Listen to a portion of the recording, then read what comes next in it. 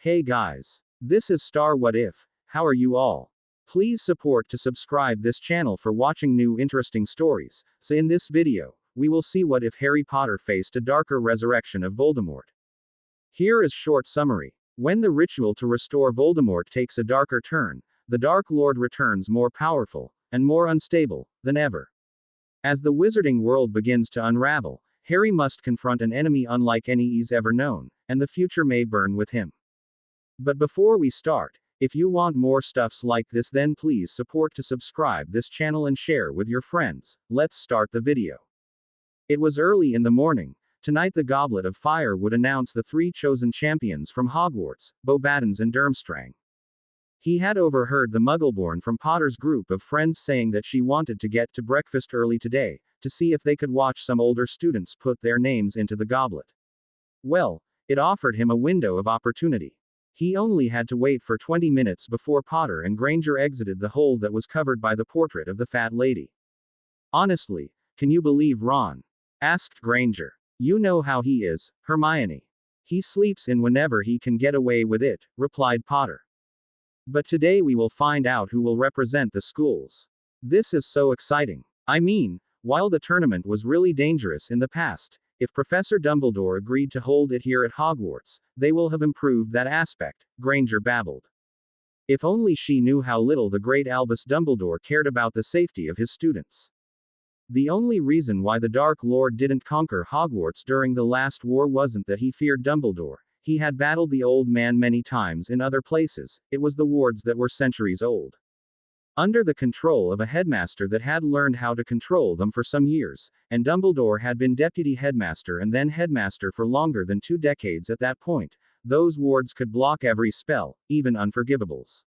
Before the Dark Lord could enforce control away from Dumbledore, which was easier after he took the Ministry of Magic, it was too risky to attack in that place. A nugget of truth, that Hogwarts was the only safe place left, had been credited to the wrong source, Dumbledore's personal power. Ironic. But that was often what happened when the Daily Prophet reported about events. Otherwise, Dumbledore hadn't done anything of notice to keep the students safe during the war. Barty had seen firsthand how many attacks among students happened. The only thing that didn't happen were attacks from the outside. Hogwarts was safe because the Dark Lord knew to concentrate on more important targets first. From your mouth to God's ears, Hermione. After the last 3 years, I don't have much faith in any kind of protections Dumbledore and especially the Ministry can come up with. And you have to remember, the Ministry is in charge of the tasks. They thought it a great idea to put hundreds of Dementors around Hogwarts last year, replied Potter grumpily. You were in a bad mood today, Jazzy, noticed Granger. Can you blame me? Every year on Halloween something bad happens. Every year without fail. I am just waiting for the other shoe to drop. I just hope I don't get dragged into this tournament. I can just see it. Like 2 years ago, all the students would turn against me, just for something I had no control over. Some people still whisper about my Parseltongue ability when they think I can't hear them, fired Potter back. Just ignore those idiots, Jazzy. They aren't worth your time, advised Granger. Barty used the chance that the 2 girls were now only 2 meters away from his position to stun them in quick succession. That had been much easier than he had thought. He quickly scanned both for any kind of spells on them that would tell anybody where they had vanished to. Potter had a tracking charm on her glasses, but that was easily solved by leaving the glasses behind. Otherwise, his diagnostic spell showed that she had been neglected by her guardians. She lacked about all immunizations against common magical diseases. Granger for some reason had them. This looked like Potter hadn't even got the normal information that Muggleborn got when they were introduced to the magical world. From Peter, Barty knew that Potter lived with magic-intolerant Muggles. And for some reason he couldn't understand nobody had cared enough to remedy 2 obvious problems.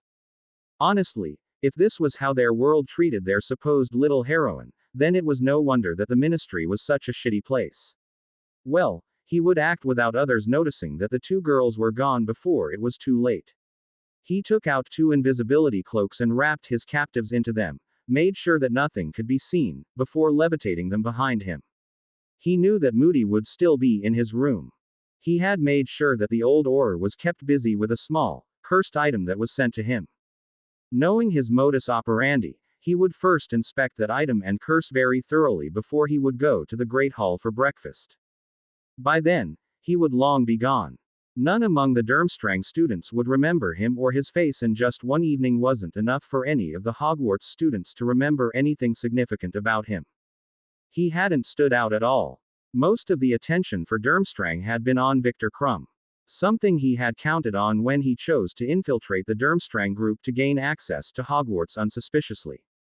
And Moody was the only one that could detect the two girls inside the invisibility cloaks. Barty went to a mirror on the 4th floor. He had found this secret passage out of the castle while he was a student. It was perfect to circumvent the wards that might inform Dumbledore about the kidnapping of his two students. While he noticed that there had been some kind of accident that made the tunnel break down, after opening the passage and walking down the path for 10 minutes, he had an easy time creating an archway that let him pass the spot without problem. He undid the transformation, as it offered him the perfect deception where the girls had been brought to. And 2 sacrifices were much better than just one. Voldemort looked at the 2 girls that Barty had brought to him for his resurrection ritual. "I have to say, Barty, incredible work. I honestly didn't expect you to succeed this fast," praised Voldemort. "Thank you, my lord. It was easy, as nobody was around when they went down to breakfast. And thanks to knowing about that secret passage that let me get around having to use the normal way out of the school, nobody should notice anything until tonight. I left a small compulsion charm on the Gryffindor portrait hole to not speak about the 2 of them until tomorrow," explained Barty, "of course the variant that vanishes after it has done its job." "Perfect. Now we have everything we need. Peter did his part, and the unicorn mare is pregnant, and we acquired a dragon heart from a dealer in Dublin," stated Voldemort. "My lord, I believe you should also know something I overheard." "Did you know that Potter is a Parseltongue?" asked Barty. "Indeed," asked Voldemort. "Interesting. I have to see where she got that ability. We will have to perform a heritage test on her after we held the ritual. Though from seeing her, perhaps getting her into a better physical state first would be best. I want her in perfect shape to power my new body." "Of course, my lord," agreed Barty. "My lord, I could go and get the necessary ingredients for the potions easily," offered Peter. "As we plan to hold the ritual on winter solstice, we have more than enough time to have both girls ready by then." "Do that, but use some of the polyjuice potion we confiscated from Barty's father when we captured him. We can't risk anything. This has to work out perfectly," warned Voldemort. "I will even take care of not getting all things at the same place to hide my traces," promised Peter, and took a pouch with galleons, which Barty had got from his father's reserves that he kept at his home, and left. "Put both girls in different rooms, Barty. I don't want them to plot their escape. We will move to another hideout when Peter is back with the potion ingredients. The less clues Dumbledore has to follow, the better," stated Voldemort, and Barty nodded. He levitated both girls that were still unconscious from being stunned towards the 2nd floor, where they had prepared some rooms for prisoners. He would give both of them a sleeping potion to keep them unconscious. It was easier until they had relocated to their next base, which was much better secured than this one.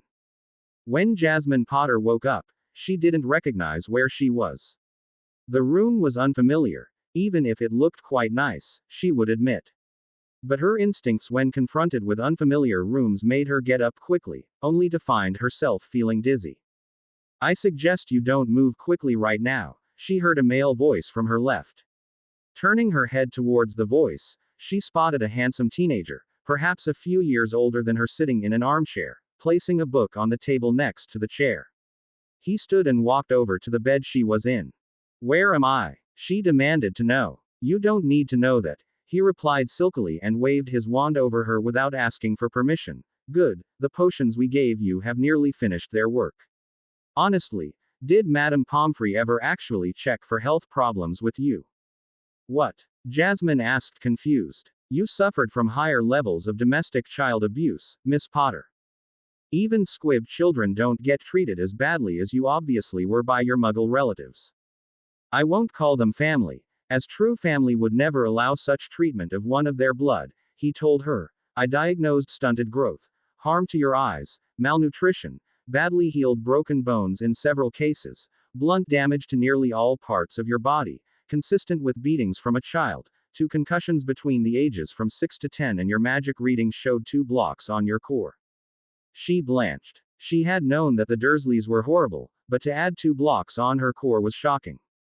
The blocks, by the way, were placed after your parents died, therefore, they can't have been the type of known baby blocks for overly powerful magical children. The first block was placed when you were 3 and bound half of your magic. The second block was added when you were 7 and bound an additional quarter. Meaning, you were operating with 25% of your overall magic.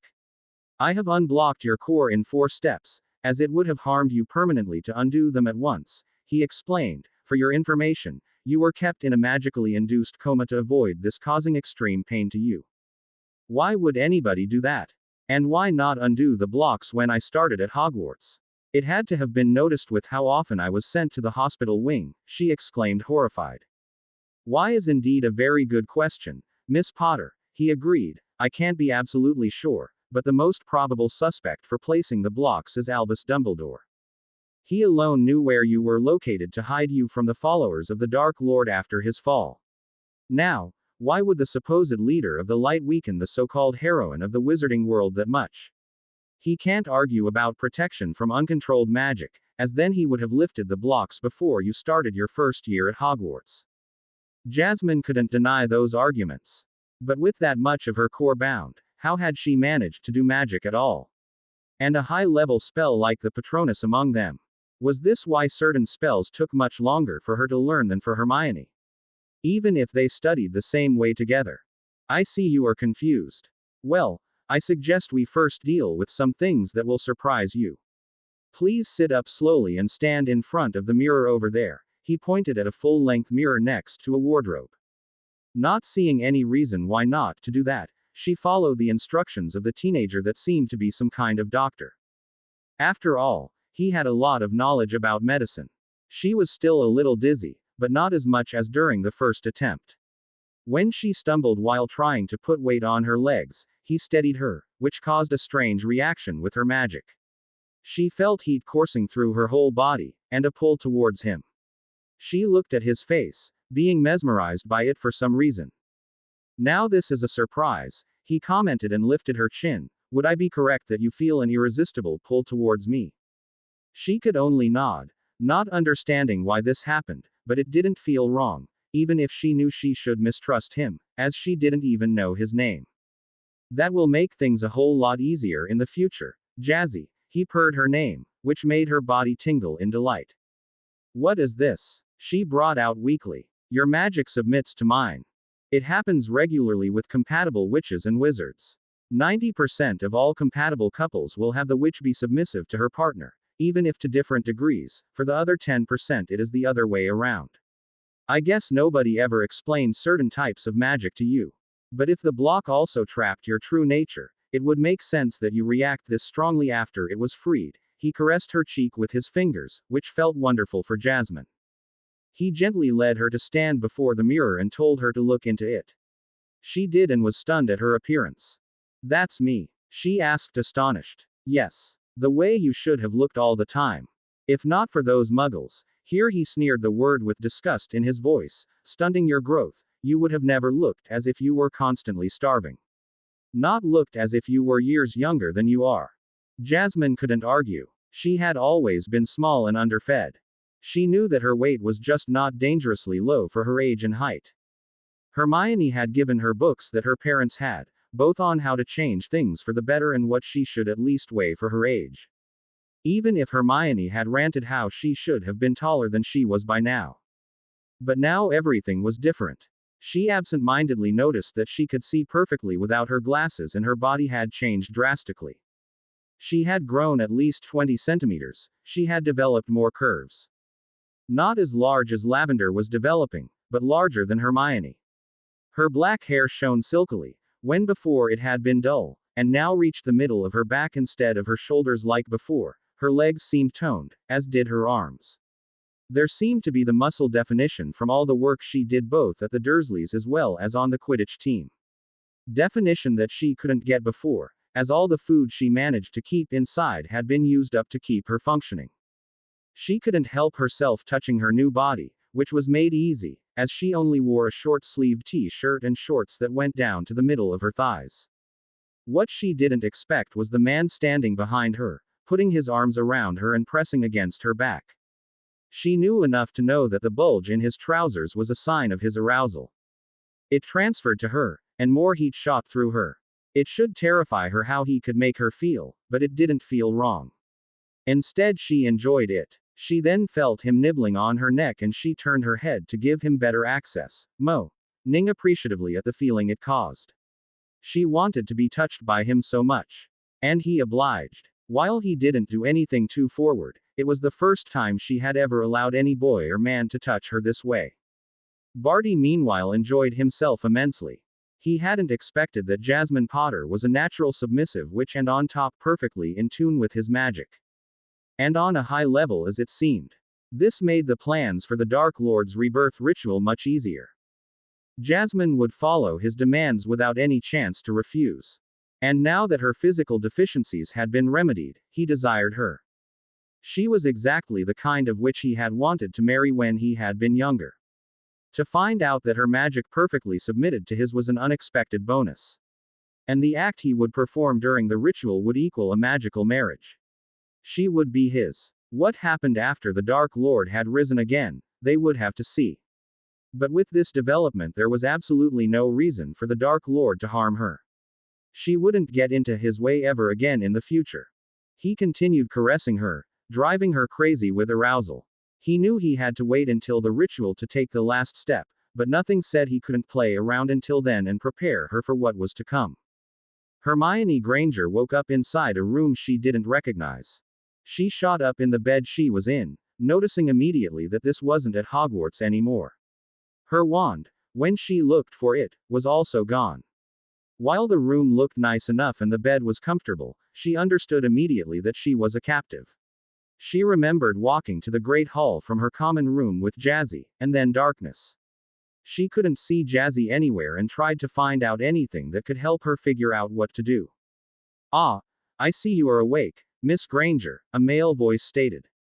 "Pettigrew," she snarled, recognizing the man from a few months previous, even if he had lost some weight and looked better than before.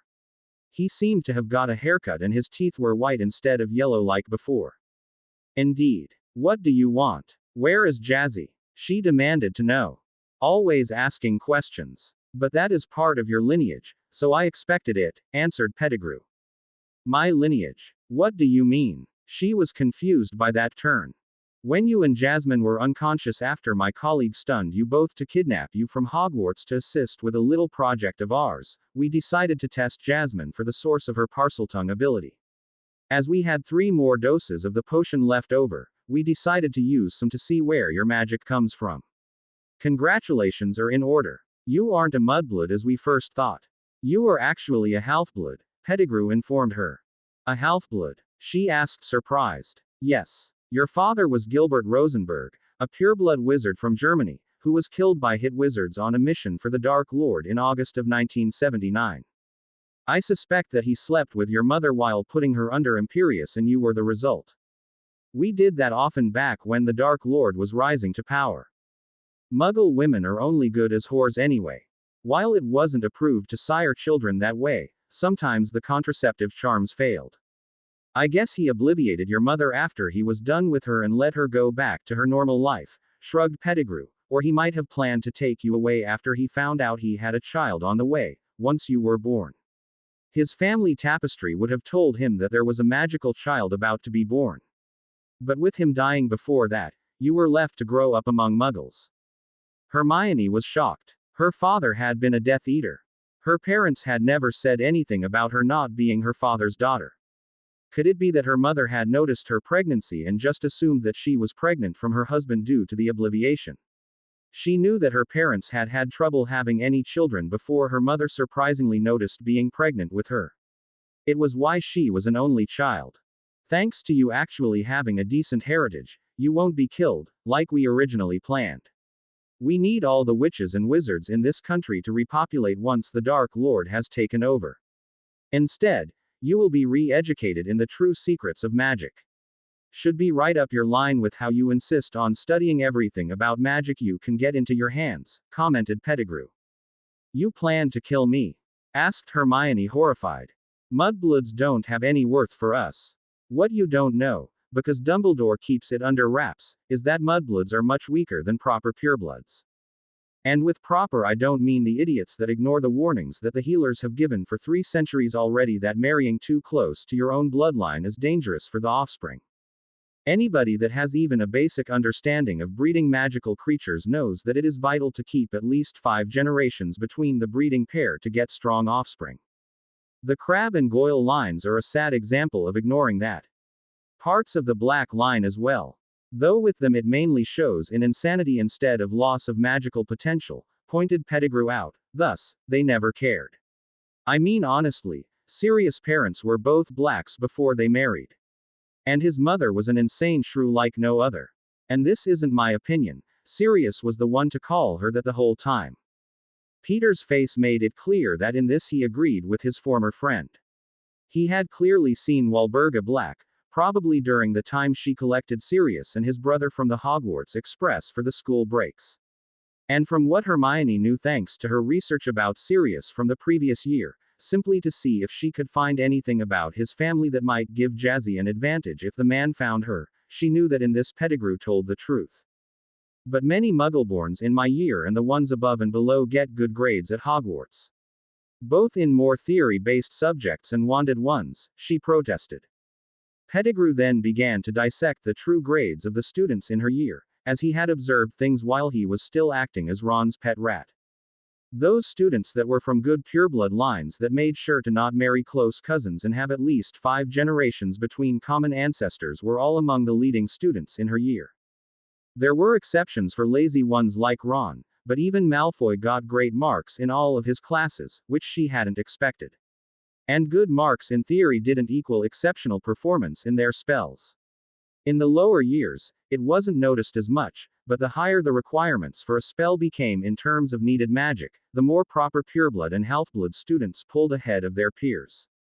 It became extremely clear with the ones on Newt level.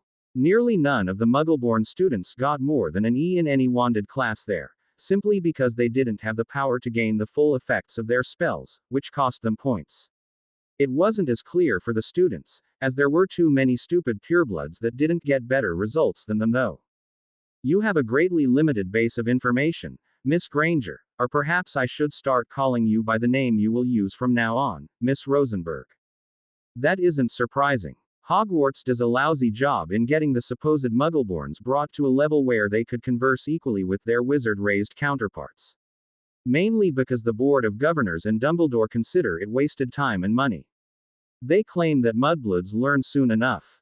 Well, considering that many of them are probably descended from wizard lines, that might even happen sometime years after it should have been taken care of. Pettigrew stood from his chair and started walking towards a bookshelf at the wall. He pulled out a book and looked for a certain page, kept it open and then handed it to her. The page showed the statistics of the grades in OWL and Newt exams in Great Britain from the years 1971 to 1992. Hermione also saw that the statistics differentiated between Hogwarts, Crystal College, Shamrock Fields and home-schooled in one diagram. Then there was a block diagram that informed about the grades reached by each blood status group. And here she saw that the statistic proved that most purebloods achieved grades in the rank of E to O in most subjects. The percentage of A was there but not as extensive as she had thought it would be. From what she read, halfbloods normally did well in their Newts, for owls it was a mixture. But clearly, if somebody qualified for the Newt class, the grades were then going to be good. Muggleborns meanwhile mostly achieved E as their Newt grade, even if in the OWL grades there was still a high percentage of O grades for them. This seemed to prove what Pettigrew had claimed. One point she frowned about was that the Hogwarts students seemed to be behind the ones from Shamrock Fields. Crystal College was out of the Newt group, as the school only taught up to OWL level and then the students would start working in some profession. It was set up to only offer OWL level classes.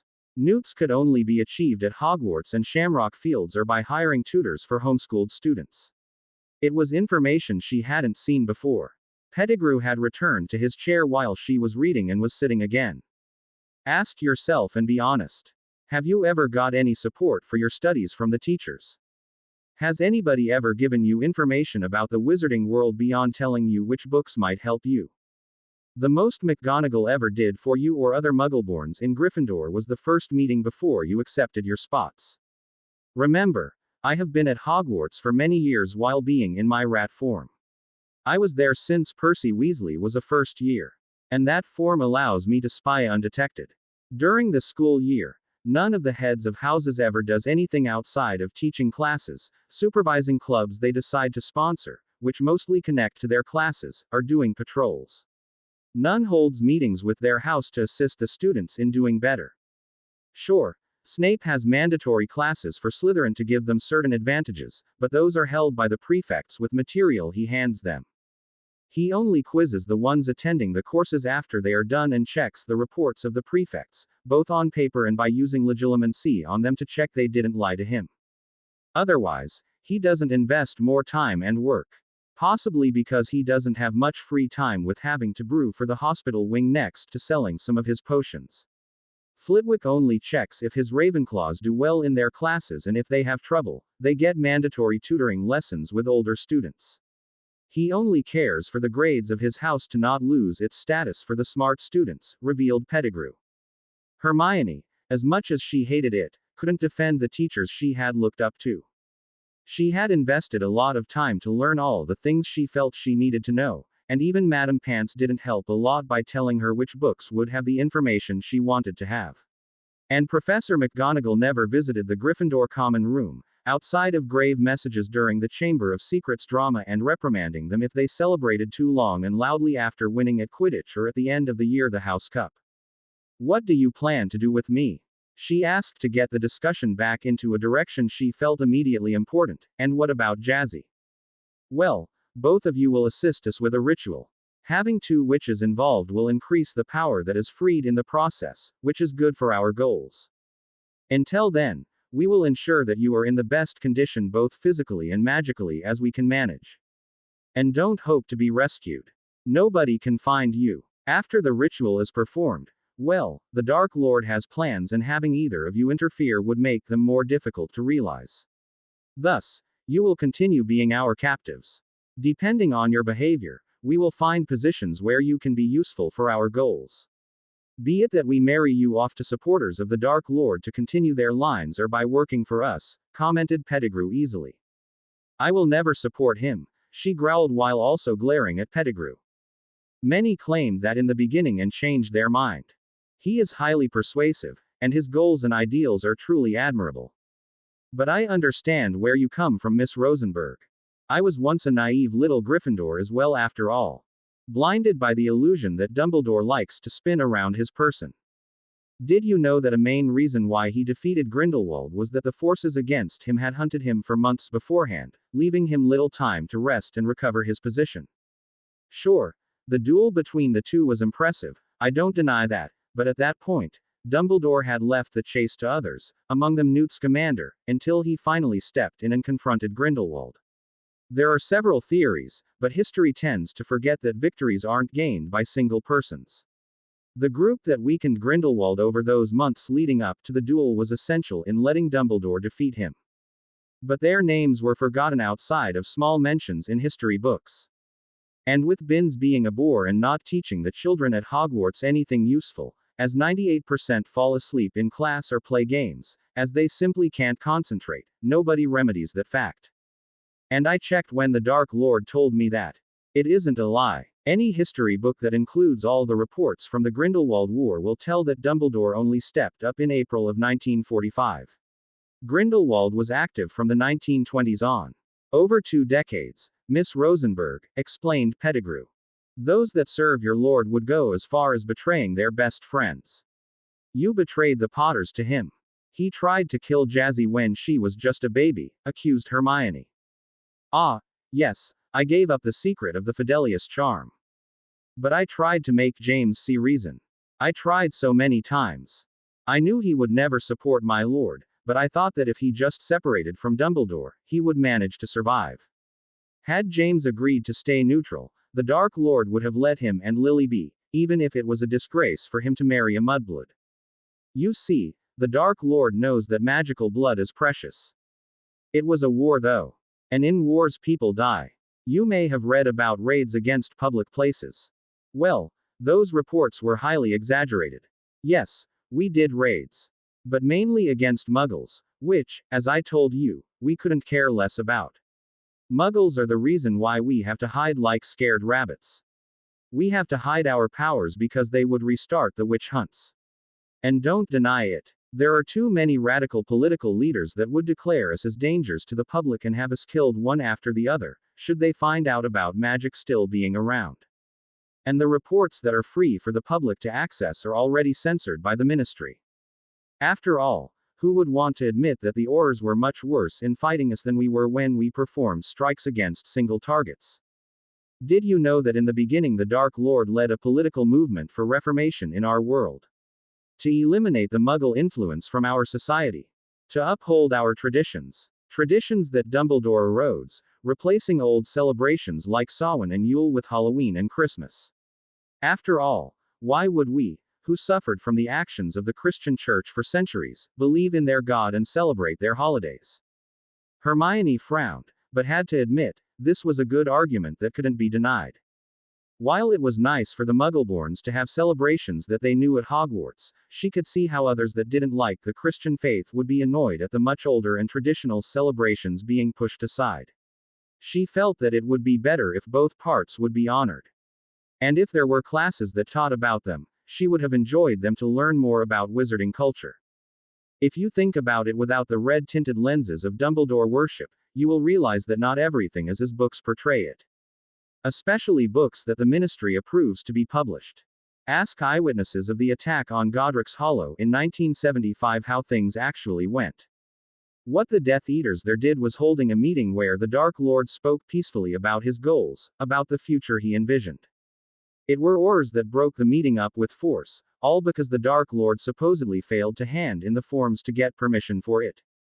A blatant lie, by the way. He had got permission 3 weeks in advance. 10 civilians died from stray spells shot by the Aurors. But the ministry hushed that mistake, as they called it, up. It was a tragedy. Not a mistake. 3 children lost both parents.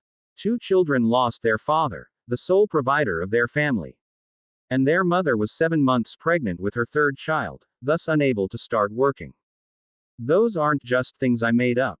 I can easily procure the people that suffered from the actions of the ministry. And do you honestly believe they would let you ever have a high position? No matter how smart you are, no matter how incredible your grades are, just because they believe you a Muggleborn, they will bar you from the positions where you should work in, as they don't want to give up their corruption and easy lives. Because if they allowed competent people to gain top positions, it would end the nepotism that grants them their cushy lives where despite being incompetent and corrupt, they earn loads of money each month and can place family members in similar positions. Hermione didn't want to believe it. She had never found any book saying something like this. I can let you have the books that show a better picture about the truth. Remember, even the Muggles know that history is written by the winner. And that corrupt governments like to hush up things they don't want to be known, commented Pettigrew. You will be given 3 proper meals a day until it is time for the ritual. You can order tea or water during the day when you are thirsty. Your wand will be kept by us until we are sure how you will behave. As we know that bored captives are more likely to revolt, you may also have up to 5 books to read per day. Even you won't manage to get through them. You may choose from 10 topics. A list will be delivered to you with dinner tonight. You can mark the ones you would like to read. She glared at him, but knew he was in the stronger position. Oh, I nearly forgot. In case you do anything that displeases the Dark Lord, not only you would be punished for that, but also your friend. The opposite is also true, of course. The Dark Lord decided to gain some more assurance that you would cooperate a bit better that way. If you behave though, we might allow you occasional meetings with your friend, Pettigrew added. Hermione knew that this was going to be a problem.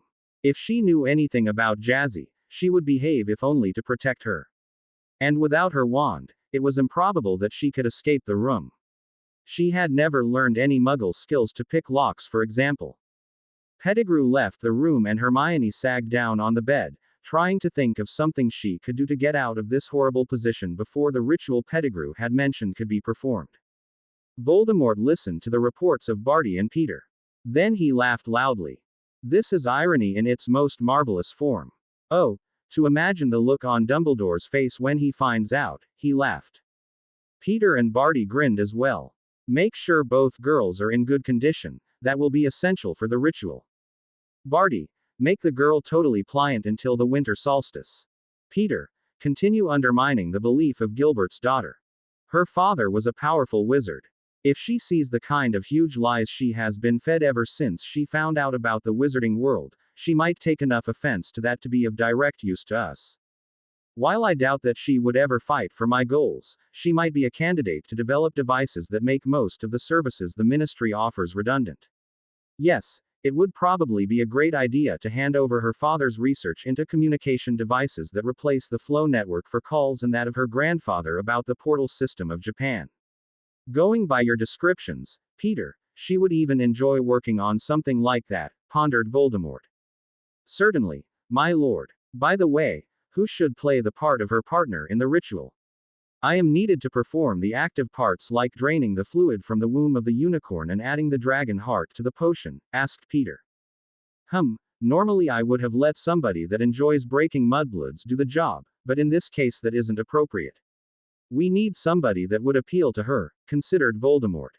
From what I noticed, she seems to have a thing for older wizards that are handsome, offered Peter. She was among the ones blinded by that fraud Lockhart for the whole year. A good point, Peter, let me think. We don't have too many options after all, as until I have my body back, I can't be sure who of my Death Eaters are still fully loyal or would at least not act against me. Didn't Rabaston have a son in May of 1977? Asked Barty. He did, agreed Voldemort. While Rab, Rhodey and Bella were stupid how they went about finding out your location after your fall, they were always loyal, my lord. And Rab was one of the best-looking wizards of our generation.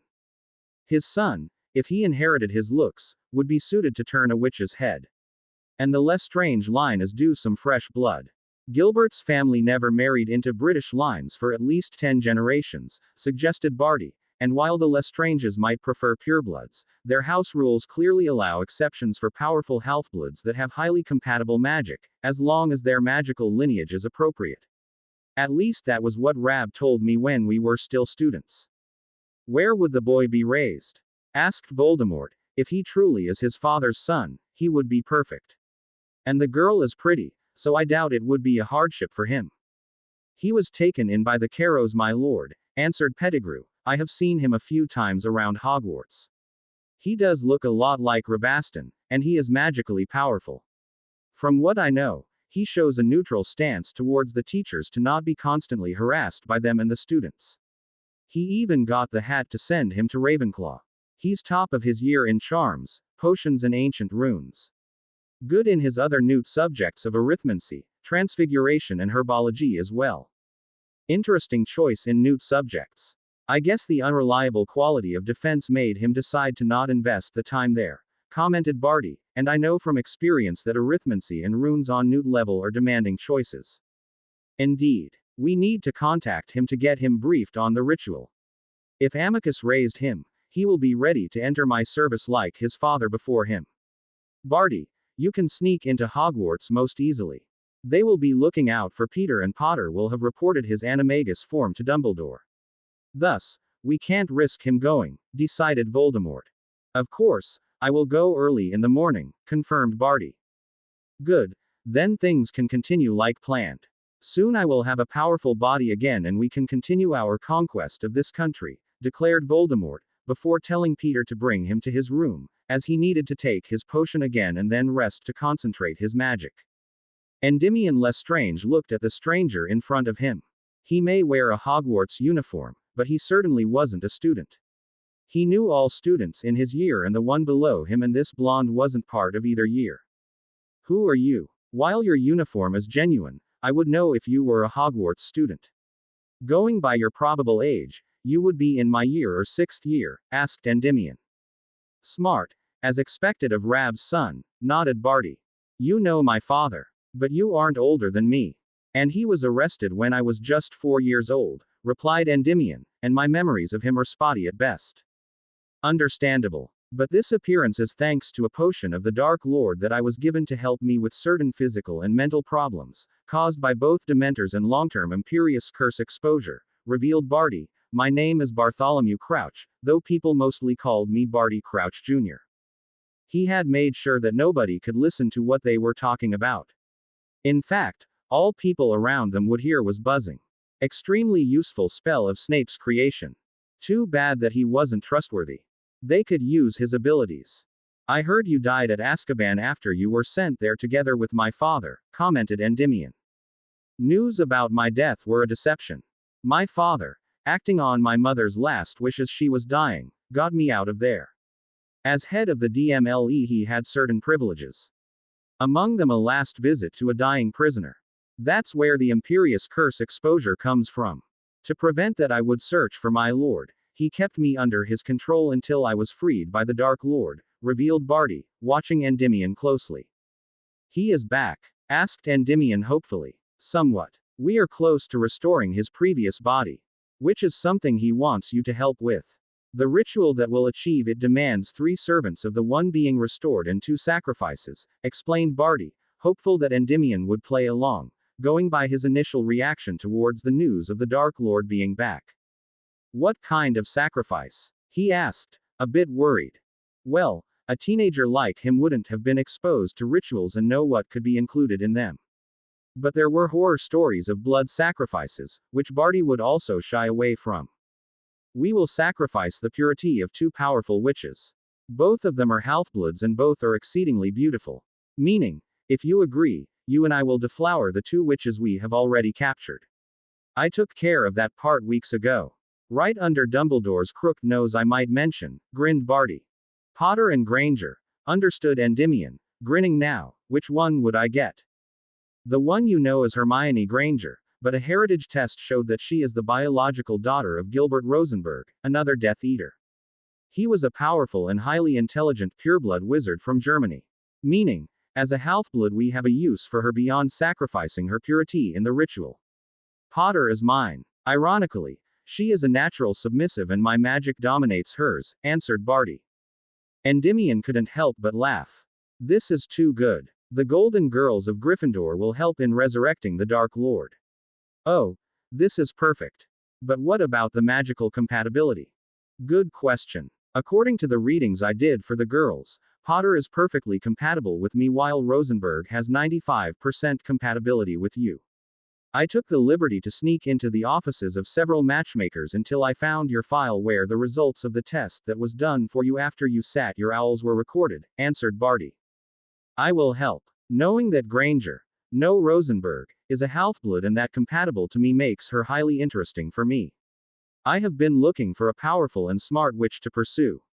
I would enjoy making Rosenberg mine. She is growing into her looks, and if somebody told her a little about beauty potions and makeup, which are easy and quick to use, she would truly bloom. And she wouldn't bore me to tears like many of the airheaded witches that tried to date me, admitted Endymion. Barty could see how much Endymion disliked being pursued by those witches. While he tried to not openly show it, which was what purebloods were taught from a young age, keeping their thoughts to themselves, he could see small signs of his feelings in the matter. He could also understand the young man. Airheads weren't what a head of the family needed as a wife by his side. That type of witches tended to bring down the reputation of a family with idiotic spending habits and behavior in public. Perfect. The ritual will take place on winter solstice. I will place a charm on you that will prevent that anybody can use legilimency on you to take the information from you by force or trickery. You also won't be able to speak about it until the ritual is over. But I doubt you would want to boast with it, when currently the ministry would take offense to it, mentioned Barty. You are right. The question is how to get to the site of the ritual without causing suspicion. I know that a Yule Ball is part of the Triwizard Tournament's traditions, which, as Dumbledore prefers to celebrate Christmas, will take place on the 25th of December. Winter solstice is 4 days before that. As a 7th year, it will be expected that I stay for the ball. It would cause suspicions if I missed it, pointed Endymion out. It would, but that isn't a problem. We can set up a ruse that would still allow you to attend the ball. I will also give you the location of a secret passage out of the school. You will only have to walk along it until you are outside of the wards to apparate to a location from where you will be collected by one of us that know the secret of the ritual site. To be sure that nothing can go wrong, we placed it under the Fidelius charm, revealed Barty. Smart. All right. Just tell me when to be there and I will play my part in bringing the Dark Lord back, like my father would have done, promised Endymion, and Barty started explaining the location and way to access the secret passage. Though he chose a different one to the one he used to kidnap the two girls. He also handed Endymion a two-way mirror that Peter had made, which offered a safe method of communication, as owls could be intercepted. Hermione had read about 20 books over the past week, concentrating on history books she hadn't ever seen before in the school's library. But helpfully or not was up to debate. Pettigrew had also given her an up-to-date list of books banned by the Ministry of Magic. Some of the books she had were also written in French and German, where they were legal to get. They had auto-translation functions to allow reading them in one's native language. Not that she needed one for French. To her dismay, especially the foreign books painted a greatly different picture of Dumbledore than any books she had ever found at a bookstore in Diagon Alley or Hogsmeade. It was quickly clear to her that while Dumbledore was respected for his power, his manipulation of politics and society were seen as highly problematic. There were numerous examples of how he had influenced votes to his liking and how Hogwarts had changed over time since he became headmaster. Though it hadn't just been him that cancelled classes. Some had already been cut out of the curriculum by his predecessor Professor Dippet, as the school lacked funds to keep them running. But under Dumbledore's leadership several that had been popular and important were dropped completely. One of the books she was given was an old edition of Hogwarts: A History. She recognized many parts from her own copy, but this edition was printed in 1895. The list of classes from that time included magical culture, ancient runes, languages and magical theory as mandatory subjects for the first and second years. From third year on, magical theory stopped and the other three could be continued as electives, but it ensured that all students had a basic understanding of them. And with the magical materials described for the language class, it was possible to learn 2 languages perfectly with perfect recall for life during those 2 years already. And the school knew how to replicate them at low cost for them. Then there was a general physical exercise program, as magic was stronger and more potent if the body of the student was strong and in good shape. That was news to her. She hated how her own development had basically been stunted for not knowing that part. And that knowledge had been common since the time of the founders. How could that not have been continued? She had created lists with things from different books and the overall picture was not nice at all. Pettigrew had even added a list of ministry employees sorted by blood status and position. He hadn't lied. And she recognized too many names to out the list as a lie. There were no Muggleborns in any position beyond basic clerk. And even they were far in between. Mostly they filled undesirable and utterly unimportant jobs that no pureblood and nearly none of the halfbloods would want. Halfbloods were the main workforce, with the occasional one from an important family having a better and most importantly well-paid position. All leading positions were filled by purebloods. There wasn't a single exception. All those leading an office or bigger unit were purebloods.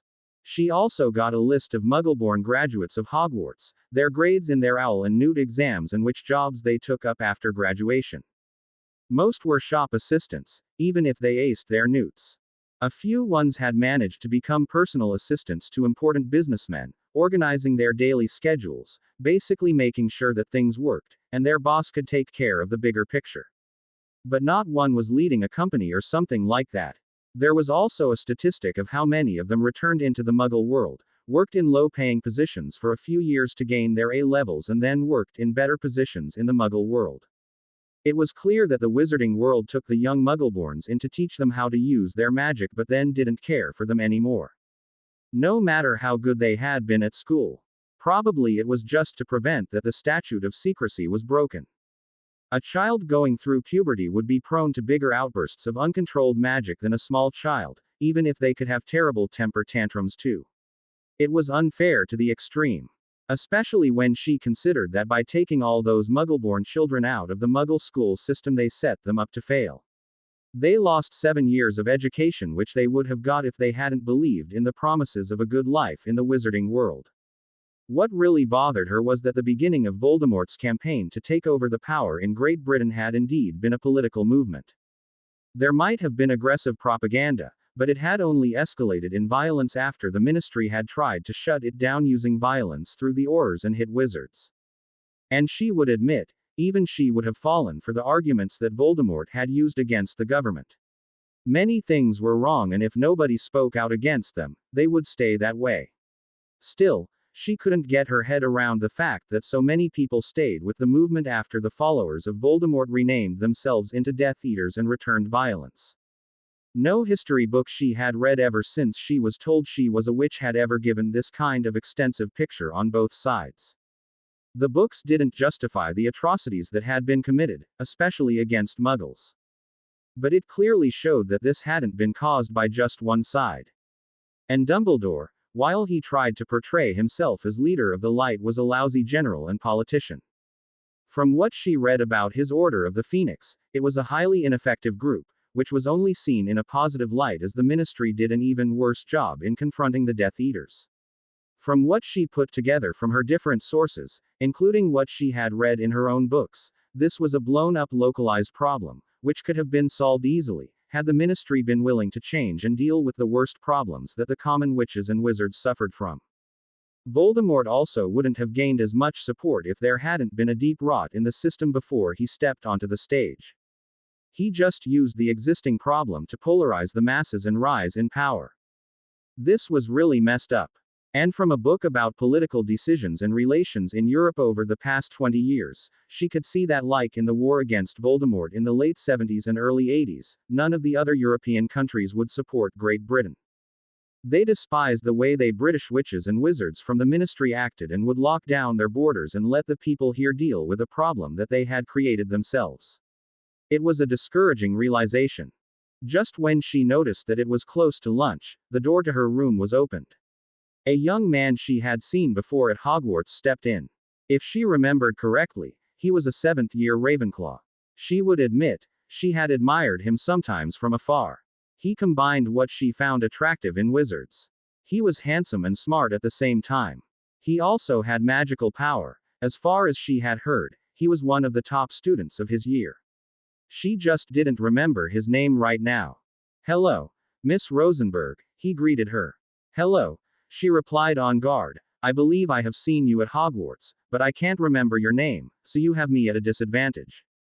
I shall remedy that then. I would want us to converse on equal terms.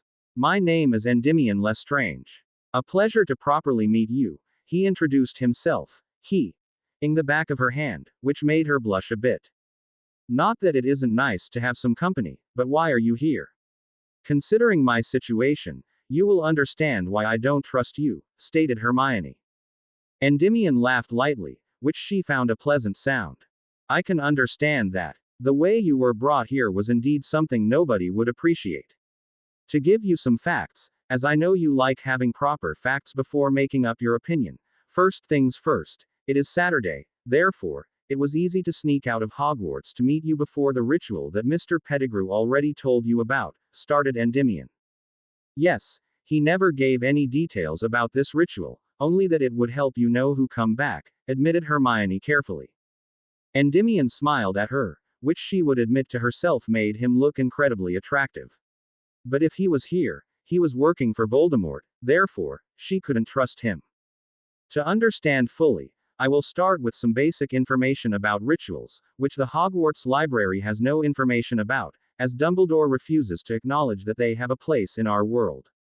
He sees things too much in black and white categories, ignoring that most of the life is made up by grays.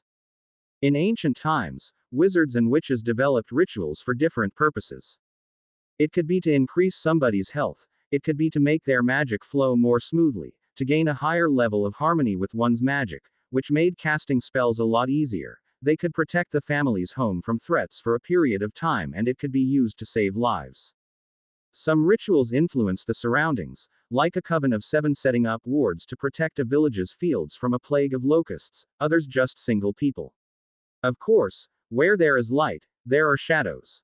Other rituals were less benign, like sacrificial rituals that ended with the sacrifice dead to give the one performing the ritual more power or to cause some wanted effect. Were you aware that the Black Death, which plagued Muggle Europe in the Middle Ages, was the result of such a sacrificial ritual? Asked Endymion. No, replied Hermione, shocked to hear this. It was one of the examples that was used to condemn all rituals. But it is like with potions. They can be used for good or bad. And it can happen that a useful and harmless potion, if used in small amounts, can cause severe damage if the appropriate dosage is exceeded. Dreamless Sleep Potion is a perfect example of that. It can let those that experience traumatic events gain some sleep without having their dreams invaded by their horrible experiences. This peaceful sleep is needed to let their bodies heal as well. But if taken too often, it can cause delusions and lead first to dependency, and if that continues, to addiction. To deal with the cause, it needs further treatment, like visits with a mind healer, for example. But for the intended purpose, if used in correct amounts and for a limited time period, the potion is highly valuable. There are also differences in sacrificial rituals. And the one the Dark Lord, Pettigrew and Crouch plan to use you and your friend for, is a sacrificial ritual of the middle level, revealed Endymion. What does that exactly mean? Asked Hermione, scared. It will mean that you will lose something that you can't regain. But it won't be something that will influence your life negatively at all. The sacrifice of something irrecoverable is immensely powerful. It will allow the Dark Lord to regain his body with his full previous strength and physical appearance. The type of ritual that will take place will influence your future drastically, though, explained Endymion. Hermione's mind raced, trying to work out what they planned to sacrifice. There were several things that he could mean. What do they plan to sacrifice? And what is your role in this, Mr. Lestrange? She asked. I was chosen to be your partner in the ritual. I will sacrifice the same thing you do, in fact, even if I suspect that my sacrifice is more willing than yours. I want the Dark Lord to come back, as he was the only one that had some success in changing the corrupt system that our country suffers from. I don't approve all of the methods used back at the end of the war. I believe that too many people were killed on both sides. But I know that the way the ministry runs things will ruin our country in at most 30 years. We can't let that happen. We lose too much magical potential and waste huge amounts of money by first letting the Muggleborns attend Hogwarts, which the magical families of our country pay for with their taxes, and then force them back into the Muggle world, where they will have children that are infected by the Muggle way of thinking. And once those children are 11, the circle repeats, but often with the children resenting the system at Hogwarts, as they heard how their parents were dropped like dragon dung after graduation. But as there isn't any other option than Hogwarts, at least in England, as Shamrock Fields only caters to Muggleborns that live in Ireland, where the school is located, they can either choose to leave the country or swallow the bitter toad of going to the school. Because the only other option is sealing their magic and erasing the memories of magic. They believe that the Muggle world is better than the magical one, but due to the requirements at the school, they won't manage the full Muggle education at the side. There isn't enough time. I mean, for Muggles, their way of living might work out, but for witches and wizards it doesn't. Technology doesn't have any worth for us, as electricity, their source of power, doesn't work around magic. I could accept if concepts that are convenient are taken and re-engineered with magic, but things like charming Muggle things to use them is dangerous. Your father was actually a pioneer in that field, Miss Rosenberg.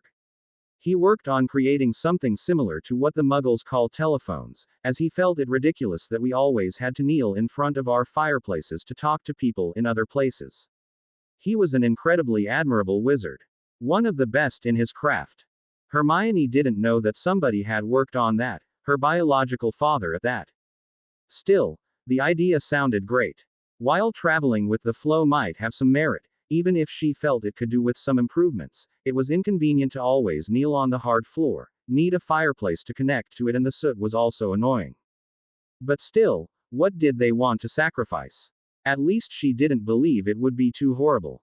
If he was willing to sacrifice it too, and he didn't seem like an extremist who was insane, perhaps she would manage to deal with it. And she could agree to his opinion about losing potential. What will happen? She asked, needing to know. During the ritual, 3 highly magical components will be used. The first is the fluid from the womb of a pregnant unicorn mare. Mr. Pettigrew caught a male and female unicorn and forced them to mate by using the imperious curse to be sure to have the substance available. And I was ensured that it wouldn't harm the unborn unicorn foal at all. I wouldn't want to harm a magical creature of that purity. It could lead to nasty repercussions. The mare and the stallion will in fact be returned to the forbidden forest after the ritual is done. When the normal pregnancy period is over, the foal will be born, perfectly healthy and whole. The second is the heart of a dragon. That was procured from an ingredients dealer already. Even after death, a dragon heart remains highly magically powerful. That's the reason why dragon heartstrings are used as components in wands. The last part will be the sacrifice of the purity of 2 powerful witches and 1 wizard.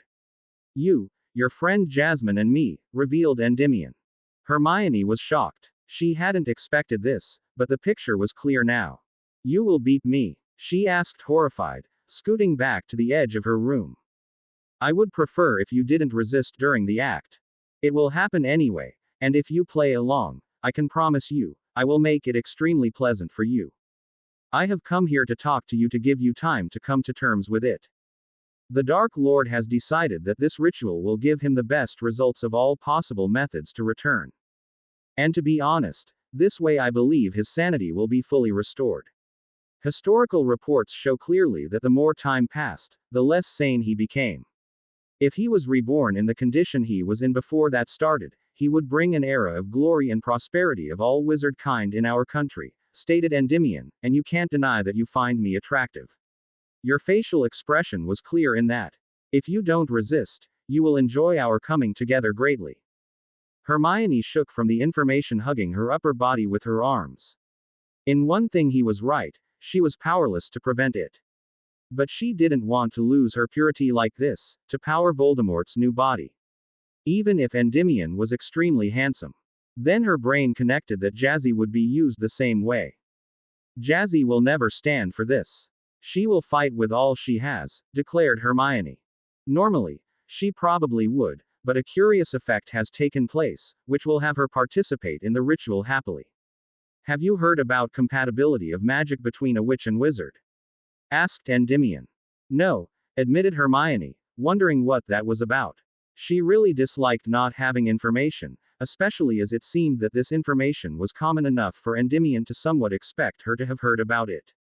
Endymion proceeded to explain to her why most couples had the witches automatically being submissive to their partners and the ratio of that. He gave examples and also pointed out that it only concerned the relationship between these couples but not others. A witch could be totally submissive towards her partner but a strong fighter otherwise. It didn't have any connection to the general personality of the witch. He also revealed how Bartholomew Crouch, who according to Endymion was the 17-years-old grandson of Barty Crouch Sr., coincidentally was the dominant partner to Jasmine Potter. The next revelation he dropped on her was that the ritual would bind the participating couples to their partners. You mean, like a betrothal? Asked Hermione carefully. No, like marriage, corrected Endymion. But why? Why would you agree to this? You can't choose your future wife anymore after this, she exclaimed in disbelief. You will be bound to me and I certainly don't support you know who or his methods. I don't know enough about his possible true goals to say anything about them. Not anymore. Not after reading all those foreign history books, she admitted. You are a beautiful and powerful witch, Miss Rosenberg. More than that, you are smart. A misplaced eagle I would say, even if your courage is also very much present in your personality. I have been urged to find a potential bride by my foster father since I passed my owls. But the candidates among the ones of acceptable families lack many qualities that I require my future wife to have. I could have any pureblood princess from the old families. I am the sole heir to the Lestrange family and fortune, as my uncle Rodolphus and Aunt Bellatrix are incompatible in their magic and therefore can't conceive children. It was a huge disappointment for my grandfather when he found out after their wedding. He had hoped that a child with both Lestrange and black blood would be powerful magically. My mother was killed by hit wizards, who were breaking up a demonstration against the ministry in 1978. My father joined the Dark Lord afterwards and didn't look for a new wife, as he had loved my mother deeply and needed time to deal with her loss, next to having to raise me on his own, which is why I am an only child. But I would be bored to tears with a girl that didn't have a brain. While others might find it great to just have a wife that is content with being their say. Toy and broodmare. I want somebody that can keep me on my toes intellectually. I want somebody that can participate in projects I want to see realized. Projects that require a deep understanding of magic and what it can do. Somebody that can think outside of set patterns. And you match that profile nearly perfectly. I find you immensely attractive and desire you. And as you are from a respected wizarding family, there would be no danger of me being branded a blood traitor for marrying you. My aunt might react a bit extreme after she is freed from Azkaban by the Dark Lord, but she will come around when she finds out how you have excelled at Hogwarts. She always had a soft spot for witches that showed that they could compete with the wizards around them, explained Endymion. Hermione was both shocked and flattered by his words. She couldn't see any deception in his tone and on his face. He meant what he said. I don't want this, she said. I understand that. You are being forced into this position. And you weren't raised in this world, therefore you don't have experienced how the powerful families act, accepted Endymion. He made sure to keep some distance, but not too far away to have to speak loudly to let her hear him clearly. He knew she was scared and horrified what was planned for her. What do you mean? I never noticed them being that different at Hogwarts, asked Hermione, trying to get more information, which was always the way she fell back onto. Well, let me ask a question before I answer. Have you ever spent much time with the pureblood students in Gryffindor? Or Ravenclaw or Hufflepuff? Outside of classes, that is? Asked Endymion. Hermione thought about that. The only ones I spent more time with were the Weasley siblings. While Parvati and Lavender are purebloods, they are way too interested in fashion, beauty products and boys to stand spending too much time with them. I get along with them well enough, but I don't like the things they can't stop talking about, admitted Hermione. I expected this. And that type of girl is actually the reason why I don't have a girlfriend so far. I can't stand that idiocy. The Weasleys are one of the families that are called blood traitors. Not because they stood against the Dark Lord, that was merely a reason why the ones following him were more annoyed by them than they already were. But their being declared blood traitors goes back to 1789. Which important historic event took place at that time? Asked Endymion. The begin of the French Revolution, answered Hermione immediately.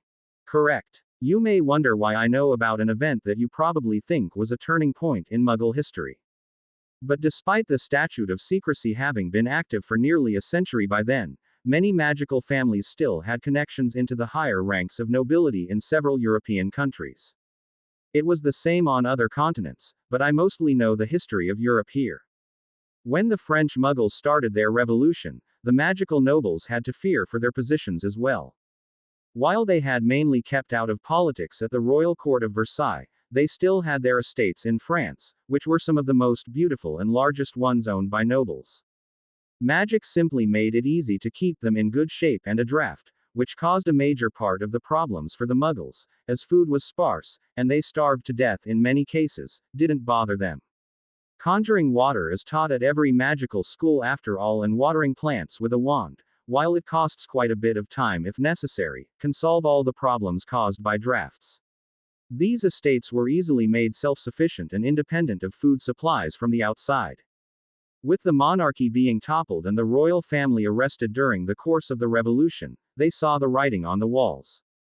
They knew that they had to put their estates under better protection. Protection that the Muggles wouldn't be able to penetrate. Some families managed to hide. A famous example is an estate that was hidden behind an impenetrable hedge of roses that killed everybody that tried to get through. I think some Muggle authors used that as inspiration in fairy tales. But others didn't have the means to protect their estates and needed to flee. As England wasn't far, many fled over the Channel to the British Isles. But here the story of the Weasleys begins. They were a wealthy merchant family back then. When the nobles from France arrived with just the things they could carry with them, you probably know that apparition was only discovered in 1850 and undetectable expansion charms were added to the curriculum of schools in 1814. The Weasleys sensed a chance to profit from the problems of the escapees. Endymion watched how Hermione nodded, having indeed read those things in her books before. She had never thought how not having those means of traveling would influence people caught in wars that were caused by Muggles. While Muggle nobles could ask for help from the crown, during that time George III was king. The king was deeply religious, which meant he would directly condemn anybody with magic as being touched by the devil. Not to mention that the statute of secrecy would make things even more problematic, as they couldn't use their magic openly. The French magical nobles were basically cut off from any further money until they could reclaim their property if that was ever possible. But they needed some things to start setting up new existences in England. The Weasleys sold them goods, some overly expensive, but that wouldn't have been punished by branding them all as blood traitors. No, what condemned them to that title until 300 years had passed was exploiting the desperate refugees for their magical abilities. They demanded family spells as payment when the refugees couldn't pay anymore. They demanded the service of family members in all kinds of positions to let a family live on warded property. After all, the refugees couldn't simply settle in Muggle cities. They had just experienced how they had been hunted and chased away from their ancestral lands by Muggles. They weren't about to trust them. And the ones that had fled to England were the ones without sufficient knowledge in warding. Otherwise, they could have protected their ancestral lands. Many times, the land that they rented to them was in locations that most people avoided for good reasons. And as payment included having pretty daughters be given to some more ruthless members of the Weasley family, the other wizarding families in Great Britain one day said it couldn't be tolerated anymore. Hermione was shocked and disgusted. No wonder that with that kind of history the people didn't like the Weasleys. To demand those atrocious things. She would have shunned such people as well. They put the leading members of the Weasley family on trial and they had to justify their actions. Which they couldn't sufficiently do. What many of them did was line theft, meaning using young witches to have offspring with to gain access to the family magic of the refugees. And once the children were old enough, older relatives tended to have accidents or fall sick, which left the children born into their families as heirs. They were in the position of power over them, as back then, the Weasleys owned several acres of land, which they didn't use themselves. Most other families only had the places where they lived themselves. Due to their ruthless actions, they were declared blood traitors.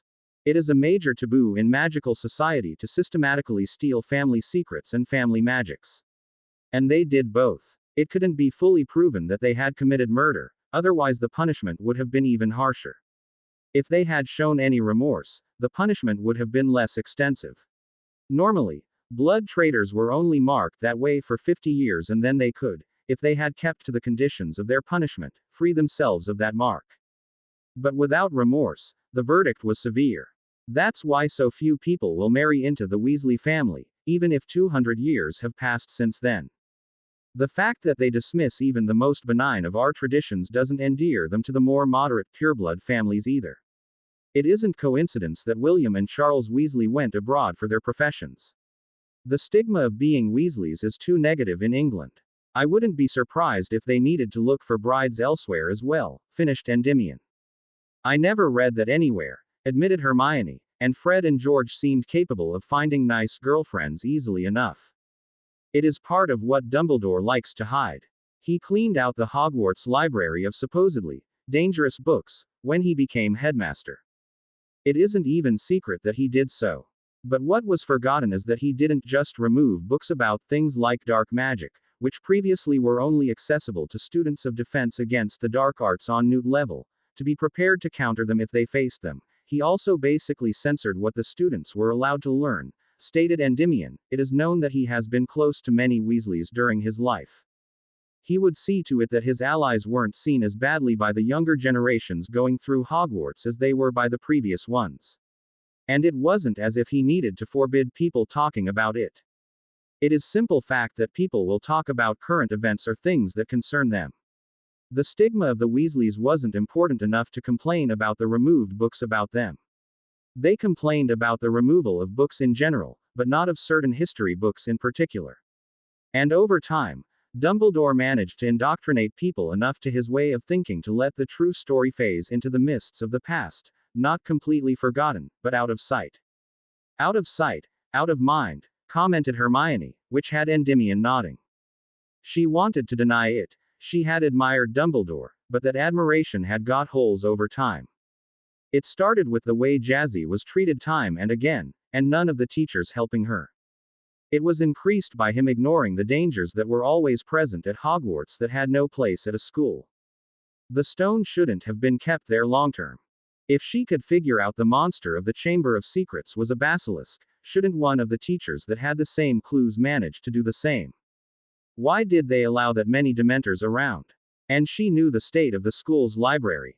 Many topics and subjects she was interested in were either kept in the restricted section, even if she didn't see the danger of those books, and others were completely missing from there. If she wasn't as dedicated to her studies, she wouldn't have got as far in learning magic as she did. For somebody like Jasmine, for example, who, while doing well in classes, simply didn't enjoy reading so many different books about a topic, wouldn't even have her range of information.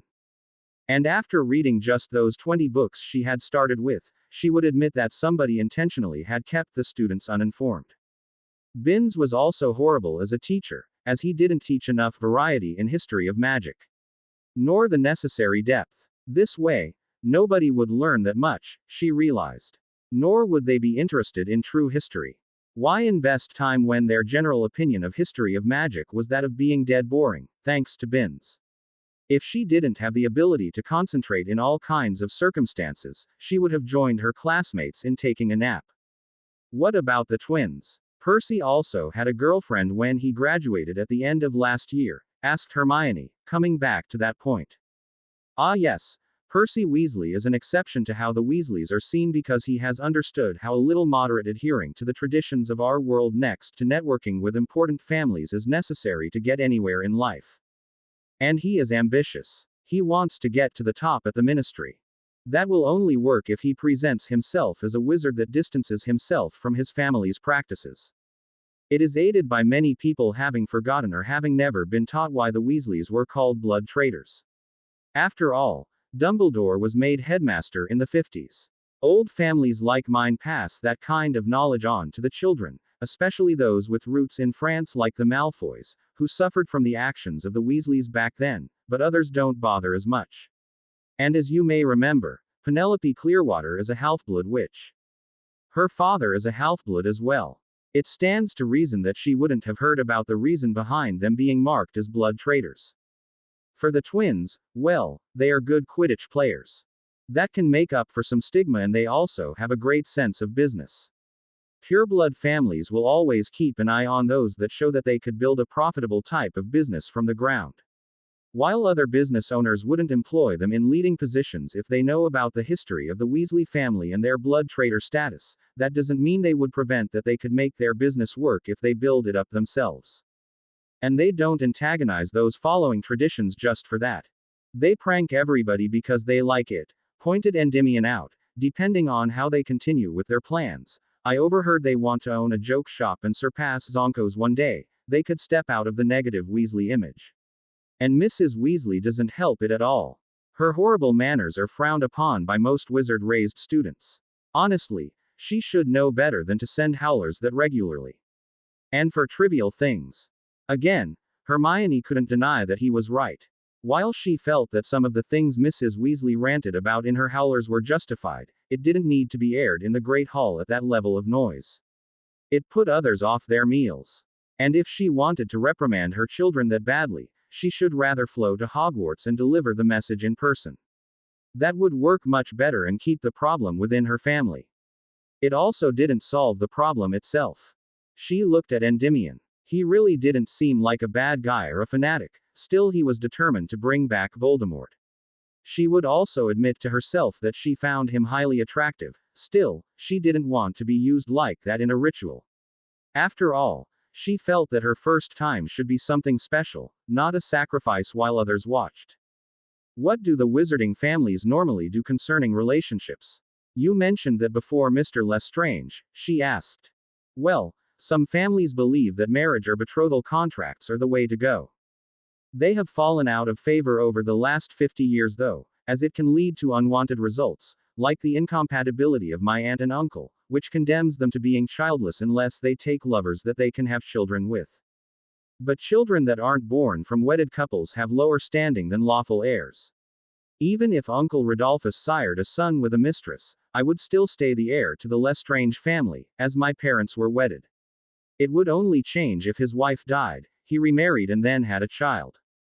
More common these days are matchmakers setting up meetings between possible couples based on the readings a diagnostic check on their magic gave. Our country's magical population isn't large, Miss Rosenberg.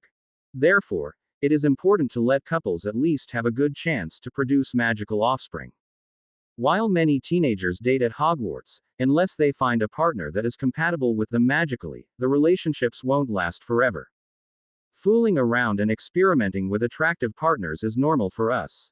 But you will not find any member of a pureblood or half-blood family that lives in the wizarding world that will agree to a marriage without the compatibility test being performed, explained Endymion, meaning, these couples will often at best be on amicable terms with each other. Love is secondary for them. It is too important to not have our lines weaken or even die out to put priority on loving one's spouse. Often the couples at least start caring for each other over time. Compatible magic makes that happen automatically. And if not, well, that is what love potions were originally developed for. To allow couples that were brought together in ways like those to manage to at least conceive a couple of children to continue the line. That sounds wrong, commented Hermione. But it is the lesser evil to our numbers dropping more and more. I take it this charm was also done on me and we are compatible, she concluded. He nodded. Otherwise, I wouldn't agree to a ritual that will make you my wife. I have to continue the Lestrange line. Could it happen that something similar to how Jazzy reacted to this Barty you talked about will influence me? She worried about that. It is possible, but I don't think it would be as strong with you. But we can easily check it if you want to know for sure, answered Endymion. How? Right now, I keep my magic controlled and don't radiate it overly. I don't want to make you uncomfortable or frighten you. But if I release that control and touch you again, we will see how you react to that. And there are different levels of submission between couples as well. I heard about ones that mainly show the behavior while being intimate. Others have the submissive partner look to the dominant one when they are torn between two options, and like in your friend's case, they allow their partner to take the lead fully. I can't predict what would happen for us. Something will happen. That is fact for all those that have compatible magic, answered Endymion. I would like to wait until tomorrow to try it. There was too much information today for me to work through, decided Hermione after pondering the things he told her. That is probably a good decision, Miss Rosenberg. There are still about 2 weeks until winter solstice. I will return tomorrow and the weekend after to simply spend some time with you so that we can get to know each other better. That might make things a bit more bearable for you, he suggested. Hermione was glad for a chance to think without being distracted by him too much. She nodded in agreement. She needed time to wrap her mind around this. He stood from his chair and gave her a smile that would have otherwise been encouraging, but in her current situation it didn't help much. He knocked on the door and was let out before the door was locked again. Jasmine lay on her bed, thinking about Barty and what he had told her. She logically knew that she should rebel more, knowing that she had been captured to help with giving Voldemort a body back, but sadly she couldn't. Barty had been completely honest with her, even going as far as taking Veritaserum to let her question him on why he supported Voldemort. As son of the former head of the DMLE, he had a lot more insight in the state of the wizarding government in their country than most, and it was even worse than she had already believed. The Ministry of Magic wasn't just a place where incompetent politicians made decisions, it was a swamp of corruption, and the common people didn't matter to most people there. It was the institution that systematically prevented progress in the country. To change things in any way, it needed to be brought down completely, and a radical overhaul of laws and regulations needed to be initiated. Jazzy had experienced how justice didn't matter when the ministry was involved. She remembered too well how Hagrid had been taken to Azkaban, just because Fudge wanted to be seen doing something during the Chamber of Secrets fiasco at Hogwarts. They didn't have any proof. No investigation was performed. They just had rumors from 50 years back, when there also hadn't been any investigation into the matter. Just the word of Tom Riddle, who turned out to have been behind the whole mess. Then the fate of her godfather, who hadn't even got a trial before being sent to Azkaban for life. The least anybody should have done was questioning him under Veritaserum. Even if they believed him guilty, in their position, she would have wanted to get names from him to catch the other Death Eaters. Barty had told her how people got positions at the ministry. Basically, it was a system where those that had a position there got their families in. Good grades were not necessary. If somebody had graduated Hogwarts with somewhat decent grades in 3 Newt-level classes and had a relative working there, he or she got a position. Then they would have to work their way up, either by actually doing good work and catching the eye of their superiors, or by brown-nosing or bribing their way up. The latter two were more common. Or their relative was in a high position and pulled certain strings to get them a better job when a position became free. To get anything done, bribes were necessary. The DMLE was a toothless tiger and petty crime was ignored as long as the criminals could pay off the ones tasked to keep an eye on things. It was terrible. Voldemort had wanted to break up the system to choose positions by competence. He wouldn't have opened the ministry for Muggleborns outside of the lowest positions where he knew those from more important families didn't want to work in anyway, and then with no chance for promotion for the Muggleborns, but Halfbloods and Purebloods would have chances to get those positions by proving competence and skill. Money paid for bribes would automatically be registered by wards and directed to a fund to pay for things both at the ministry and other important places like Street. Mungos and the attempted briber would get a warning that this practice wasn't tolerated anymore. And if anybody tried to take the money for himself, it would also be noticed and the one would lose his job, meaning, it would weed out corruption easily. Next to that, Voldemort had ambitious plans to overhaul the educational system, to bring their country back to the top, and stop that it was seen as a bad joke by other countries. Graduates from Hogwarts were regularly laughed out of job interviews in other countries because they were so bad. Schools like Beauxbatons in France and Rosenstein in Germany, for example, regularly trounced even the best graduates from Hogwarts in international comparison. He also wanted to invest gold into medical research. Things had stagnated there, as healers had the strange idea that their knowledge was sufficient, even if many problems didn't have permanent remedies. Then the economy needed a major boost, as people were only pushing the same amount of money around the system. For the same kind of goods that was. Few innovative ideas were created and then the ones having them were rarely able to market them, as the hurdles by the ministry were too high for them to take in most cases. While Voldemort wasn't a saint by any means, he was mostly pragmatic and could maneuver events and people to get what he needed without resorting to violence. But the ministry had started the violence when it became clear that the movement behind Voldemort was a valid threat to their power and money. That the leaders couldn't tolerate, and the war had become bloody. Barty was convinced that once Voldemort was back in his body, with his sanity fully restored, which this ritual could manage to do if it was given enough power, which was the reason why he had decided to have Hermione added next to her, he would manage to topple the corrupt ministry and bring their country into a new glorious era. And with his sanity returned, he wouldn't resort to the violence of the last years of the war. He would use trickery, political plots, rousing speeches and demonstrations how he could give the common witch and wizard much better prospects for their future. Being asked about the Muggleborns, as Jazzy didn't want them to become lower citizens, Barty asked back how that would be different to the current status quo. It was a nasty question, as it was sadly true. And once Voldemort was established, Barty knew there were plans to integrate the Muggleborns at a young age.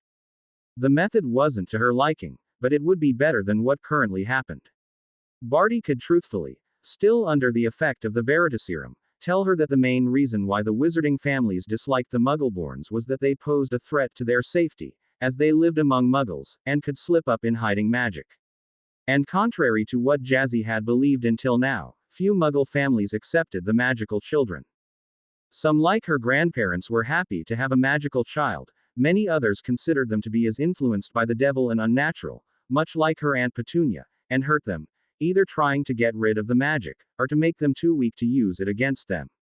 Some went the other route and wanted the children to use their powers for their advantage, mostly while being threatened with something if they didn't do so. Over the years, when the children were taught at Hogwarts, the separation between the families grew. Often the Muggleborns lost their connection to the Muggle world. But it was a nasty awakening for them when they couldn't find proper jobs in the wizarding world. They nearly always fell into deep holes from which few managed to get out of. A main reason for this was also easily explained. The economy didn't grow, meaning there were no new jobs created. And as the existing jobs were taken for much longer than in the Muggle world, as illness and age hit wizards a lot less than Muggles, both due to potions dealing with normal illnesses and wizards simply living much longer than Muggles, the problem was increased.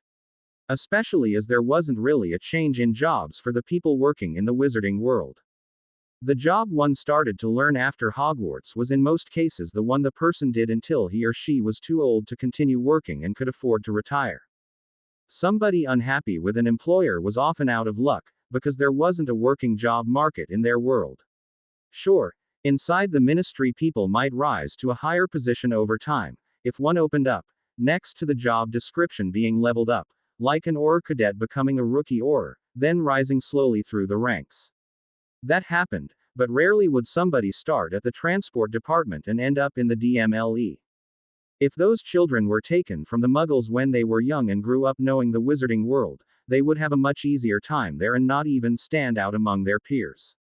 Nobody would know that they had Muggle roots and they might be able to get better jobs afterwards. Integrated Muggleborns like that would be treated the same as half-bloods. And that was basically the same as most purebloods. After all, Voldemort himself was a half-blood and wouldn't want to be a hypocrite in letting half-bloods be disadvantaged. He mainly used the purebloods that followed him for extreme opinions as easily deceived minions that had money. Barty was very aware of that. But honestly, if they wanted to keep their magic strong, it was necessary to not exclude the half-bloods, as that was the only way to bring fresh blood into their lines and keep their children strong. Barty had told her about finding out that Hermione was a half-blood witch as well. Her father had slept with Hermione's mother, probably putting her under Imperius, and Hermione was the result. He had died before she was born, thus nobody had known about it until they did the heritage test with a sample of her blood that they took while she was unconscious. They had done the same with her, and the result was surprising. Dumbledore had lied to her. She wasn't a Parselmouth because Voldemort had transferred some of his powers to her. She was a Parselmouth because her mother was born from squibs. Voldemort's grandfather Marvolo Gaunt had had a sister that was born a squib. She was banished from the family and survived in the Muggle world. She married and had children, who had children of their own, leading to Violet Evans. That line got back their magic in Lily Evans, as her father Matthew was descended from a Russian squib, who had served in the Second World War. He had slept with an English nurse and the child was Matthew. While Petunia was unlucky and was a squib too, Lily had the right mix of genes and was a witch. Because too many generations without magic lay between her and a magical ancestor, she was still labeled a Muggleborn, but it only proved that magic came from some source. Jazzy had inherited enough of the Slytherin genes from her mother to have the active Parseltongue trait. That was all there was to it. She was an heir to the Slytherin line, but not anywhere close to the main line. That would require for all other closer relatives to die first, and there were about 5 others in front of her from different families. The Gaunt line, which she and Tom Riddle descended from, was just one that had retained the Parseltongue gift. Not that she wanted the Slytherin title. She had enough of her own. And it would be even more after the ritual. Because Barty had also explained that part to her. Once the ritual was finished, after he had taken her purity to power the rebirth of Voldemort, she would be bound to him as his wife. Hermione would be bound to Endymion Lestrange as his wife as well. She knew that Hermione wouldn't like that at all. But realistically there was nothing to do against it. She also disliked the idea of how Hermione's mother had been used by her father, but again, what should she do? Ranting wouldn't help at all and her father was dead already. He couldn't be brought to justice anymore. Not that she believed that the Ministry of Magic would give justice to a Muggle when a pureblood wizard had basically BP'd a Muggle woman. She knew how corrupt that institution was. Muggle rights were considered a joke, outside of not letting them know about magic existing. Hermione would of course take it badly to have been conceived in that way, but Jazzy had long since held suspicions about the lack of warmth in the relationship between Hermione and her parents. Sure, she talked about vacations during the summer break, but Hermione was far too quick to agree to staying at Hogwarts to have a great relationship with them. And Jazzy doubted that she had developed her obsession with studying in a good way. The idea of sleeping with Barty excited her. His touches were incredible, and sometimes she wanted him so much to go the whole way. When she had begged him to take her fully, he had apologized and told her it was too early, which led to him explaining the ritual and her part in it fully. Once they were married, which she was looking forward to, there would be a radical shift in powerful positions in their country, which would again help Voldemort with his goals. Jazzy hadn't known, but she stood to inherit many titles that held seats at the Wizengamot. As her husband, Barty would become Lord of many houses, among them Potter, Black, as Sirius was disinherited and Draco from a branch line while her great-grandmother Doria Potter had been born a Black from the main line and thus she was closer to the headship than Draco, even if he was male, and, which Barty had been very excited about, Peverell. House Peverell had been thought to be extinct, but she was a descendant, and, in this case, the Potter line was the closest to the headship. Barty himself had the Crouch seat that he would claim, as he was Barty Crouch Sr.'s grandson. Jazzy knew that Barty Crouch Sr. would die soon. Having heard what he had done, she didn't care too much about that. Having grown up like she did with the Dursleys, the main people she cared about and wanted to protect from dying were those she knew personally. At least now that her mind wasn't influenced by potions and spells anymore. She believed that she had been drugged since she came to Hogwarts, because otherwise her change in behavior couldn't be explained. Though for her stature she could fully blame the Dursleys and their neglect, abuse of her. Crouch had played an essential role in the misery her childhood had been, as he had sent Sirius to Azkaban without a trial. It robbed her of her protector, leaving her wide open for being taken advantage of. Next to the Crouch line, he got Rosier from his mother's side, as all others before him were dead by now. Most killed by Aurors are by now dead at Azkaban. It would make Barty an extraordinarily powerful political player. As his wife, she would be the lady of all of those houses. And, which she had only found out from Barty, the wizarding houses that were classed as ancient and noble and most ancient and noble held the highest influence in the country. Her own main house, Potter, was an ancient and noble family. Peverell had most ancient and noble status. Crouch was another most ancient and noble house, and Rosier was like Potter ancient and noble. That was serious influence combined. Barty had promised that once the ritual was done, he would see to it that her education in magic was continued. Even if he could have trusted her with her wand, it wouldn't do any good until the potions she was taking to fully heal the damage done to her body in the past were done with their work. They currently imbalanced her magic, which would be too risky to allow her to actively perform magic. Still, she was given some books to study and pass the time. Barty couldn't spend the whole day with her, and he jokingly told her that it would be too distracting for her anyway, when she wanted to concentrate on her studies. She blushed thinking of that. He was right in his claims. He was a huge distraction for her. But nobody could blame her. He was incredibly handsome, and his magic called to her. So far, she had read 2 books about the history of the wars against Voldemort and Grindelwald, both of them printed outside of Great Britain. She felt that it would give her a better idea of the true events, as she knew that truthful reporting was lacking in her country, and while Hermione might not have noticed it, the selection of authors in the Hogwarts library was extremely limited. The books also mostly glossed over things. The book about the Grindelwald War had been written by an Italian author. With inbuilt translation function it was easy to read through it, and the one about the Voldemort War was written by a German author. It was enlightening. It only cemented her bad impression of Dumbledore. Of course not all the books she had been given were about history. Barty had given her a wide selection of topic, to let her decide what she wanted to read. History and ancient runes were 2 she liked a lot. Magical creatures and where to find them as well, as the book also had articles how rare creatures were protected in preserves and the work that went into their care. If not for the fact that Voldemort had been the one that killed her parents, and Pettigrew had betrayed them, she might have been a bit more open to his goals and arguments. At Hogwarts Dumbledore was out of ideas how to find the 2 kidnapped girls. It had taken much too long to even notice that they were gone. They didn't appear around the castle on Halloween, but that wasn't too unusual. The day was free of classes, both because it was a Saturday and it would also have been made so otherwise, as he was too aware that the students would be far too distracted by the period which the ones wanting to participate in the Triwizard Tournament could use to enter their names. That part had worked like it was meant to be. And with Jasmine Potter's history with the day, it wasn't too far-fetched to believe that she wanted to stay away from many students that didn't want to see how she would feel at the day. But in the evening, when the ceremony of electing the 3 champions took place, both Jasmine and Hermione Granger were still absent. As he could hardly postpone the election ceremony for 2 missing 4th years, he simply told Minerva to look into the matter, as she was the girls' head of house. While he was busy with the 3 elected champions of their schools, Minerva had gone to Gryffindor Tower to find the girls and reprimand them for missing the feast. But she hadn't found them anywhere.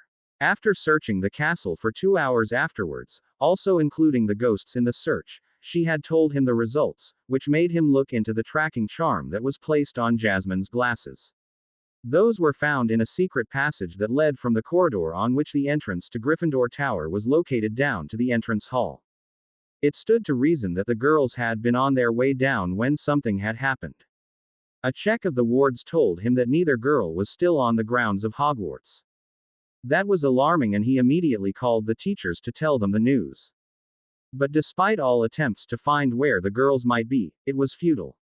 The next morning, he didn't have a choice but to inform the Ministry of Magic that 2 female 4th-year students were missing, presumed kidnapped.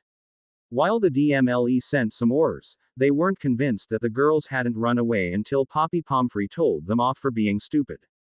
She told them clearly that Jasmine Potter couldn't see much without her glasses and she didn't own a replacement pair. Having the glasses found meant the girl was close to blind right now, meaning more or less helpless. And all teachers clearly stated that Hermione Granger would never willingly miss classes, as she was a model student. In the end, the Aurors promised to perform an investigation, but without any decent clues it would be difficult to find any of the girls. The scene of the crime had been unnoticed far too long, and with the magic of Hogwarts, any magical signature that could determine the caster of possible spells used to overwhelm the girls was long gone. And sadly, Rita Skeeter had found out about the kidnapping and the papers were filled with the story how Hogwarts had failed to protect the girl who lived inside its walls. The weighing of the wands for the tournament had been a side note in the issue of the paper. Their missing girl heroine was much better at selling papers. Not to mention that it caused other parents to demand better security precautions if it was this easy to kidnap students from the Hogwarts grounds. He had done that to placate them, but he was at a loss how they could have crossed the wards without him knowing. He had checked the ward ledger, which automatically noted when somebody crossed the wards, either to get in or out. It was always fullest at the beginning and end of a school year, followed by the Hogsmeade weekends. But for Halloween, there weren't any names noted that he didn't expect, and neither Jasmine Potter nor Hermione Granger were noted for crossing the wards to the outside. That shouldn't have been possible. He didn't have any explanation for it, and both Phileas and Alistair had checked if somebody had tempered with either the wards or the book that noted the ones crossing the wards in either direction. Nothing was amiss. It was a mystery that he didn't like at all. He suspected that Voldemort could be behind this, even if he didn't understand why Hermione Granger had been kidnapped for that as well. And, which was one point that gave him hope, Jasmine was still alive. He had a monitor set up which was connected to her blood, that oversaw the wards at Privet Drive. Had Jasmine been killed, the wards would have fallen as well. The girl was alive, but without knowing where she was, it didn't help too much. And the ministry was more bothersome the longer the girl wasn't found. The one good part was that the first task of the Triwizard Tournament had drawn attention away from the unsuccessful investigation. Having the 3 champions face dragons tended to do that. And all 3 had performed amazingly. While none of them got away without injuries, Victor Krum got the worst one, as the dragon he had hit with the conjunctivitis curse had hit him with its tail when he had grabbed the egg, and he crashed into a wall of the stadium. They all succeeded in gaining the golden egg that was the target for the task. The students and people outside of Hogwarts were more interested in gossiping about that and if Krum would still manage to play Quidditch like before due to his injury than thinking about news that were much older. Still, he needed the girl back, if only because the prophecy was clear that only she could defeat Voldemort. Hermione sat inside her room. It was Wednesday and she knew that Endymion would only be back at the weekend. The last weekend before the ritual. Winter solstice would be next Thursday. Last Sunday they had tried how she would react to his magic. To her surprise, as she hadn't really believed that a witch could simply submit to a wizard if she didn't want to, when he had stopped keeping his magic under strict control and touched her, she felt drawn to him. She felt as if she wanted to please him. Not in any way possible, but in major ones. She was among the 90% witches that were submissive to their partners. Even if she wasn't on the same level as Jasmine as it seemed. It had been a shock when Endymion had shown her the way to a salon where Jasmine was sitting together with a blonde teenager who introduced himself as Bartholomew Crouch, grandson to the Mr. Crouch who she had met during the Quidditch World Cup. The grandson seemed to be more pleasant than the grandfather from what she could see. But it came as a severe shock to see her best friend. Not only had Jazzy changed amazingly from her looks, but she also seemed happy. Happier than before. Hermione wasn't blind and knew that Jazzy's family were scum. But she couldn't do anything, as after telling her parents about her concerns, they had only claimed that Jazzy had to be exaggerating. But then again, her parents were always too busy with their jobs. They had also claimed Hermione exaggerated about the bullying at her old school by the other children there. They were convinced that as long as she did well in classes, the others would be left behind. It just hurt that while this happened, nobody wanted to spend time with Hermione. Only after meeting Jazzy, she had experienced how great it was to have a good friend. Ron, well, she mostly tolerated him, as she and Jazzy couldn't shake him off for some reason without Ron throwing a temper tantrum. Thankfully, the boy was allergic to schoolwork and the two girls could get some time without him by going to the library to get their homework done. And the wards on the stairs to the girls' dorms prevented that he could bother them there. They had talked and even if asked about how she felt concerning the ritual which would see both of them being forced to have say. With the young men, Jazzy seemed unfazed. She didn't like the aspect that it would bring Voldemort back for obvious reasons, but she didn't mind sleeping with Barty and becoming his wife that way. She already adored the blonde man and wanted to be with him. Hermione couldn't understand how Jazzy could be as smitten with her kidnapper, but it confirmed what Endymion had told her. Jazzy fully submitted to Barty. At least Barty seemed to be very fond of Jazzy as well. He treated her like a princess if Hermione wanted to make a comparison. Jazzy had also actively participated in the discussion about the state of the wizarding world, something Hermione hadn't expected. Jazzy normally stayed in the background, as she disliked the attention she always got. But now, she voiced her opinion, discussed arguments pro and contra the existing system and possible changes to it, and even gave suggestions what she thought needed to be done to make things better for everybody. And Hermione had to agree with many of those suggestions. And Barty didn't force Jazzy to simply be silent, like she had seen other pureblood boys at Hogwarts do with their girlfriends. When asked about this, she was surprised by the answer. Flashback. You want to know why I let Jazzy speak her mind? Asked Barty amused. Yes. It seems much different to the behavior I noticed among boys from influential pureblood families I watched at Hogwarts, admitted Hermione. The reason is quite simple. No witch of class would allow it. You have witnessed that Jazzy is submissive to me. That is simply how her magic reacts to mine. It is natural. But that doesn't mean she loses her free will in the way she sees things. Jazzy will become my wife on winter solstice. We will spend the rest of our lives together. I don't want that this relationship is built on fear or force. I want a partner. If she subconsciously resented me for oppressing her, while her magic would urge her to follow my lead, she would subconsciously rebel against my opinions and actions. And that could become problematic for me in the long run.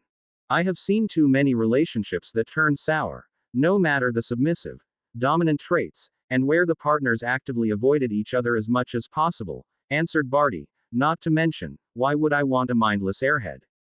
Those witches are boring and annoying.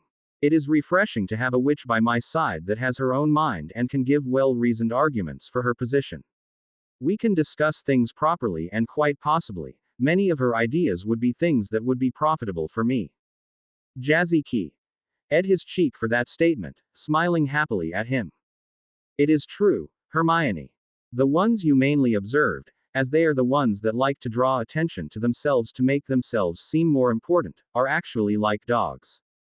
They believe the louder they bark, the more people will believe that they are right. That might work at Hogwarts, but out in the wider wizarding world, they are losers. At Hogwarts it mainly works because the teachers never control bad behavior, added Endymion, and the girls that go for those boys are mainly interested in marrying into money. That's all they have going for them. Even if those girls will get nasty surprises should they succeed. Why is that, Endymion? Asked Hermione. Because the family heads won't let these couples have much of the family money. You have to remember that the old families that have the type of money that these gold diggers are after only have it because they can calculate properly. They know about investments and smart use of the money. And any heir of a family will only gain access to more than a basic stipend for his needs once he has successfully absolved the family training. And that starts after owls have been passed. The main part is done after Newt results are known, as no family will allow a moron to have any say in financial matters, he answered. Okay. If that training only really commences after Newt's, it makes some sense that they behave that stupid at Hogwarts, when they haven't passed it, acknowledged Hermione, still frowning. True. As you know, wizards live much longer than muggles, continued Barty. That means, outside of severe sicknesses like dragon pox or vanishing sickness taking the lives of the patriarchs or in some cases matriarchs of the families before their time, these people will rule for decades. A prominent example for this is the Black family, even if they by now are greatly diminished. The last head of the family was Arcturus Black, and he took the position as head of the family when he was 46. The family head before him was his grandfather. His father had died in an accident. Thus, he came into the headship fairly early in his life. Arcturus had two children, his son Orion and his daughter Lucretia. Orion married Walburga Black and her influence was too extreme to let Arcturus even consider passing on the position of head of the family to Orion while he was still alive. He hoped that one of his grandsons would prove better suited to succeed him as head of the family.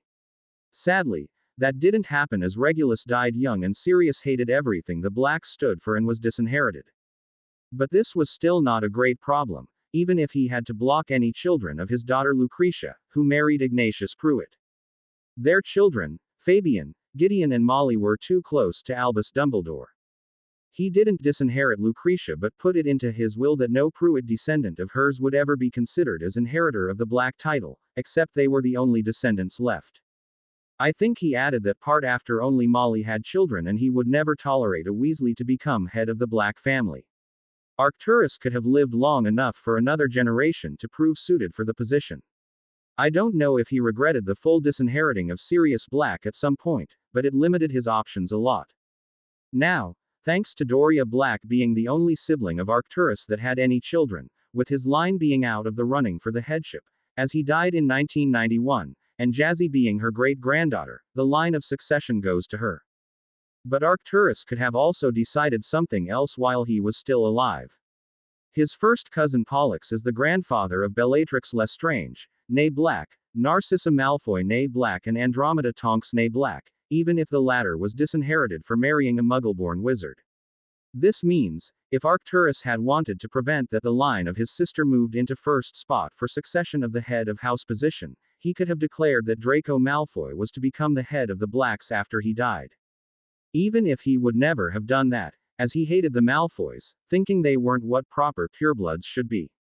The Malfoys are another example of this practice of the family head waiting to pass on the headship coming to pass, even if not in the same dimensions.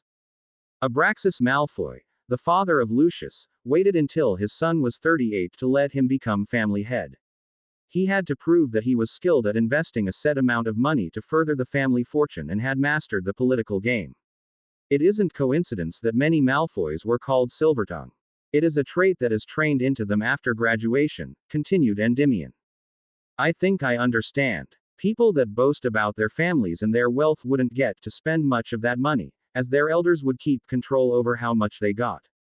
It would probably still be a generous amount compared to middle-class families, but by far not as much as these girls that want to marry rich hoped for, commented Hermione. True. And the family head has the last word about who the heirs get to marry.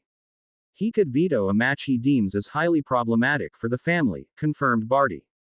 Which would lead to being disinherited in the worst cases, which nearly nobody wants to risk, added Endymion. Wouldn't your family patriarchs object to your choices? Asked Hermione, and Jazzy actually giggled.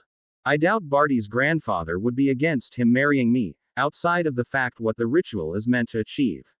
He would be ecstatic about me becoming part of the Crouch family, snickered Jazzy. And as my father and uncle are stuck at Azkaban and my grandfather has died during the war already, I don't have anybody that could voice a veto. Not to mention that the Rosenberg family is highly respected in magical society, pointed Endymion out. Marrying a daughter of House Rosenberg in this ritual will even win my crazy Aunt Bellatrix over. Even if I don't have any claim to family funds, as I wasn't conceived in wedlock. Asked Hermione, knowing that she would be considered a bastard child, as she was never acknowledged by her father. It's all a question of PR, declared Endymion, grinning, and my family needs to marry outside of established circles in Great Britain, which outweighs any taint anybody might bring up over your mother being a muggle, Hermione. If I know the Dark Lord, he will claim that he tasked your father with finding a suitable method of getting more powerful magical children before his death. You were a successful experiment, and the only reason you were not raised in the wizarding world was his untimely death in 1979, about a month before you were born. He will spin it as if he wanted to see if his own power levels could be recreated to bring our country's population to a higher level magically. And using muggles as breeding instruments as long as the children weren't influenced by muggle culture when they grew up might be acceptable. Mainly because he saw the increasing number of weak children from magical families as a huge problem, for which no permanent solution had been found until then, pondered Barty. He would do that, confirmed Jazzy, knowing a little how Voldemort could manipulate facts to his liking, if he doesn't go the route of saying that you were found by muggles, given to an orphanage as a baby and then raised by two muggles that couldn't have children. After all, who would doubt if he claimed a heritage test had proven something? The light side would be too scared, and the dark side believes him implicitly. Hermione couldn't deny that analysis. Well, if the couples that are together because the girls want money and the boys want some girls that let them tell them what to do aren't that common, or at least don't get much influence, what about the rest? Asked Hermione. From what I observed, most of those keep their relationships outside of public view at Hogwarts. They meet in places where they are undisturbed, commented Jazzy. Correct. Many possible couples, those that the matchmakers testified that their magic is compatible, which normally takes place after the OWL results are out, use the last 2 years at school to figure out who among the pool of suitable candidates works for them as a permanent partner. Some fall in love, others just agree to a marriage with a decent partner that they can at least tolerate without arguing the whole time. It is the main reason why the Newt level students are allowed to visit Hogsmeade any weekend they want to, as long as they have permission of their parents if they are still underage. Simply to give them opportunities to find suitable partners. Often the couples will only be friends, but that is already better than some arranged marriages of more extremist families, explained Endymion. My problem was that among the girls I was told were compatible with my magic, none could hold a decent conversation. Even many of my fellow Ravenclaws could only recite books and never delve deeper into the material. I know too well how you feel there. While you are great as a study partner, Jazzy, you don't enjoy figuring out the details about spells and potions. You are satisfied with learning the spells up to mastery, but you prefer working things out practically. I enjoy taking what is known and working out how it works from the base up. I would love to later work on modifying known spells, enchantments and potions, admitted Hermione. Endymion ed her cheek, which made her blush. And that is why you are leagues better than many pureblood girls I know, and I know we can make this marriage work, Hermione, he told her. As long as you never think you can order me around, I think I can live with that, replied Hermione, resigned to her fate. Endymion nodded and pulled her against her for a proper key, which she had to say, felt incredible to her. Flashback end. She had arranged herself with the fact that she wouldn't have a chance to prevent what was to come. She didn't have her wand. The whole property was hidden under a Fidelius charm, and she didn't know who the secret keeper was, which meant nobody had a chance to find them before it was too late. At least she didn't fear sleeping with Endymion. He was a good person and had promised her that he wouldn't start killing people, even if he would be given the dark mark as a reward for his participation in the ritual. She just wondered how Voldemort planned to have her and Jazzy continue their magical education, as he probably wouldn't want them to return under the sphere of influence of Dumbledore, whom she had lost a lot of respect for by now. Honestly, he had so much power and the only thing he used it for was supporting a corrupt system. Jazzy looked at the dress that she was given to wear for the ritual by Barty. It wasn't revealing as such. It laid snugly against her upper body, showing off her great new figure, and the skirt went down to her knees. But the whole front was closed with small buttons and she wouldn't wear anything underneath the dress. Meaning, getting her BPD was extremely easy. Barty would only have to unbutton the dress and she would be bare in front of him. It was an arousing thought. By now she craved for him to finalize their bond. She knew it was her magic desiring to fully claim her partner. Her magic wanted to be complete, which would happen when she slept with Barty. Another thing she wasn't as sure about. To make the ritual the most powerful it could be, both she and Hermione had been given fertility potions by Pettigrew. They hadn't known that all their food had been dosed with it, even Barty and Endymion hadn't been aware of that. But witches that were primed to conceive when they lost their purity would exude a much stronger magic in a sacrificial ritual than otherwise. Clearly Voldemort wanted to use any advantage he could get. If not for a major coincidence, she would become pregnant and have a baby in 9 months. While she felt ready to sleep with Barty, she didn't know if she was ready to become a mother. She wanted a family and children, yes, but she was just 14 and would be 15 when the baby would be born. She hadn't even finished school. Barty had assured her that she could continue her studies normally until she entered the last trimester. Then she needed to take a break from using powerful magic. Brewing potions wasn't advisable for pregnant witches, but she and Hermione could study the theory about them. In fact, Barty had allowed her to study several things while she was here. She had even discovered a passion for ancient runes, which he had introduced her to. It might have something to do with his reward system. For every correctly translated page of runes, he would give her a heavenly backrub, and for carving an array correctly she was rewarded with a makeout session. He certainly profited as well, but it was a win-win situation. And he was great at explaining things. She wasn't allowed to meet Hermione without a chaperone, mainly to avoid that they could plot anything, but in company of Barty and Endymion they had had a second meeting. At least she wouldn't have to deal with the pregnancy on her own, as Hermione was in the same boat. She wasn't happy about that but had forgiven Endymion, as he hadn't known about that part either. Their budding relationship was certainly fierier than hers and Barty's, at least concerning Hermione arguing about opinions with Endymion. They didn't have bad rows, but they could get into heated discussions while putting forth their positions. Jazzy felt that it would become a good marriage. Hermione needed somebody that was her equal intellectually, and Endymion met that requirement. None of the boys in their year was mature enough to challenge Hermione without resorting to insults. And the two were only 2 years apart in age. Physically, mentally, they were about equal. Hermione was more mature than others their age. Not that it was much different for Jazzy. Due to having to fight on her own for anything during her childhood, she had to mature faster than other children. And she had honestly told Hermione that being forced into a marriage sadly wasn't unexpected for her.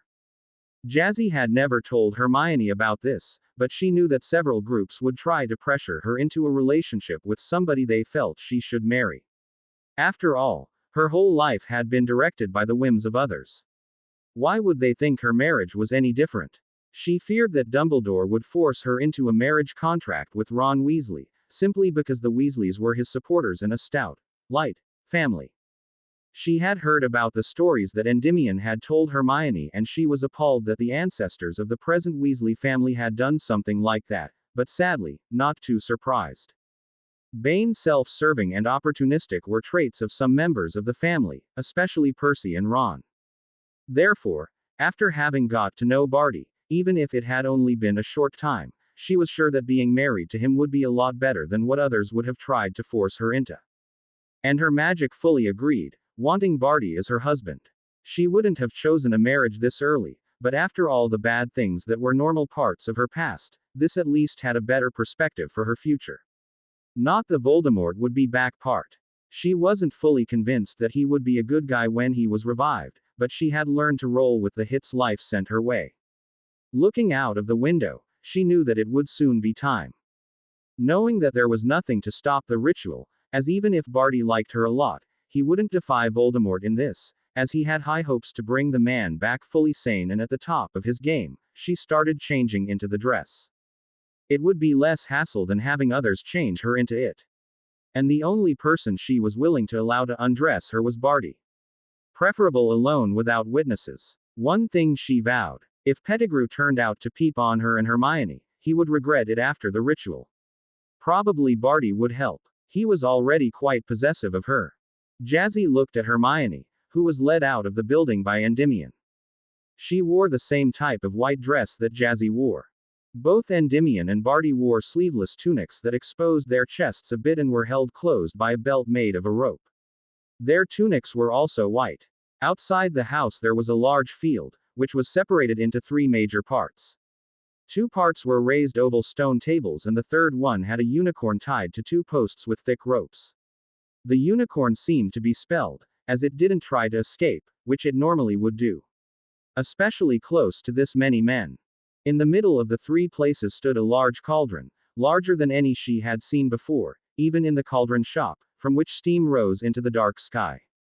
The only light around was provided by a few torches, one to each side of the stone tables, 1 torch next to the unicorn and the fire underneath the cauldron in the middle of the setup. Jazzy couldn't see any trace of Voldemort, which she was somewhat happy about. It would be much more difficult to let this happen if she saw her parents' murderer. She knew she didn't have a choice, and her magic was eager to let Barty finally unite with her. That feeling was dominant in her and she let him lead her to the stone table to the left without complaint. Everything is ready, stated Pettigrew, who stepped out of the shadows next to the cauldron. Endymion and Barty nodded and took their positions. For Jazzy the world around seemed to fade into the background when Barty's eyes looked into hers. I will be gentle. I want your first time to be special, he assured her. She nodded and allowed him to take the lead, like so many times before when they had been in her room. But this time, she knew it wouldn't end with touches. She was overwhelmed by her feelings and her magic jubilating that this was finally happening. His key drove her crazy. Her body craved his touch more than ever and this time, he didn't stop. Peter watched dispassionately how Endymion and Barty took their time preparing the girls. He didn't see the need for that, but he wouldn't comment on it. In their position, he would have simply done the deed. It was unexpected to see Barty of all people so protective of a girl. But seemingly the strong connection he had discovered with Jasmine went both ways. While she was fully submissive to him, in turn he felt the need to protect her as much as he could. And to please her where he could. Barty had been a romantic when he was actually the age he now looked like. Therefore, it was probably to be expected. His loyalty to the Dark Lord was never in doubt, but Barty could interpret his orders to be more to his liking as long as he achieved the desired results. Endymion was simply a young man who had fallen for a pretty girl. He also was somebody that desired more than having a bed partner. Well, he would have his hands full with this girl. Peter knew enough from watching her for nearly 3 years to see that she wouldn't simply take things like they were. Well, Endymion was similar. Somewhat a mix of both of his parents. He felt the magic rising from the 2 tables. It was nearly time. He walked over to the drugged and imperious unicorn. Using a hose with a needle attached to the front, he directed that into the unicorn from behind with a spell developed by veterinarians.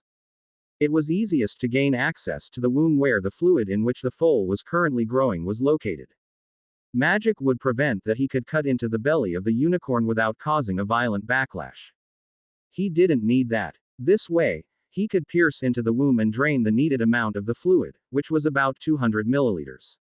Not too much. It wouldn't be noticed over time and the foal wouldn't be harmed. He wouldn't have cared too much, but harming unicorns had nasty repercussions magically, especially unborn ones. And this ritual counted on powerful positive or neutral magic fueling the rebirth of the Dark Lord. Once he had enough, he took the fluid in the bowl, into which he had held the other end of the hose, towards the cauldron. He and Barty had prepared the potion during the day, under the close watch of the Dark Lord. Nothing would go wrong. Now it was time to start the incantation. Barty and Endymion would break through the hymens of the two girls, taking their purity, when he called it out. They knew to listen for his signal. To revive this wizard and rebuild his body without taint of degeneration of time, I bring fluid from the womb of a pregnant unicorn.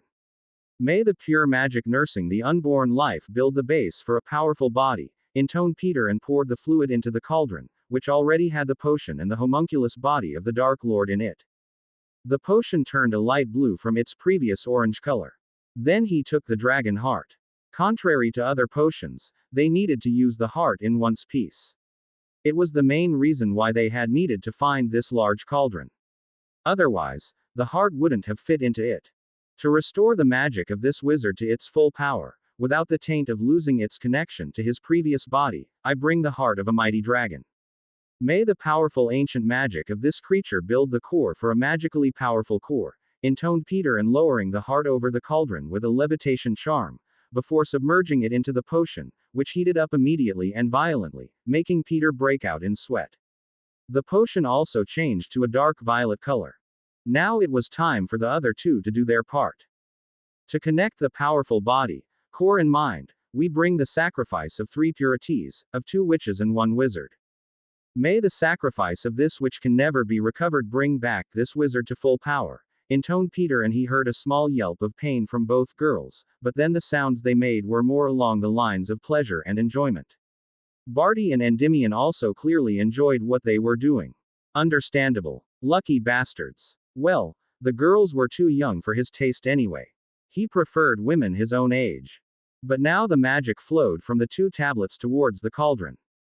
It would flow for several minutes more and only reach its climax when Barty and Endymion climaxed as well. He knew that the more time they took for their enjoyment, the more magic would be directed towards the ritual. He stood silently and watched how the potion lightened to a light violet, then to pink, then rose and got lighter and lighter. That was exceptionally good. The less color the potion had when the climax was reached, the more powerful the results would be.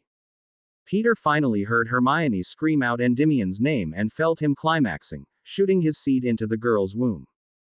And now, about a minute after it, there was the echo they had been hoping for. Yes, the two had managed to conceive a child. Perfect. That was another boost to the ritual. He had also expected that Endymion wouldn't last as long as Barty could. He was a pure as well, and they didn't have the necessary experience to make the experience last. He noticed a faint golden glow around that table, signifying the marriage bond that had been created by the ritual and climax. Barty meanwhile was still going.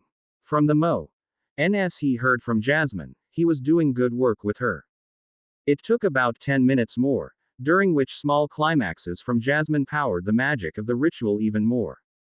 Then Barty finally allowed himself to climax, and shortly afterwards, there was the second echo of conception. Good. The fertility potions he had fed to the 2 girls on his master's orders had done what they were meant to do. He stepped back from the cauldron, in which the potion had gone white by now. It wouldn't be long now. There, the first sparks rose from the surface and their numbers grew. He noticed another golden glow from the second table but concentrated on the cauldron. Finally, there was a pillar of light emerging from the cauldron and Peter had to cover his eyes to not be blinded by the light. When it faded, he could see a person standing where the cauldron had been. That one had dissolved under the onslaught of the magic, also adding its substance to the body. The man he could see standing there, inspected his body, which, while a bit pale from what he could see, looked perfectly healthy. It worked perfectly, he heard his master's voice say, "I haven't felt this powerful in my body since I was a young man." Peter sank to his knees, knowing that this was still the Dark Lord. But having played a large part in his resurrection, he would be rewarded greatly. That he was sure of. "I need my robes," commented Voldemort absently, and Peter swished his wand to make them hover next to his master. He knew he wouldn't want to be touched directly after the ritual. It was something Barty had warned all those involved about. The new body was sensitive and would stay that way for about 2 days. "Thank you, Peter. You did good work," said Voldemort. "Thank you, my lord," replied Peter, actually surprised how pleasant the man sounded. He waited until he was asked to rise. Well, It seems that Barty was right with his assessment. And from what I heard, he had a lot of fun doing his part, stated Voldemort. If Peter was right, there was amusement in his voice. Well, he got to sleep with a beautiful witch, commented Peter. That he did. We should leave the two couples alone. They poured a lot of magic into the ritual. They will be in a trance for at least 3 more hours. When they are ready and their magic fully connected with their new spouses, they will come out of it. I will just set up some warming wards around their tables. It wouldn't do if 2 of my most loyal followers would catch a cold from helping me get a body back, pondered Voldemort and waved his wand in a complicated pattern, which let some light green fields of magic appear around the 2 stone tables. Peter was amazed how easily he could perform such a complicated piece of magic. The ward alone normally needed serious preparation to be cast, but to do 2 at the same time with no preparation only showed the power and skill of the Dark Lord. Follow me, Peter. I want to see this new body with proper lighting and then explore how my magic flows now. Other plans will wait for a few days, until I am past the phase where my body is too sensitive, declared Voldemort. Of course, my lord, acknowledged Peter. The 2 went back inside the house and left the 2 newly married couples outside under the warming wards. Dumbledore was extremely worried. His instruments that observed Jasmine Potter had exploded into a shower of energy sparks. To have this happen on the day of the winter solstice was terrifying. Winter solstice was a date that was immensely suited for rituals. Having all his observation instruments self-destruct in this matter indicated that Jasmine was involved in a highly magical procedure, one that overloaded his instruments and made them explode and dissolve. This posed another problem. With the instruments gone, not only would the wards around Privet Drive fall, meaning he couldn't send the girl back there, if he would manage to find her that was, but he had lost any chance to monitor her in the future. These instruments had been developed by an ancient culture, but the way to create them had been lost about 1,000 years ago. He had tried many times to replicate it, as these instruments were extremely useful, but he had failed countless times. Having lost them stung. He could only hope that Voldemort hadn't succeeded in getting a body back, if he was behind the kidnapping of the 2 girls. And it stood to reason that he was involved. Too many signs pointed towards him being up to something.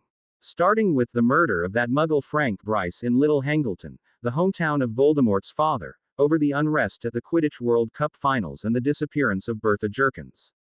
Then his flow flared up. He looked towards the flames and found Rufus Scrimgeour's head in the flames. Good evening, Rufus, he greeted.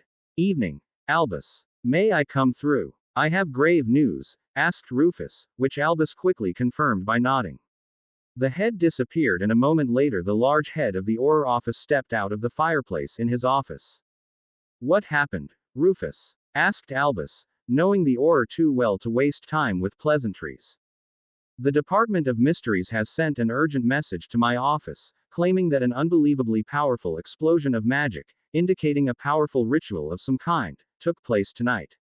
That in itself wouldn't be too problematic, as the readings at least confirm that it wasn't a dark ritual. It was leaning towards the light side of the spectrum, but still classifies in the neutral area, answered Rufus. I see. My instruments that I used to keep an eye on the condition of Miss Potter have also exploded and turned into sparks tonight. That might be connected, revealed Albus, knowing that this might make him look better and it was a way to get involved in the investigation that the Dom would undoubtedly start, and which might lead him to the missing girls. He needed some success to present, as his position and reputation had suffered a lot from them being kidnapped right under his nose last Halloween. Nearly 2 months had passed, and they still didn't have a trace of the girls. I will certainly pass that part on. But the reason why I said the news were grave is another. Barty Crouch suffered a heart attack and died inside his office, stated Rufus. That is bad. With him basically having organized all the important parts of the tournament, and Ludo being the way he is, this could lead to the tournament becoming chaotic, something we absolutely don't need right now, understood Albus. It's even worse than just that. The tournament can be taken over by Percy Weasley. The young man basically worshipped Barty and made it his mission to be overly prepared for anything. Barty made him his right hand after recognizing his talent for what I would consider meaningless bureaucracy. No, The reason why I contacted you is that the heart attack wasn't natural. It was induced by a poison that was on a magical trigger, revealed Rufus. If I hadn't seen this kind of thing during the last war, nobody would have even checked for the possibility until it was too late to determine anymore. That is extremely complicated magic. Do you know what triggered the poison that caused the heart attack? Asked Albus. Some major change in his family magic, answered Rufus. Albus pondered the options that could cause something like that. It will be difficult to find out what kind of change. I mean, his son is long dead, he died years ago in Azkaban, his wife shortly after, so deaths inside his family can't be the cause. But it would have to be something of that level of importance to automatically influence his family magic. Albus voiced his thoughts. That's what stumps me as well. As far as I know, he is the last of his line. Except there is an unknown child he hid, added Rufus. Albus sat up. It was just a suspicion, but what if? He stood from his chair and went to the shelf where he kept his most valuable books hidden. He used a spell to reveal a hidden switch that made the normal shelf swing forward and reveal a secret passage. Follow me, Rufus. I have a crazy idea, but perhaps that can explain what happened. This passage leads to a secret chamber that only the headmaster of Hogwarts knows about and can access. Down there the legendary Book of Names is located. The book that notes all the witches and wizards born inside the British Isles, explained Albus. That book is real. I always thought it was a fancy myth. Like the Chamber of Secrets, admitted Rufus. The latter is sadly far too real, which Miss Potter found at the end of her second year here. I will tell you the full story later, as it is clear from your reaction that Cornelius didn't share the information I gave him after the mess was solved. And the book is connected to the Golden Quill of Ravenclaw, which automatically writes the Hogwarts letters each summer. It is a true masterpiece of magic, stated Albus. Rufus nodded and the two men went down the passage until they reached the chamber, in which there was the legendary book on a large stone table. The book was huge, larger than any other book Rufus had ever seen. It was easily 2 meters wide and 1 long. It exuded magic that he could feel from where he stood. It was bound in old, brown leather and had the Hogwarts crest at the front. Now, this treasure documents all of our magical lines in Great Britain and Ireland. It isn't like a family tree that it gives up the parentage of a person, but it will sort all witches and wizards that live within the area it covers into families. This way, it is also determined if we send a contact person to a new first year or just the letter. That isn't perfect in all cases, therefore Minerva cross-checks the letters before we send them out. It happens rarely that a situation is misjudged, explained Albus, not mentioning that Jasmine Potter had been such a misjudgment, as they had expected her aunt and uncle to at least tell her that she was a witch. Albus opened the book carefully and turned pages while looking for names. As the book was filled with tiny writing, this might take a while. Rufus could see that Albus was going over the names starting with the letter C. That made sense. If something major happened connected to the Crouch family magic, this book might have the answer. Then Albus exclaimed he had found the family.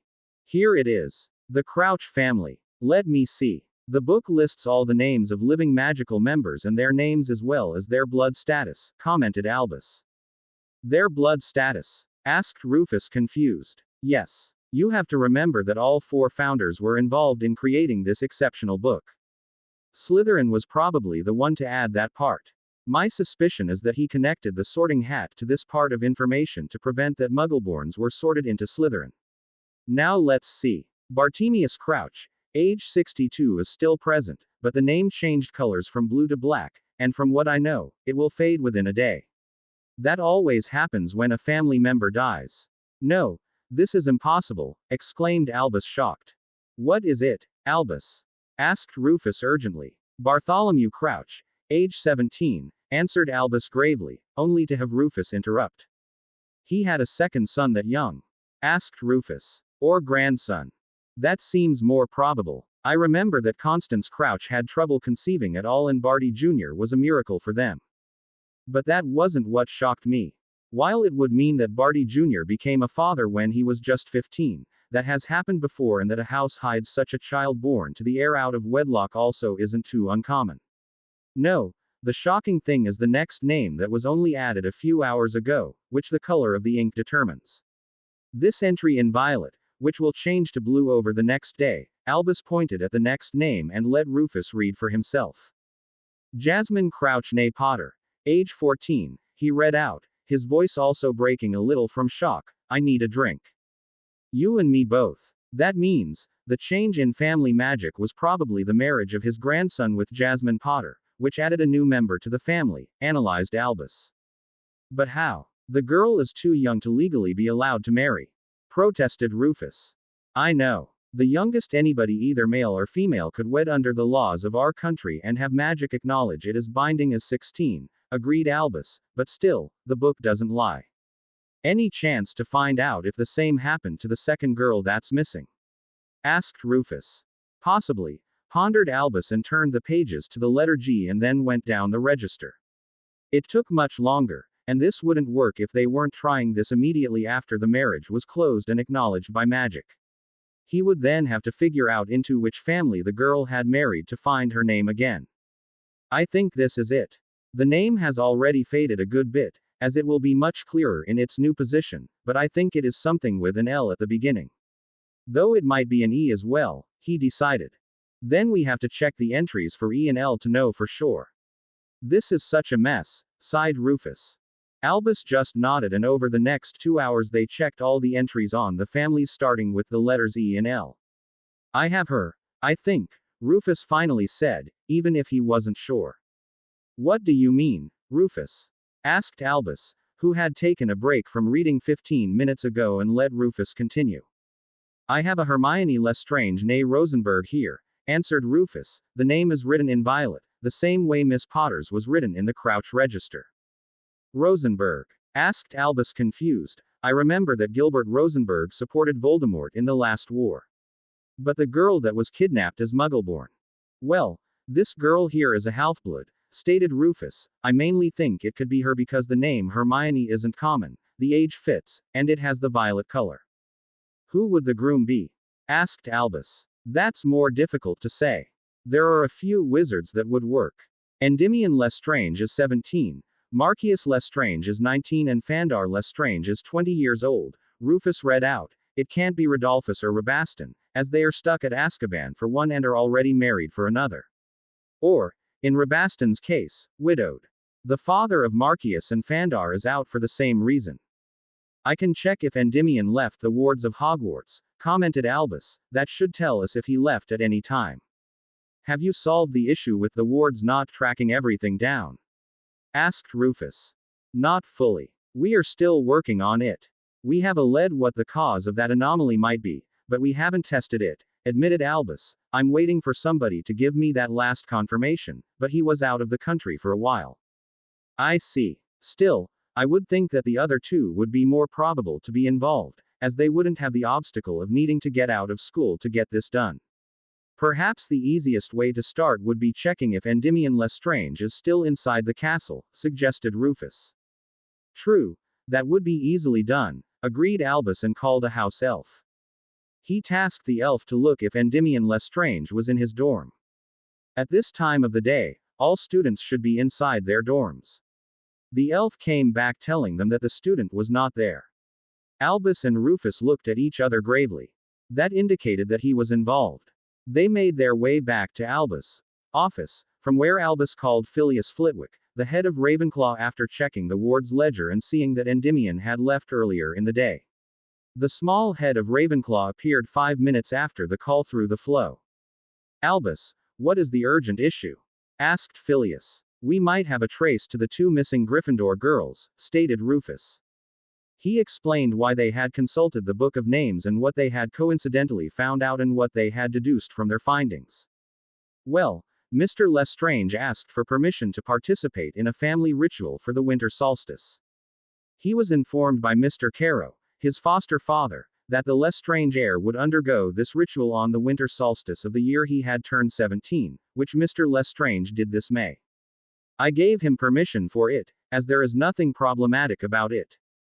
Many families have these rites of passage, so to speak.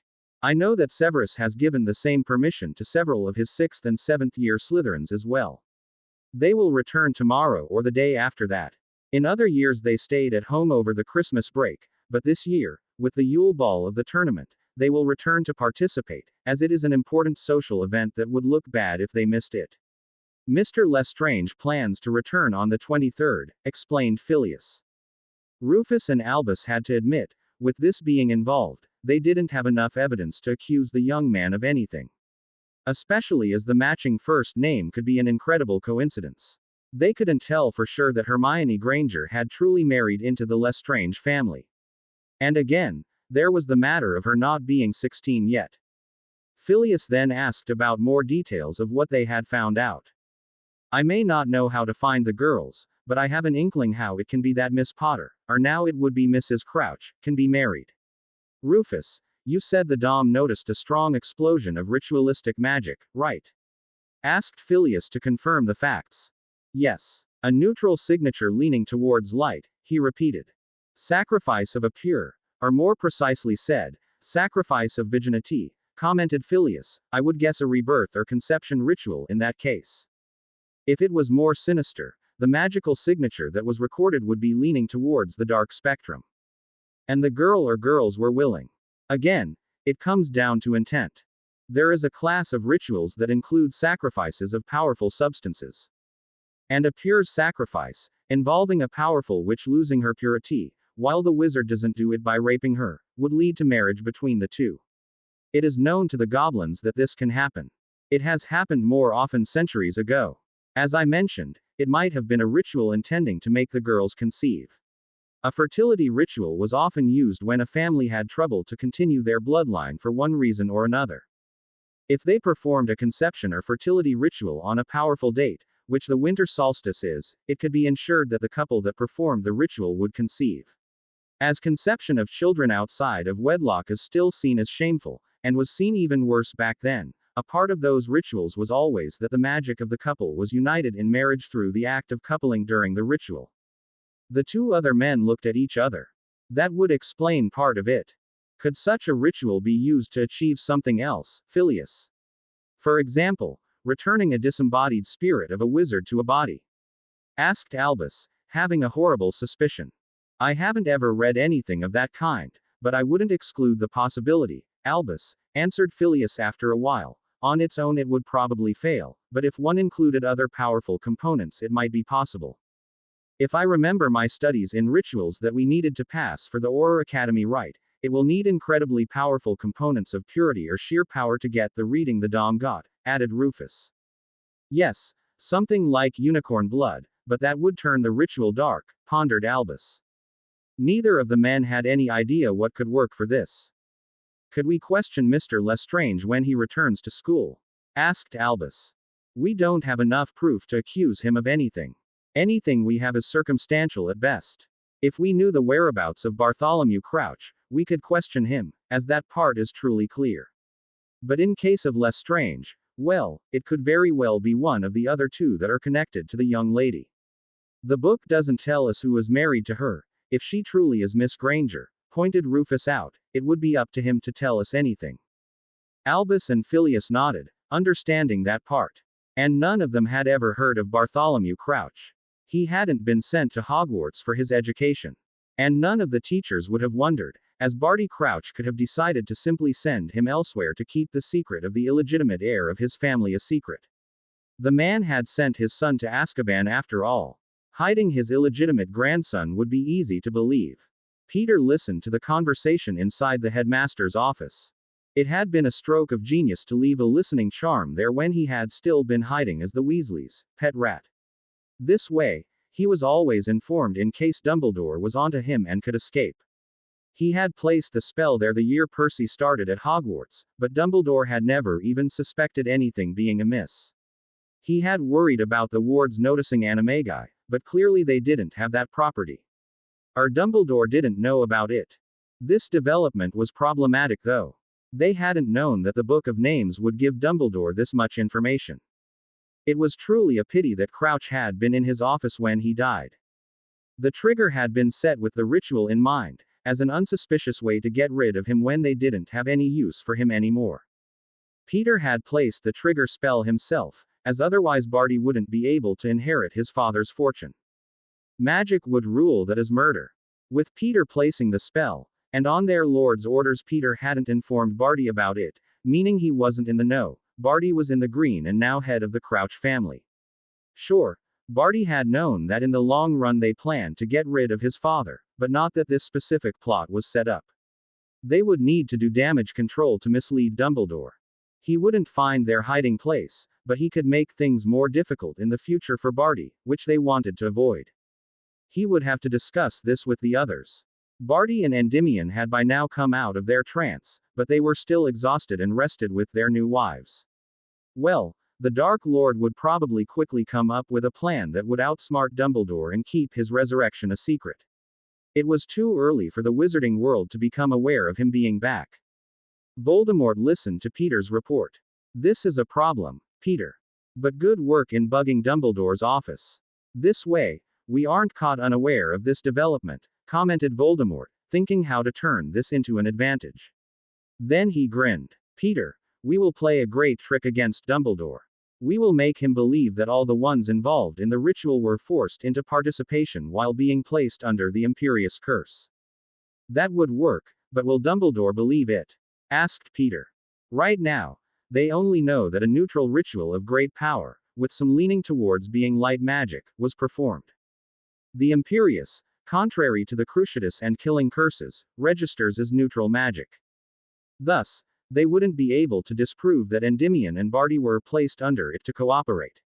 We can even make both of them appear as heroes who rescued the poor girls that you kidnapped from Hogwarts.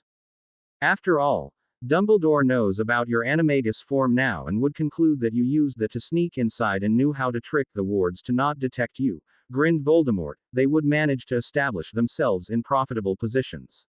I can implant false memories into their minds easily and block their true ones behind impenetrable occlumency shields that will even fool Dumbledore, as his one major weakness is that he wants to see the good traits of a person.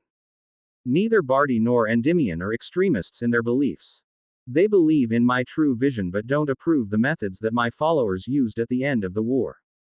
Looking back, I should have controlled certain members of our group more closely. It only gave our movement a negative appearance. And that while it was the ministry that escalated things into violence. It was far too easy for the corrupt morons to paint us as terrorists.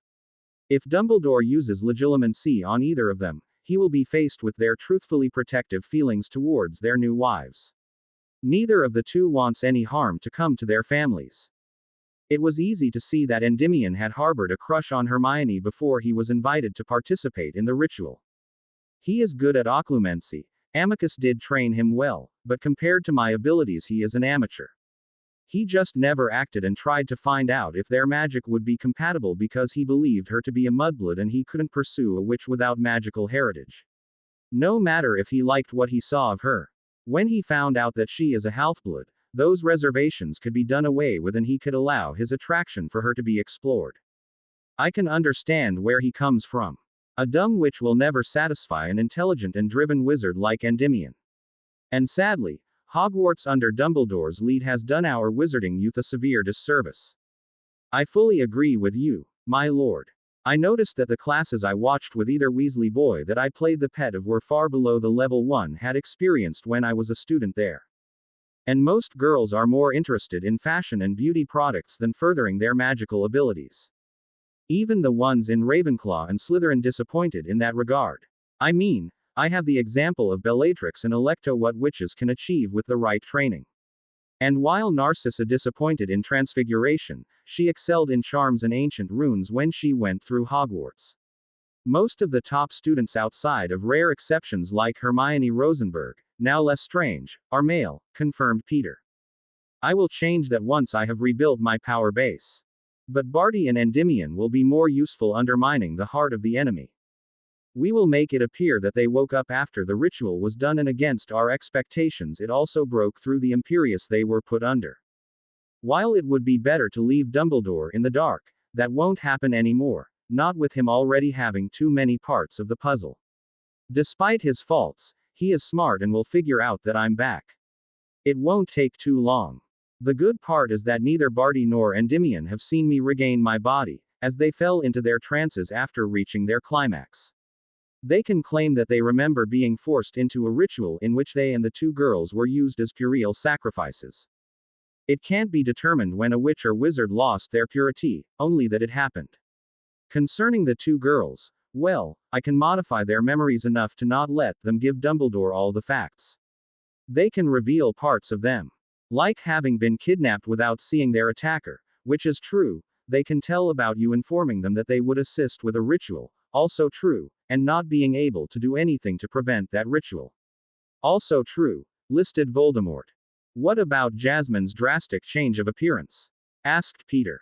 Can also be explained away with her being given potions to reach her optimal physical condition, which made the ritual more powerful, which was the declared goal of us. She can also report that it was done while she was unconscious and that she woke up like this. All true. Any healer worth their oath will manage to determine that with a simple diagnostic charm. I will let them forget that they heard that the ritual would give me a body back, only that the sacrifice of their purity would give it the necessary power. I know that Fudge will refuse to believe that I could be back. After all, he is utterly unsuited to lead the ministry with me as the opponent. And people will explain the choice of participants away with us determining the optimal partners for the girls when we tested who would manage to dominate their magic naturally. They don't need to know that we wouldn't have the means to check that many wizards. It could be possible and that suffices, stated Voldemort. Probably they will explain Endymion's choice away with a Hogsmeade weekend being used. Peter nodded and he wrote down his master's instructions how they would utterly confuse the ones investigating the situation until it was too late, and they had finished their preparations. It was early in the morning of the 22nd of December when two pops of apparition were heard in front of the gates of Hogwarts. The ones appearing from thin air were 4 teenagers, who looked in a terribly hurry. Hurry! We need to get inside the wards of Hogwarts before they can catch up to us. Urged the black-haired boy around 17 years of age. Yes, otherwise they will lock us up again, agreed the blonde boy around the same age. The two girls, younger than them by approximately 2 years, nodded and sprinted towards the gates of the school as fast as they could. All of them wore some white clothes which weren't really suited for the snow all around them. Especially as they didn't have shoes on their feet. Thankfully for them, the gates opened easily, and they continued their sprint towards the doors of the old castle. Before they could reach them though, a booming voice called out to them. They turned towards the voice and the girls cried out in relief. Hagrid, thank goodness. The black-haired girl cried out. Hagrid, we need to see Professor Dumbledore urgently. Exclaimed the brown-haired girl. Hermione, Jazzy? Asked Hagrid, recognizing them. Utter relief stood on his face. Yes, please. We need to see Professor Dumbledore immediately, repeated Hermione. Please, Mr. Hagrid, he will be the only one that can protect all of us, urged the blonde boy. We just escaped after being used in a ritual. We need to inform Professor Dumbledore, added the black-haired boy. Of course, agreed Hagrid and accompanied the group of teenagers to the headmaster's office, not wanting to leave them alone, not after they had all worried what could have happened to Jazzy and Hermione. He also recognized the black-haired boy as one of the 7th-year Ravenclaws, but the blonde, while he looked somewhat familiar, wasn't known to him. They walked through the still empty castle with the 4 teenagers still being extremely tense and jumpy. Hagrid noticed that the 2 boys seemed to cover the girls and that the girls seemed to draw strength from them. After about 15 minutes, they reached the gargoyle that guarded the entrance to the office. Cinnamon stars, declared Hagrid, and the gargoyle stood aside and allowed them passage. The stairs took the group upstairs and Hagrid being in front of the group opened the door. To their surprise, they found Professor Dumbledore working on something with a man none of the teenagers knew. Yes, what? Started Dumbledore, then recognizing 3 of the 4 teenagers and making a good guess for the identity of the 4th. Professor Dumbledore, you have to help us, exclaimed the black-haired boy. Mr. Lestrange, what is going on? Asked Dumbledore. We were kidnapped and forced to take part in a ritual, replied Endymion. I didn't suspect anything like this when Amicus Letter told me that my family performed a certain ritual during the winter solstice when the air was 17. I had heard others talk about them. Therefore, I asked Professor Flitwick to grant me permission to leave so I could perform it. It was a trap. Yes. Jazzy and I were kidnapped on Halloween when we were on our way down to the Great Hall for breakfast. I don't know who stunned us from behind, but it might have been Peter Pettigrew. We saw him later and he told us that we should feel honored that we would help with some ritual that would assist with important plans. We weren't told more. I know that they gave Jazzy several potions that put her in the best possible physical and magical condition to make the ritual the strongest it could be, added Hermione, and Pettigrew with his rat animagus form could have easily managed to sneak inside and he knows the secret passageways better than most people. Okay. One thing after the other, the man the four didn't know spoke up. First things first, I am Rufus Scrimgeour, the head of the Auror office at the Ministry of Magic. I need to know exactly what you remember and possible hints of where you were held captive. Start with giving your names please and then tell things in chronological order. The four teens nodded. They seemed shaky on their feet though. Rufus, I suggest we call Poppy to assist the four. They will need medical assistance after the ordeal they seem to have gone through. They can answer our questions until Poppy arrives, and then we can take a break until she is done. First though, he waved his wand to conjure a large couch to let the teens sit down, which they immediately did. Then he added some blankets and also conjured thick woolen socks for them. They put on the socks and wrapped the blankets around their torsos. Thank you, Professor, said the blond boy that the adults didn't know. Ah, would you perhaps tell us your name, young man? I don't remember you being a student here at Hogwarts, asked Dumbledore. You are right, I wasn't. My name is Bartholomew Crouch, he identified himself. I guess you are related to Bartemius Crouch then, stated Rufus. He is my grandfather. Yes, confirmed Barty with a growl. You seem to dislike your grandfather, noticed Albus. You would too, Professor, had you grown up the same way I did. He always criticized me, nothing I did was ever good enough. I was always reminded that I better didn't shame the family like my father did. The only time he ever willingly spent time with me was when he demanded from me to prove that I met his expectations in my magical education. I was clearly shown that I was only the heir to the family because he didn't have other options. After all, my parents weren't married when I was conceived. As if that was my fault, replied Barty bitterly. He was silently impressed how easily the story came from his lips with the appropriate emotions. The Dark Lord had told him that nobody would manage to see through the tale he had quickly spun, but to experience it was something different. Then your father was Barty Crouch Jr., determined Rufus, and Barty nodded. Albus and Rufus looked at each other, glad to have their theory confirmed. The boy looked similar to his late father. Let's begin with your involvement in the ritual you mentioned. What was demanded of you? Asked Rufus, and how did you get involved? Sometime in August a man came to my grandfather's house. You have to know that my grandfather didn't want anybody to know about my existence. I don't know what he planned fully, but I suspect that he only waited until he could find a proper bride to marry me off and then claim my firstborn son as his proper heir, which he could raise. After all, if I was married to the mother, the stigma of a bastard as heir would be gone. I don't doubt that he would have found a way to make me disappear. Perhaps he would have claimed that the family tapestry informed him about the baby being born from me. He sometimes muttered about needing a way to have an heir he could show off to others again to save the family name. I wouldn't be surprised if he claimed he hadn't known about me surviving the war and only figuring it out after the new name appeared on the family tree. I was basically raised a prisoner in my grandfather's home. I don't know how he went around Hogwarts sending a letter to me, but he did. I never got one when I was 11. Winky, the house elf, was tasked to raise me and I was given a tutor that taught me all the important magical subjects. The man died last winter though. He was a victim of a werewolf attack in Dartmoor, explained Barty, using a known event to take out a possible way they could confirm his story. Roderick bowed, asked Rufus, remembering that attack. Barty nodded. Winky had already been spelled to confirm the story if she was asked. Peter had taken care of that before they made their dramatic entrance. As a rat he could enter the school easily and at night nobody would detect him. Especially not as nobody would set up protection around one of the school's house elves. He was a good tutor, even if he was always strict with me and never accepted anything but perfection, which my grandfather demanded he ensured. But he was also fair and gave me reasonable periods of time to achieve the demanded results and supported me in understanding the material.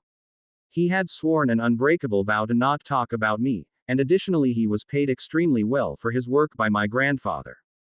That could also be proven.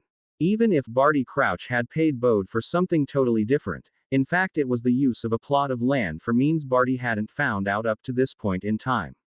But that wasn't documented, and if investigations took place, it would come out that Bode got large amounts of money from Barty Crouch, which would strengthen this story. Who was the man who arrived in August? Asked Rufus. I first didn't know. But the man overwhelmed my grandfather. For some reason he had given Winky clothes during the World Cup. I never got the full story. The man later was introduced to me as Peter Pettigrew, a Death Eater and colleague of my late father. I found out that Pettigrew had met Bertha Jerkins in Albania when she was on vacation and somebody else broke through some block on the memories that my father had placed on her to keep my existence hidden. I think that they believed that my grandfather wasn't hiding me but my father. They hoped he would be willing to assist with some important plan of theirs, answered Barty. It must have been a surprise and disappointment to find out they were wrong, analyzed Rufus. You have no idea, sir. Pettigrew was extremely displeased that I wasn't my father, as it ruined their original plan. But they decided that I still could be of use to them. I didn't want to help them like my father would have done. Despite my grandfather being a horrible person, he had it right that being a criminal wasn't worth it. I mean, my father died when he was just 21 at Azkaban, stated Barty. Rufus nodded and had his dicta quill note everything. Then Barty spun a story how he was held captive for months and then he overheard how 2 more captives were brought in. The change of location was also mentioned, him being informed that the new captives were of a higher profile than him and there would be a large search for them. He was mainly kept fed and in good condition for reasons he was only told late. Directly before the ritual that was. And he didn't have a chance to refuse, as he was put under Imperious curse to obey by Pettigrew. He told them how he felt his magic fall in tune with Jasmine's when they met shortly before the ritual, which she confirmed and then told her own story, which was a modified version of what had really happened. The parts that could implicate Barty and Endymion negatively were obliterated by the Dark Lord personally after all. Hermione and Endymion added their parts, which all matched each other, with Endymion explaining how he had been stunned at the entrance to Lestrange Manor, where he wanted to perform the ritual, as it was his ancestral home. How did you escape? Asked Albus. The Imperious failed when we woke up from the ritual, answered Endymion, and we were still outside on the stone tables where we had participated in the ritual. Here he blushed, naked from what we had done during it. Probably they didn't expect us to wake up as quickly as we did and didn't expect the Imperious to fail. We knew it would be the only chance we got to escape and after quickly donning the clothes we were given before the ritual again we ran for it. It was pure luck that our wands were placed onto the stone tables with us. I guess it was to channel the magic better, as wands are made to assist a wizard or witch with the proper channeling of their magic. Bartholomew and I knew how to apparate, so we could side along Jasmine and Hermione. I decided that Hogwarts would be the only place where we would be safe. I didn't know if there were moles in the ministry, so we couldn't go to the Aurors. It would be safer to come here and let Professor Dumbledore call Aurors once we were here. Then Madame Pomfrey appeared inside the doorframe. Headmaster, I got your message. Oh my goodness, Miss Potter and Miss Granger. She exclaimed.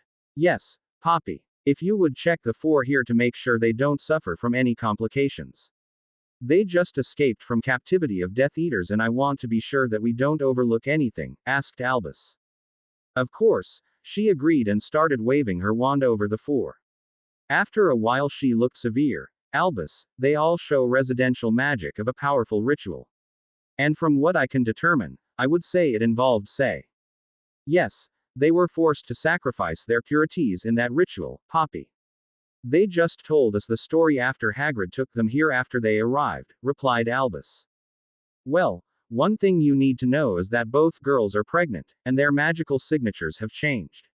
Miss Potter is connected in marriage to him, she pointed at Barty, and Miss Granger to Mr. Lestrange. Thank you for confirming that part for us, we had already found out from another source, nodded Albus, though we didn't know about the pregnancies. Are you sure, Poppy? Yes. I used the most detailed diagnostic spells I have available. They are all in good health, just magically exhausted, which the kind of ritual you mentioned would do. That's a relief, commented Albus. Silently, he was glad that he wouldn't have to deal with the girl who lived being outside of his influence anymore. This situation changed things, but from what he had heard and confirmed with passive legilimency while the group told their stories, it wouldn't be to the advantage of the Death Eaters and possibly Voldemort, if he had managed to regain a body with Pettigrew's help, which was probably the goal of the ritual. But none of the teenagers had seen the results, as they had lost consciousness when they experienced the climax of their coupling.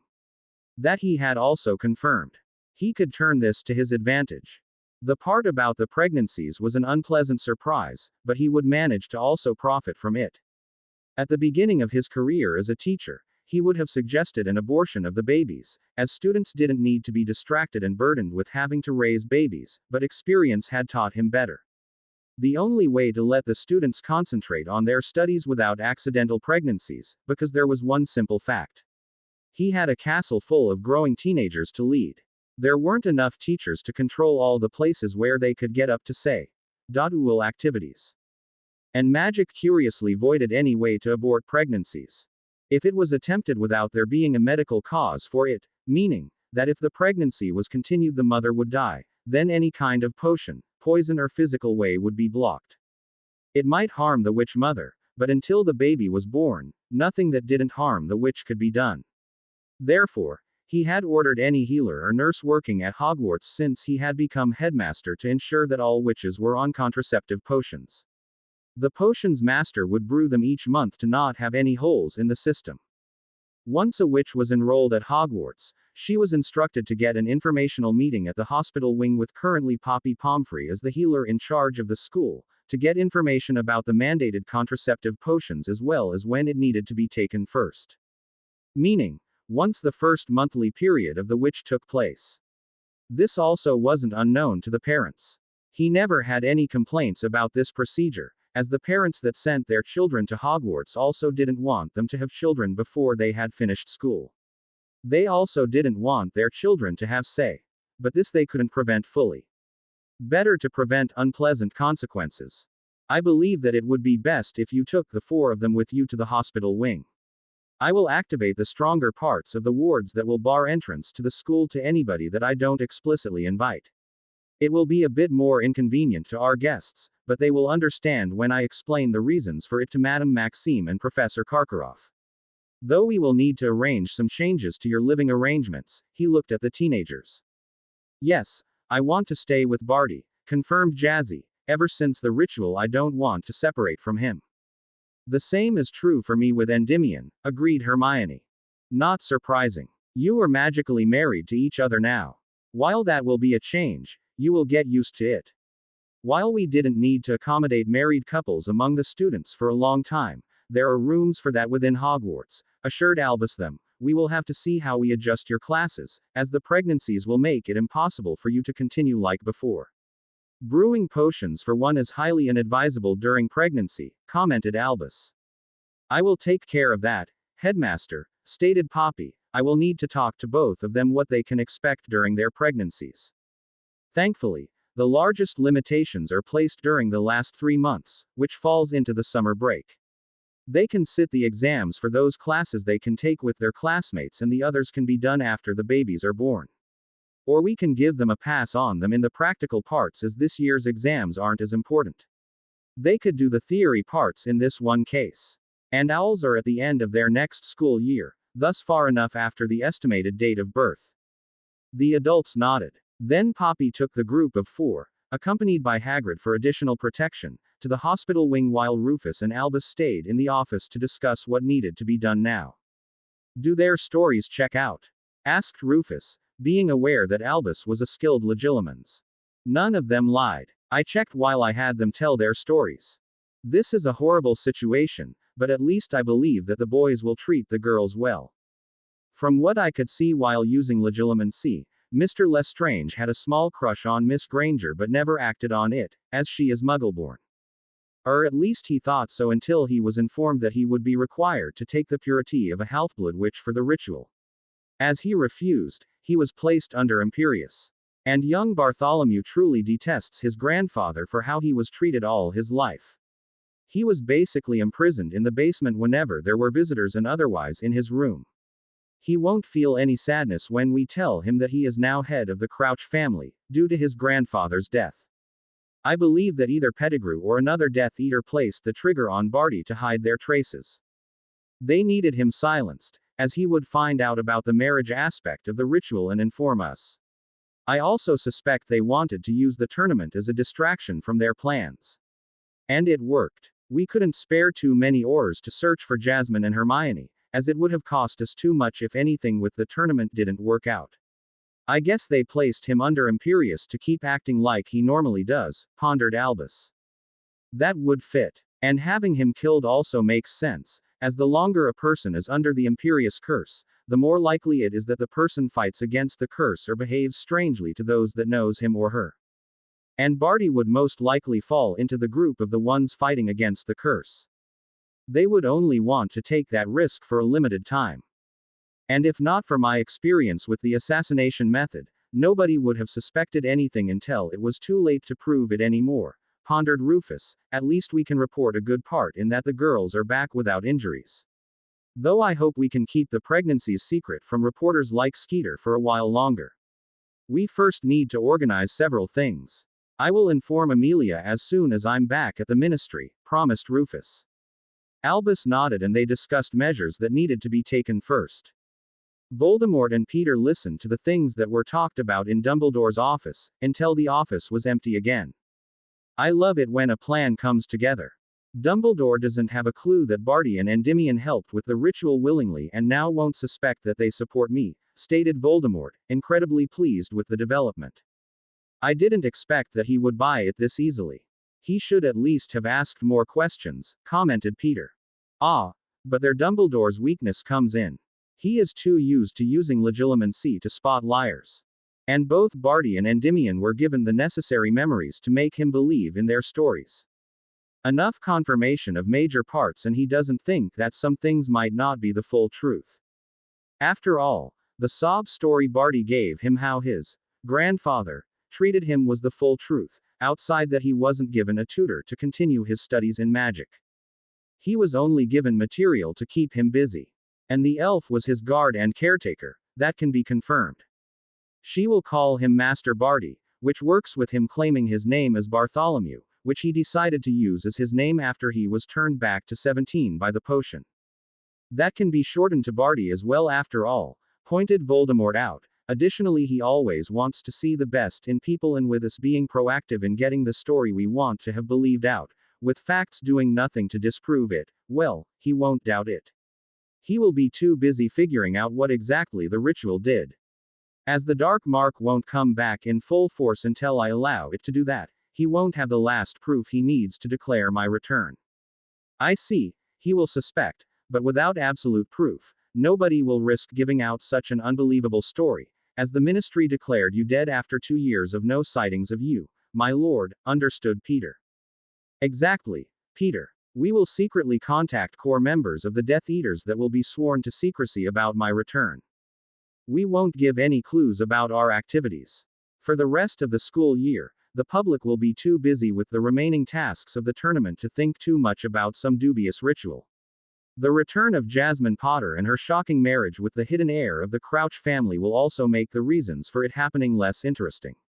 Especially as I plan to let the information of the 2 girls' pregnancies leak to the press by February at the latest, grinned Voldemort. Skeeter will love that, agreed Peter. Yes, and while she spins that ridiculous gossip she calls journalism, Dumbledore will be busy pacifying the public that he will protect the mothers and their unborn babies better than he did the mothers on Halloween. The busier Dumbledore is kept, the more freedom to move in the shadows we will have. Barty and Endymion will also draw attention to themselves, giving the perfect images of wizards that were suddenly pushed into positions they weren't just yet ready to take up, but trying to do them justice. Both as new heads of their houses and soon to be fathers, added Voldemort. Peter could just imagine that playing out. Barty had a sense for dramatics and he would enjoy showing off his new wife. Hard to believe that he was one of the most intelligent and skilled Death Eaters back in the 70s, despite his youth. But the magic that made Jasmine fully submissive to Barty also compelled him to protect her. Not as strongly as it influenced her, but it was noticeable. They would see how that developed. Normally, from what Peter knew, after the marriage bond was performed, the excessive behavior lessened a bit. But who knew what would happen now that babies were involved? Several wizards became overprotective when their wives expected. Which of your followers do you want to contact first? Asked Peter. Lucius, Thaddeus and Corbin will be the first ones we contact. They are the most cunning and have the connections we will need. Amicus will be contacted as soon as he has proven that he wasn't involved in the ritual at all and had absolutely no knowledge that we would be involving his ward. Once that is done, he and Electo will be called to join us again, together with Walden. Victor Crabbe and Howard Goyle will not be informed at the beginning. They are lackeys to Malfoy anyway, so he can pass on orders when needed. Before we don't have a good plan to get those still at Azkaban out, we need to lie low as much as possible. And from what you told me, Lucius already managed to get close to the fool Fudge. He can put certain ideas into his head, which will again keep Dumbledore busy. It can't be anything extreme though. I will think about concrete plans once I have more information from the first three about the current situation, decided Voldemort. Peter nodded and started writing letters that the Dark Lord would sign. It was time to get started with the next step. Barty held Jazzy in his arms while they rested in a large bed in the hospital wing. He was happy that everything had gone well, and Dumbledore had bought their story. The spells of the Dark Lord had worked out perfectly. While it was different to what the original plan had been, this was much better. It would supply him with a way to unsuspiciously integrate into wizarding society, supposedly a victim of his grandfather's obsession with a proper heir after his father was outed as a Death Eater. He could sit the Newts at the end of the school year together with Endymion and he would ace them again. He would have records that were usable, which would allow him to sit for all his seats at the Wizengamot. It was somewhat a shame that Jazzy didn't remember some of their time together, but he could recreate many pleasant times with her. Probably it was better to not have her know about everything. She still had the knowledge from the books she had read, as that wasn't a problem. Not even Dumbledore would think anything strange about the fact that the girls would have been allowed to pass time by reading books. And he wouldn't ask for all the things written in them. He had more important things to do. A mistake, but not Barty's problem. For Endymion it was probably better that Hermione didn't remember that he had willingly supported the ritual. He could talk to her and again explain his opinions about things, but he had been spelled to forget certain details. It was safer for him to be beyond any suspicions. He was the son of a Death Eater that was involved in the torture of the Longbottoms, which already gave him a somewhat negative reputation, which he had worked hard to overcome. He needed to appear like an innocent victim. And Hermione was headstrong, and while they were perfect for each other, her knowledge about the wizarding world first needed to be expanded before she would be open for the reasons why so many had joined the Dark Lord. Why Endymion would support him in the future. He would also need to think what kind of profession he wanted to take up. With Newts at the end of the school year, there wasn't much time. And this time around, thanks to his father having died, there was nobody pressuring him in directions that he didn't like. Additionally, the situation would be a lot different overall. He would become a father sometime in September next year. And Jazzy still needed to continue her education. Once the baby was born, they would have to organize a schedule that allowed Jazzy to prepare for her owls next to taking care of the little one. He didn't really care if it would be a boy or a girl. He was just looking forward to having a real family.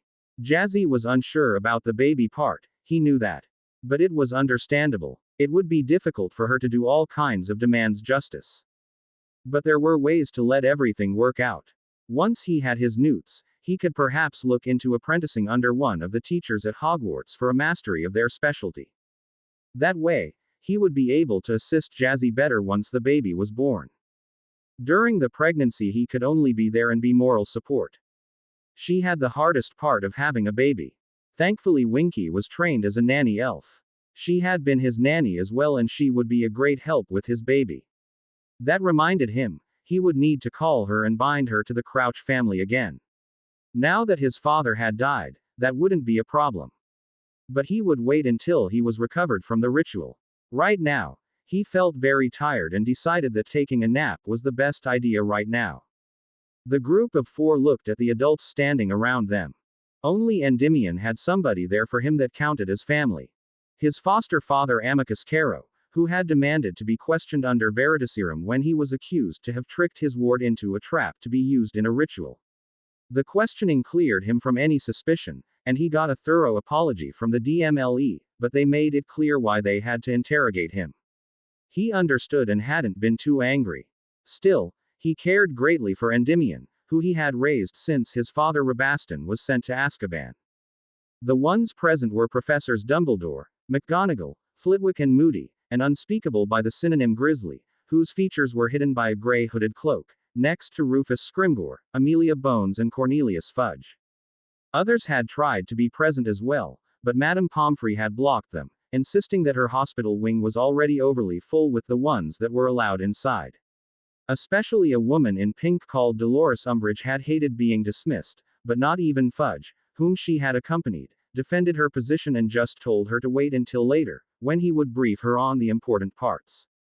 All right, you four have been through a terrible ordeal, but we need information that only you can give us, stated Grizzly. To make this easiest on you, we would like for you to give us some memories that we can watch in a pensieve. For those among you that don't know what it does, it allows wizards and witches to watch memories from a third-person perspective. That doesn't sound so bad, accepted Jasmine. How would we do that? I will hold my wand to your temple, and you need to concentrate on the memory you want to give. Professor Dumbledore has offered the use of the school's pensieve. This way, you don't have to leave the safety of the wards of Hogwarts, which, thanks to assistance from former Professor Lupin, now don't have any holes anymore. We can watch your memories and possibly ask some questions afterwards, without you having to change places, explained Grizzly. All four teenagers looked relieved to hear that. They had got a visit from Lupin. Well, mainly Jazzy and Hermione, where the man told them that he had just returned from abroad and had started to look into making the protection of the school stronger for them to be safe there. Which memory would you like to start with? Asked Hermione. How about the first time you woke up after being kidnapped? Suggested Professor McGonagall. The four nodded, and one after the other they gave their memories. The adults secured them in vials and labeled each one. The process was continued until they had all the memories they felt they needed. Now, we will need some time to watch all these memories. I suggest you get some lunch, and we will see you again when we are done. I suspect you would prefer to not go through all these things again, commented Scrimgeour.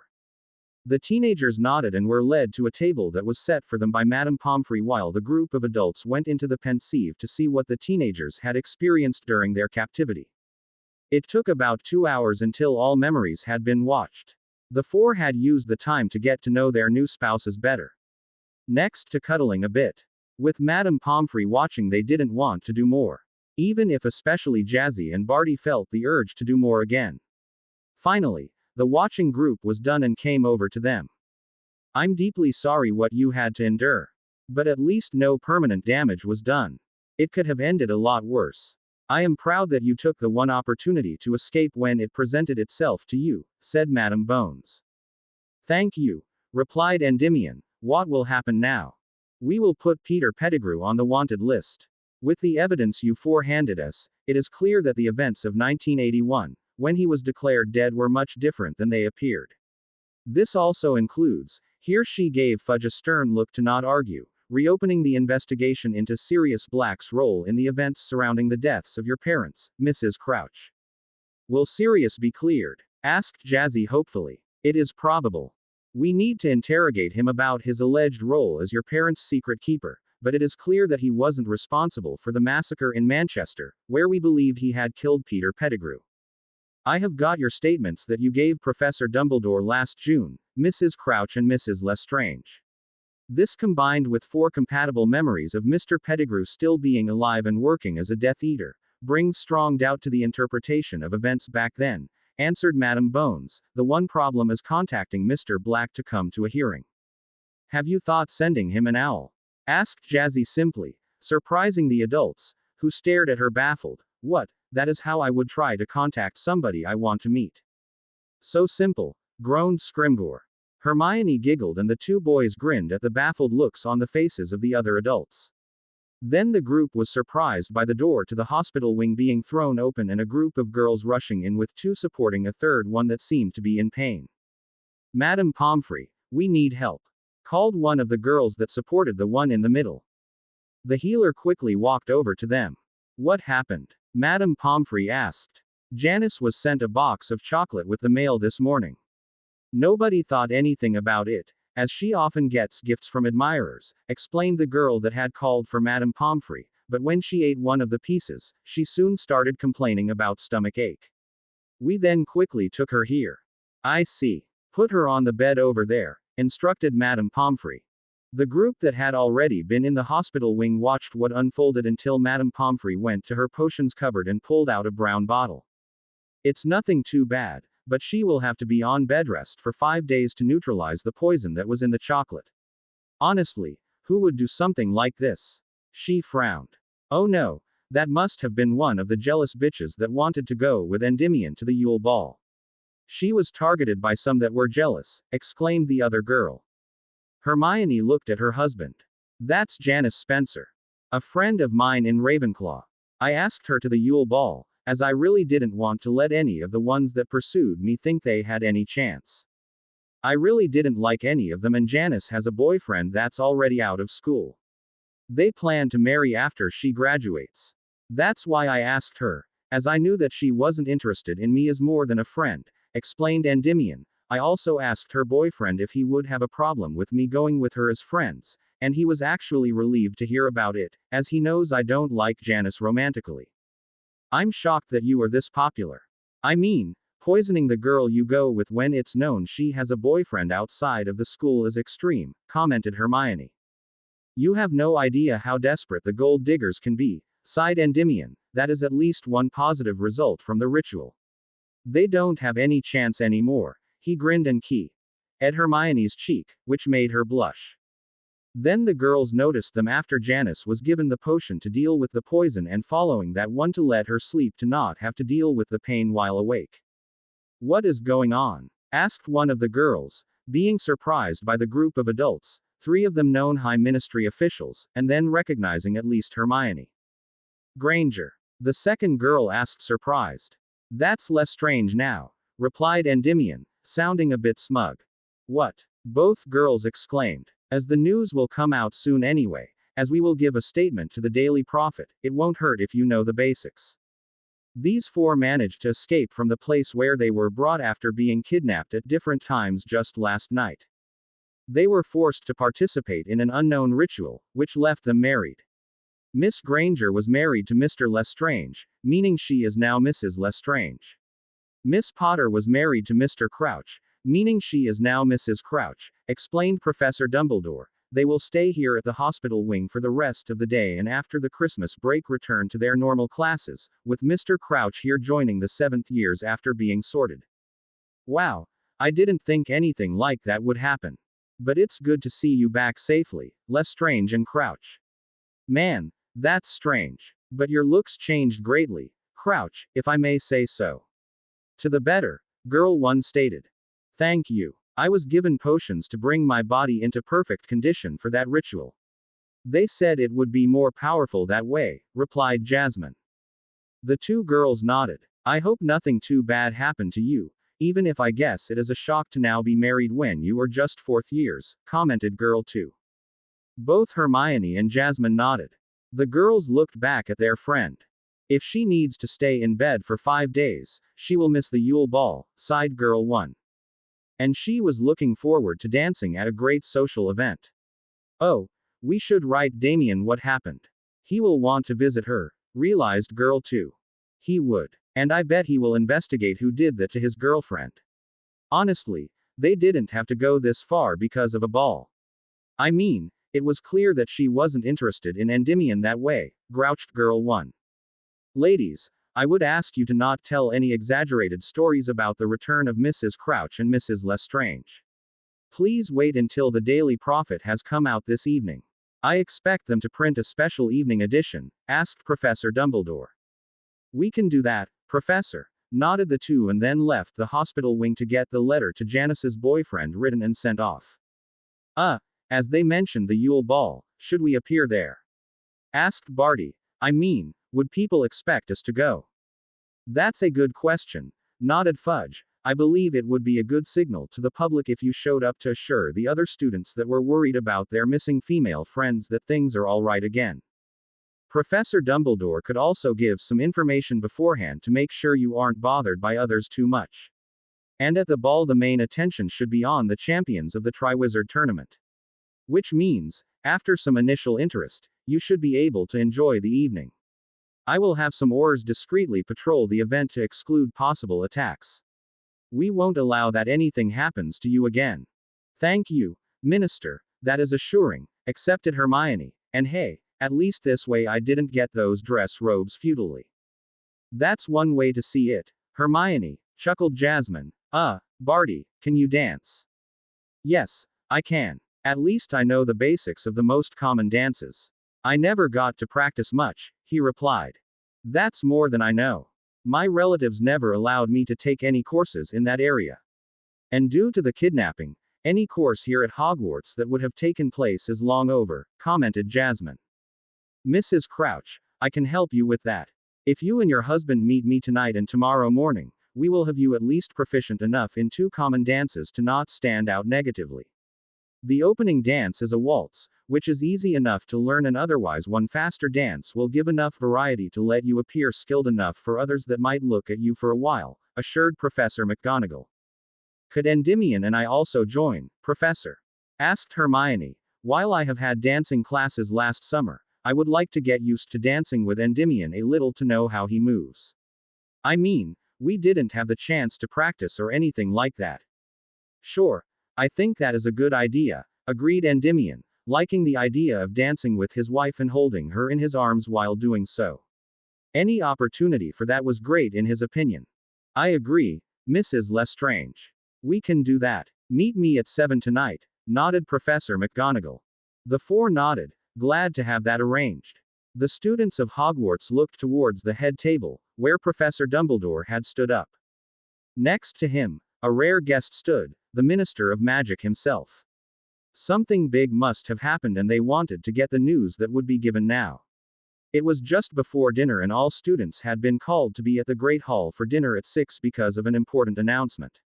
Everybody had expected that it involved the tournament, but why would the Minister of Magic be present for that? After a minute everybody was silent. Students of Hogwarts and guests, started Dumbledore, you all heard about the horrible kidnapping of 2 of our Gryffindor 4th-year students on Halloween. We have been searching for them since then but couldn't find a trace. Today I finally have good news for all of their friends and classmates. This caused excited whispers. The full story will be in a special edition of the Daily Prophet. I expect that the owls will arrive soon, and you can read up on the details then. Just last night Miss Potter and Miss Granger managed to escape from the place they were held captive with the help of 2 young men that were also captured by the same kidnappers, after all 4 were forced to participate in an unknown ritual. Specialists at the Ministry of Magic are investigating the goal of the ritual. The 4 were forced to play along with the ritual by usage of the Imperious Curse, one of the 3 unforgivable curses. We know that the ritual demanded a pure sacrifice, thankfully not the kind that leave the sacrifice dead, announced Dumbledore, and the older students understood what he meant. As they looked grave, due to the nature of the ritual, the 2 forced couples ended up married. The kidnappers ensured that both couples had compatible magic to make the ritual stronger. I ask all of you to not bother the 4 victims of the ritual when they will appear among you, which will happen tomorrow morning at breakfast. Next to Miss Potter and Miss Granger, Mr. Lestrange was kidnapped when he was lured out of the school with a faked letter from his foster father. He was chosen, as a test of the magic of Miss Granger, informed the kidnappers that he would be a perfect partner for her in the ritual. The 4th victim was Bartholomew Crouch, the grandson of Mr. Barty Crouch, who sadly recently died of a heart attack. Mr. Crouch was taught at home by tutors that his grandfather hired, as he wanted to keep him hidden out of misplaced obsession to raise a perfect heir for his family. As I said, the 4 ended up married, which means that Mr. Lestrange and Miss Granger are now married and Miss Potter and Mr. Crouch. I want to make it clear that if I find out that any of you gives these four a hard time over something they had no choice in, you will not only be serving detention for 2 weeks and lose 100 house points automatically, you will also have to deal with constant observation for the rest of the school year. Nothing justifies lashing out against victims of one of the unforgivable curses. He looked at all four house tables after another, making it clear that he was completely serious about this matter. I would like to add that the Ministry of Magic has placed one of the identified culprits, Peter Pettigrew, on the list of the most wanted wizards in our country. Fudge took over. Pettigrew has been determined as a dangerous Death Eater that managed to deceive us all back in 1981. This man is an unregistered animagus with the form of a common garden rat, meaning, he could strike without being noticed. Thanks to the four victims of the ritual giving us their memories of the events and the time until then, we could identify the culprit without any doubt. We assume at this time that he has accomplices, but we don't know their identity yet. The massacre of Manchester was caused by him, not Sirius Black like the state of the scene there indicated. Without being aware of Pettigrew's animagus form, and spells proving that nobody had apparated from there, we could only deduce that Black had killed Pettigrew. The current state of that investigation is that Black probably is innocent. We will be able to determine that for sure once we manage to contact him and question him under Veritaserum. While he is innocent of the Manchester massacre, we couldn't fully prove the dimension of his involvement in the deaths of James and Lily Potter. Until we know for sure, the key on-site order on Sirius Black is lifted. He is to be captured alive if somebody spots him. That will also be part of the article in the Prophet, declared Fudge. In case any of you come across Pettigrew, don't try to take him on. Call the Aurors and get away. That man is a mass murderer who doesn't care about the lives of others. We will station 4 teams of Aurors around Hogwarts to add to security measures, as it could be that the kidnappers want their victims back. If only to prevent that they can give us all the information that the criminals want to keep to themselves. The students were shocked by that information. Everybody had believed that Sirius Black was the murderer. To now find out it had been an error caused by subterfuge of a Death Eater was a huge blow. Especially as all but the first years remembered the effect of the Dementors that had guarded the school last year. Dumbledore continued. I ask those of you that wish to visit Madame Lestrange and Crouch to postpone it. Madame Pomfrey decided that it would be best for them to spend this night at the hospital wing before she releases them in the morning. The magic of the ritual makes the two couples clingy, I guess is an appropriate term, to their new spouses. They might take pointed questions badly and the magic might accidentally lash out. We want to prevent accidents. Then one of the 7th-year Ravenclaws raised her hand and Dumbledore nodded towards her. Professor Dumbledore, if the 4 need to stay close to their partners, does that also mean that they will leave their previous dorms? Yes, Miss Fleaspotter, that is the case. They will be given private quarters. These quarters have been created in past times for married couples, though mostly they were used for the teachers. I wish to make it clear that the only reason why this is accepted without repercussions to the young couples is that they were forced into the marriages without their agreement. Normally, they would either have to deal with having to stay in their normal dorms or deciding to drop out of Hogwarts if they insisted on married quarters. While marriage is something wonderful, you as students need to concentrate on your education, not duties that come from marriage, stressed Dumbledore, and outside of this type of ritual, magic won't even accept marital bonds before both partners are at least 16. So don't get any ideas. The students nodded. Most were more than happy to first get their education done before committing to a marriage. They continued taking questions. Professor, how will Jasmine and Hermione take their classes, should they become pregnant? Asked Parvati Patil. In case of pregnancy, the witch would have to drop out of the practical part of potions classes. All others are still possible to go to for her outside of the last 3 months of the pregnancy, when high-level spells are harmful for the baby, Miss Patil, answered Dumbledore, knowing that this matter would come up once the 2 girls started showing clearly. They could at most hide that for 3 to 4 months. Perhaps 5, if they got creative with the school robes. But not taking potions would be noticed by the 4th years anyway, and the 2 girls wouldn't participate from January on, thus it would come out soon anyway. He needed to set up a ward around the Ollery that could stop letters with that content to get out. The longer the people outside of Hogwarts weren't aware of this development, the better. He first had to arrange certain things to still let his plans work out. He hadn't checked yet, but the blocks he had placed on the girl's core would have been undone, if they wanted her in perfect condition for the ritual. Her potential was probably the reason why they had taken the risk of kidnapping her from within Hogwarts. Not to mention that it might have happened that her involvement in the ritual as a sacrifice could have undone the unique protection Lily had left on her daughter. Barty and Jazzy looked around the suite they had been given as their new home at the school. They had been led here by a house elf after the dancing lesson that Professor McGonagall had given them.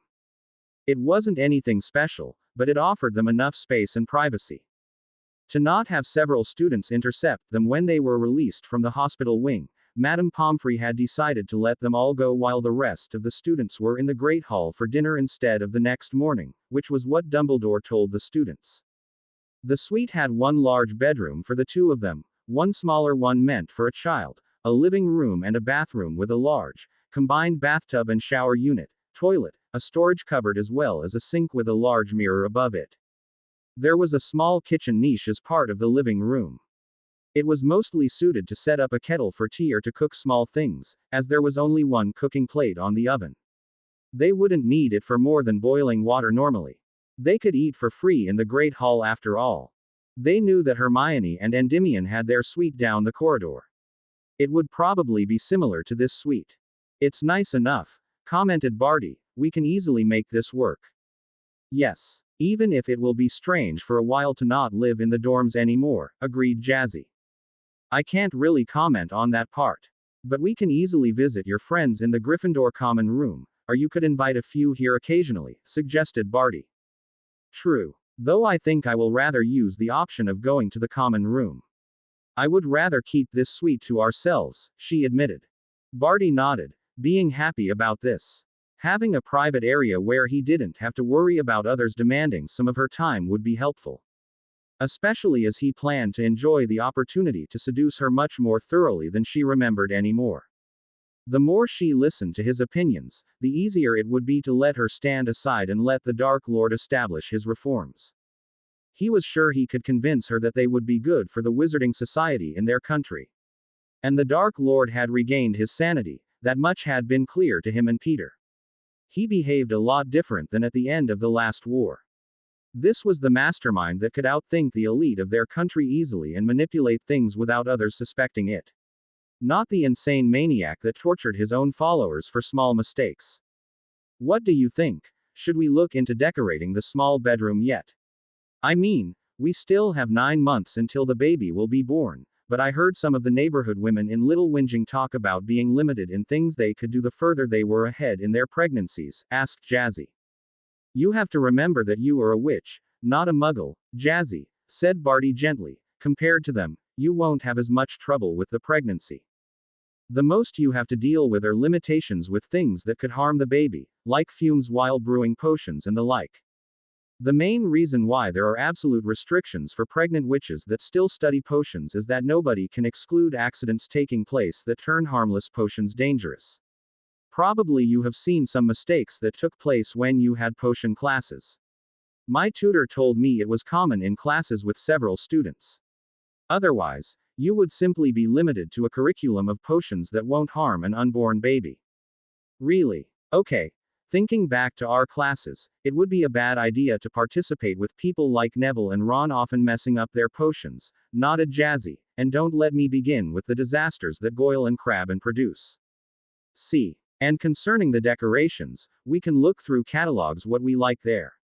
I will also see if I can find out what happened to Winky, my old nanny elf. I know that grandfather set her free for some reason, but he never gave me a proper explanation. Just that she had failed him, commented Barty. Winky. Oh, she is here at Hogwarts, Jazzy told him. I know because Hermione was on a crusade over how your grandfather treated poor Winky when he gave her clothes. She got it in her head that having house elves is Avery and they needed to be freed. Winky came here to work in the kitchen with Dobby, an elf that I tricked Lucius Malfoy into freeing at the end of my second year. Really? How did Hermione get that idea? I mean, didn't anybody tell her that the general bond is symbiotic? asked Barty, honestly confused. No. People rarely talk about house elves, and Ron and Hagrid simply stated they liked the way things were. Hermione even tried to start a hunger strike at the beginning of the school year when she found out that Hogwarts also had house elves living here and doing most of the work, answered Jazzy. Then she founded a club that she called Spew, which is a horrible name in my opinion, which nearly nobody took seriously. I better tell Endymion to explain things properly to her. She could get into trouble if she pushes things too much. The basic part is that house elves gain 3/4 of the magic they can actively use from the bond with a family. They serve them in exchange for the magic and a safe place to live. House elves started bonding to magical families about 3 millennia ago. They had enemies that had an easy time hunting them down if they lived in woods or caves, which was their original way of life. Then a few elves figured out that a symbiotic bond with wizards and witches made their magic much stronger, which allowed them to defend themselves against their predators much better. Additionally, the homes of wizards and witches were often warded and made of sturdy materials, which offered much better protection.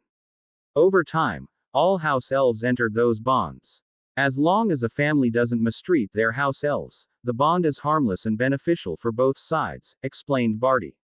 Oh, that makes some sense actually, accepted Jazzy, and the ones that I know about mistreating them were bad people outside of that as well, so it would make sense that they didn't change their behavior towards their servants. Yes. If you only knew how my grandfather and Lucius Malfoy treated house elves, you would get a really bad image, agreed Barty. Well, if Winky works here, I can see if she wants to return. I don't think she would do anything really bad that deserves being dismissed in shame.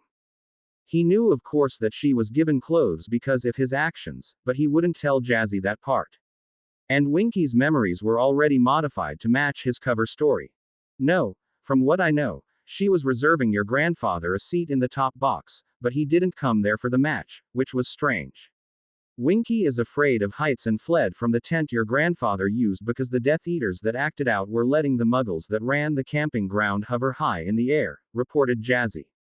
Barty was glad that nobody suspected anything outside of that. It would make it easy to cover things up. Then there is no reason to not renew her bond with our family, smiled Barty. She can assist you during the pregnancy when I can't be around. I want to be there all the time, but I know how much is asked of those taking their newts. I will have to invest countless hours into my studies to do as well as possible. As I don't have owls to my name, the newts have to be great to see about getting a good job after I graduate. After all, I have to take care of a family now. Jazzy leaned into his embrace and he held her close. I'm lucky that you were the one I was forced into the ritual with. I was actually worried about people pushing me into a marriage I would have hated due to expectations. I mean, Mrs. Weasley wasn't exactly subtle in trying to push me towards Ron. Here Jazzy shuddered. Isn't he the lazy redhead you and Hermione talked about at the hospital wing? I have problems seeing how that was considered a good match. From what I figured out so far, you would go crazy with somebody that wouldn't invest the work to achieve his goals, commented Barty. Very true. But I think that the Weasleys were in on some stupid plan of Dumbledore. I haven't forgotten that Pettigrew told me that somebody had bound 3/4 of my core and that it happened after my parents died. Few people knew where I lived, and he was at the top of that list. No matter why Pettigrew did what he did, in this part, healing the damage done by my Muggle relatives and breaking those bindings, he did me a favor, acknowledged Jazzy. Barty nodded. The modifications to her memory worked then. She didn't remember that it had been he who had done those things. Thankfully, with the treatment finished, she wouldn't need to go through that again. We will look out for that. Right now, we need the protection that Hogwarts can offer us. But we won't stay here over the summer break. I will have to see which properties we have available to use, he pondered. I hadn't thought that far ahead, but you're right, Barty. I certainly want to cut all ties to my Muggle relatives, declared Jazzy. I will not force you to meet them if you don't want to, Jazzy. I know perfectly that blood relations don't necessarily have to be good. The treatment I got from my grandfather is a prime example, accepted Barty, not that he had planned to allow her to go back to them anyway. She would stay with him and he would protect her. Thanks to the Dark Lord not targeting her anymore, as long as she didn't actively thwart his plans again, they would have some peace to explore their relationship. And with a baby, she would be kept too busy for that normally. He didn't expect that she wouldn't one day find out that he supported the goals of the Dark Lord, but perhaps, she could be convinced that as long as the methods didn't get out of control like last time, they were worthwhile to pursue. She was already suspicious of Dumbledore. He could expand that. She would never like the Dark Lord. Too much had happened to her for that, but she could stay neutral or simply support what she could get behind. Do you have any other relatives that you want to inform about our marriage? Asked Jazzy. Barty had to actually think about that. Not really. I mean, I know that there are some distant relatives left, but both my father and grandfather were only children and my mother's sister was killed during the war. She didn't have children of her own. And as I was kept isolated from everybody while growing up, I don't have any friends that I would want to tell either, he admitted. Most of the friends he had made when he was at school had cut all bonds with him when he was discovered as a Death Eater or were dead.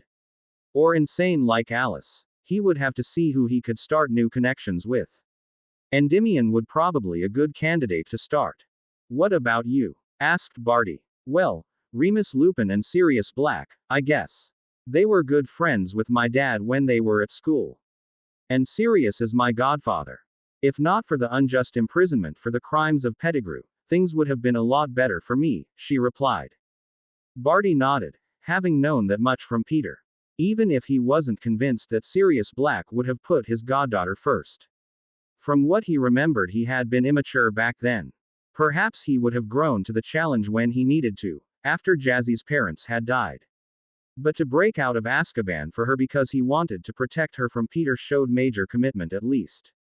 Do you know how to contact them? I mean, Remus Lupin would probably be easier. He was mentioned as having been involved in closing the holes in the security of the school, asked Barty. And he would like to know how a man that was a defense teacher could do what Dumbledore didn't manage. That would be useful knowledge to have. Hedwig, my owl, never failed to deliver a letter, even if she didn't have the address, stated Jazzy. Really? That's unusual for a normal post owl, admitted Barty, honestly surprised. Hedwig is amazing. She also was the only one keeping me sane at the Dursleys, added Jazzy. She was the one friend I could rely on. That was certainly worth some owl treats once he could get some. Clearly Jazzy loved her owl, probably not surprising with that kind of backstory. He took her into his arms, with her immediately snuggling into his embrace. He also felt the urge to have her in his bed again growing. Well, there was nothing that would stop him. He started by turning her chin upwards and key-ing her, first gently, then more passionately, which was rewarded with Mo.Ns from Jazzy, who enjoyed that immensely. How about we postpone any further serious conversations until after we explored our new bedroom properly? He asked suggestively, caressing her in highly arousing places. I'd like that a lot, she agreed, and to her surprise he lifted her in a princess carry. I may not have had the chance to carry you over the threshold for our wedding night, due to us being forced into our first time together for the ritual, but we can have now. What do you think about remedying that and considering this night as our official wedding night? He suggested. That would give us a proper memory of consummating our bond, she approved with a smile. He returned the smile and carried her through the door into their new bedroom. Hermione looked around her new suite that she would share with her husband. She remembered some things from the ritual but not everything. One thing she did remember was that Endymion had taken the time to prepare her body for the time he entered her and broke through her hymen. It had felt incredible and secretly she was looking forward to experiencing it again, just without the component of being forced. After having calmed down a bit and taking in that she was back at Hogwarts, a place where she would be safe again, she had thought about her new situation. While she didn't like the way she had found herself married, she would freely admit that she had lucked out with her husband. While she hadn't known him before at school, she had often admired him from afar. Endymion Lestrange was one of the top students of his year and extremely handsome. Additionally, she hadn't ever seen him mistreat other girls or talk down to other students, be it for their school performance or their blood status. That was a distinct advantage. She got the impression that his foster father Amicus Carrow hadn't been overly happy with him being married to a half-blood witch that had grown up in the Muggle world, but he hadn't voiced disparaging things he might have thought. This is really nice, she commented, watching how Endymion put his trunk down, which he had collected from Ravenclaw Tower. It is. You have shared dorms in Gryffindor as far as I know, right? He asked. Yes. Don't you have that in Ravenclaw? She asked curiously. No, the first and second years share their rooms with 2 people in each room. From third year on, each student gets his own room to have the means to properly concentrate on homework and studies. Thanks to having the whole tower available, that isn't any problem to arrange. We also have study rooms that can be used by study groups there in a library, even if it is a lot smaller than the general one. It still helps when we want to do homework, as the most common reference books are in the library, answered Endymion. That sounds great. And if you don't get along with a classmate, you can at least avoid him or her if you want to, nodded Hermione, somewhat wistfully, remembering how often Parvati and Lavender had annoyed her when she just wanted to read in peace. Endymion nodded. He liked the system in Ravenclaw. What I wanted to ask, but didn't think would be the right time before, how are things going to work from now on? Asked Hermione. I mean, I know that you are from a traditional pureblood family, but not what is involved in that. Will they expect me to do or know certain things? It was a good question. Endymion looked at her, trying to look encouraging. A few things, but they aren't urgent. As my foster father was already told what has happened, he will inform the parties that are the most important, like Gringotts and the Ministry. Even if the Ministry will also have got the information from Or Scrimgeour as soon as we reported the events. I can teach you the most important parts that will be expected of you, as the new lady of House Lestrange. Mainly because the previously chosen one is indisposed at Azkaban, commented Endymion. Your Aunt Bellatrix, understood Hermione, having read reports about the war and known Death Eaters and their crimes. Yes. I don't really remember much about either my father or uncle or my aunt. I was too young when they were arrested. At that time, my grandfather and grandmother on father's side were still alive. Meaning, as Uncle Rodolphus is the older brother, his wife was destined to become the future Lady Lestrange after my grandfather either passed the title of Lord Lestrange on to Uncle Rodolphus or he died. But, as they were arrested and convicted to life at Azkaban, they are out of the line. Grandfather didn't disinherit my father and uncle, but he had declared me to be the next head of house, should something happen to him and my uncle and father shame the family name irreversibly. His health has been delicate since the middle of the 70s, when he contracted squid measles. He simply was at the wrong place at the wrong time, but he seemingly worried about his sons being up to properly leading the house, thus the clause in the last will, explained Endymion. The arrest and trial were the last blow for his health and he died shortly after that. Is that why you were raised by the Carrows? I mean, Neville was raised by his grandmother after his parents couldn't do so anymore, asked Hermione, intentionally not saying what had happened to Neville's parents. Endymion's father had after all been responsible for that. Yes. Amicus is my grandmother's nephew and thus, she asked him if he could take me in, confirmed Endymion. She wasn't up to raising a young child anymore, but she visited when she could until she died when I was 13. That makes sense, nodded Hermione. Endymion decided that he wanted to stop talking about serious things and close the distance between him and Hermione. She looked at him and the closer he got, the stronger she wanted to be touched by him. He read the look on her face correctly and gently pulled her against his body, showing her that he wanted her.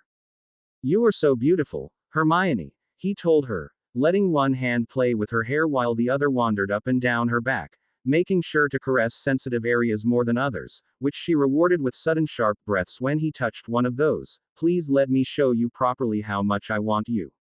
Not just because of that ritual, but because you are a beautiful witch that I find immensely attractive. Yes, she agreed with a soft breathy sound, he ed her mouth, first just brushing her lips with his, then asking for entry into her mouth with his tongue, which she allowed him while placing her arms around his shoulders. He took his time to explore her mouth with his tongue, before letting his tongue have a playful fight with hers, intensifying the feelings of desire that were rising in both of them. Just because he hadn't slept with a witch before the ritual, it didn't mean he hadn't been educated in these things. Amicus considered it proper preparation for a young wizard to know how to please his future wife. He had gone as far as hiring prostitutes to teach Endymion how to take a witch's breath away by just dotting her. Nothing he had been taught had gone further than touching, but it certainly gave Endymion an advantage over other wizards his age when it came to the game of love. After he had played with Hermione this way for a few minutes, he lifted her bridal style to take her into their new shared bedroom. There were several things he was giddy to try with his new wife. Things he had only been told about so far, but hadn't experienced yet, as that would have cost his purity, and contrary to other wizards, he had wanted his first time to be with the witch that would share the rest of his life with him. Not to mention that when both partners were pure when they were wed, it gave both of them a nice boost to their magic. He wouldn't throw that away for not having enough control over his hormones. Now he had got that boost, as the ritual counted as a wedding ceremony. He would have to explore how his magic had changed. But then his mind pushed any of those thoughts out and only let him think about the feeling of his wife in his arms, a very willing wife who he intended to show how he could please her. After all, one thing he had been taught was that a witch that was pleased with how her wizard satisfied her needs was willing to sleep with him far more often. Breakfast the next morning brought a curious and tense atmosphere in the Great Hall. Many students were down much earlier than they normally would be during the break. But the announcement from the previous evening that Jasmine Potter, well, now Jasmine Crouch, was back at Hogwarts had drawn interest. Not to mention that a previously unknown heir to the Crouch family was also worth gossiping about. The sudden marriage of Endymion Lestrange with Hermione Granger was less hot a topic, but still many girls that had hoped to have a chance to marry the handsome young man were glaring daggers at the doors. At 8:10, the two couples finally arrived, wearing casual robes. Most students only connected the second couple with the girl who lived and her new husband thanks to Hermione and Endymion being recognized. Nobody had expected this kind of drastic change in looks of the girl heroine. Before she was kidnapped, she had looked plain and not attractive in the sense the boys would have been attracted to. Now, she was missing her glasses, which brought her green eyes out a lot more clearly than before. She had grown both in height and womanly curves, and the previously limp and dull black hair was a bit wavy and shone under the light of the candles. Short, the boys cursed that this hot girl was off the market. The two couples made their way over to the Gryffindor table. The rest of the students watched. When they sat down somewhere in the first third of the table where 4 seats together were available, somebody couldn't keep his mouth shut. Hey, only Gryffindors are allowed to sit at the Gryffindor table, protested Ron Weasley. He sat about 10 spots further down the table than the two couples. Ronald, you clearly prove again why I have been trying to get you to read Hogwarts: A History, sighed Hermione, exasperated. Hermione, dear, not everyone has your admirable drive to learn more about their new place of living, even if they should. After all students spend 7 years of their lives here at school, replied Endymion. Still, it is embarrassing that he would show this kind of bias, after all that happened, grouched Hermione. What the hell are you going on about? Demanded Ron to know. What they are talking about, Ron, started Angelina Johnson, one of Jazzy's Quidditch teammates, is that there is no rule that students from other houses aren't allowed to sit at other tables. The only times where it is mandatory to sit at one's house table is during feasts and the first morning of school. The latter is because the heads of houses need to pass out the timetables and it can't be expected of them to search the whole Great Hall for their students. I have sat at the Hufflepuff table many times and had my friend Evangeline sit at the Gryffindor table as well. Honestly, it's no big deal. Other older students nodded, having been aware of this. Ron just stared stupidly. Hermione, Jazzy, it's good to have you back. I'm very relieved that you could return safely, continued Angelina, who had walked over to them and now hugged the younger girl. Thanks, Angie, replied Jazzy with a smile. The Chaser girls were like big sisters to her since she had joined the team. This started visits from others that knew the two girls better, and they all welcomed them back to Hogwarts. Some decided to pass some light threats towards Endymion and Barty that they better treated their new wives right, or they would get to feel the ire of the Gryffindors. As neither of the two guys had any intention to hurt their wives, they easily promised that part, and they were then welcomed at the table. Over breakfast, Hermione and Jazzy told what had happened, as far as they were comfortable with it, that was, with Barty and Endymion adding their parts of the story. Many were outraged how Barty had basically been raised as a prisoner by his grandfather. Even Neville declared that he didn't hold him or Endymion responsible for what their fathers had done to his parents. For Barty that was bittersweet, as he couldn't tell Neville that he was his godfather. Barty Crouch Jr. was dead for all means and purposes, and Bartholomew Crouch was the only remaining member of the Crouch family. He had by now been informed about the death of his grandfather, but nobody was surprised that he didn't grieve for the man, not with the backstory he had believably delivered. Well, he could see if he could take Neville under his wing. He knew too well how overbearing Augusta Longbottom could be, and while he didn't have any fault in the fate of Neville's parents, he did have some responsibility for Neville doing all right. He could possibly create a bond of friendship with the younger teenager. After all, even after officially sitting for his newts, he would continue living at Hogwarts, as Jazzy needed to finish her education before they could look into permanently settling down elsewhere. That was another thing he had to look into. Now that he was head of 4 houses, he would have a lot of property to look into, both from his side of the family and his wife's. But it could wait until after the Yule Ball. He and the other 3 escapees had their second dancing class with Professor McGonagall this morning. The first one the evening before had gone quite well. They had concentrated on the waltz and chosen the quickstep as the faster dance they would practice. Those 2 would cover most of the songs that would be played at the ball. After a slow phase at the beginning, where Jazzy memorized the steps of each dance, they had practiced until they became more natural.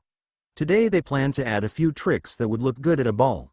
Nothing too advanced, as Jazzy was a beginner, but it would let them look properly prepared for this important social event. After a while, Hermione and Jazzy had to fend off some more impertinent students that didn't want to accept the basic information and demanded details until Professor McGonagall appeared behind them and glared at them. "I thought Headmaster Dumbledore had been clear yesterday at dinner. I am deeply disappointed that my own house would behave this deplorably towards 2 of their own. Miss Giffons, Mr. McLaggen. 2 weeks detention and 100 points from Gryffindor each," declared the deputy headmistress. That reminded some others about the threat that was given the evening before, and they retreated, some grumbling, but not willing to bring down the fury of the Transfiguration teacher. "Thank you, Professor," said Jazzy. "Yes, thank you, Professor McGonagall," agreed Hermione. It was too much in the end. Endymion and Barty took their hands and gently pressed them, assuring them that they had their backs. "You're welcome. I suggest you finish your breakfast and then come to my office so that we can continue from yesterday evening," said McGonagall and returned to the head table. "What was that about?" asked Parvati. "As we missed the dance classes that you got in preparation of the Yule Ball, Professor McGonagall offered to help us with a short intensive course for 2 dances.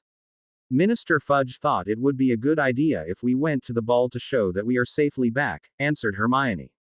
"Okay. I guess you are attending with your husbands then," commented Lavender, and got 4 nods of the 2 couples. The 2 girls left it at that, not wanting to risk detention and losing that many points. "Do you have dress robes for all of you?" asked Alicia Spinnet. "I will need new ones," realized Jazzy, shocked. "I mean, Mrs. Weasley bought some for me when she did the school shopping before the year, as we didn't know how long the finals of the Quidditch World Cup would take.